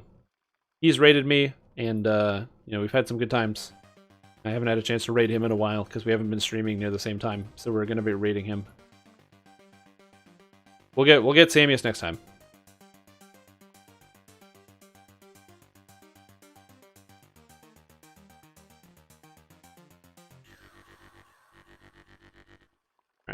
File in, everybody. File in the bus! If you're on YouTube, I'm so sorry you can't participate in the raid. That's just how that works. Live streaming is a weird mystery. Anyway, thank you guys for watching. Have a great evening, and I will see you all tomorrow. Bye-bye. Au revoir. Bye.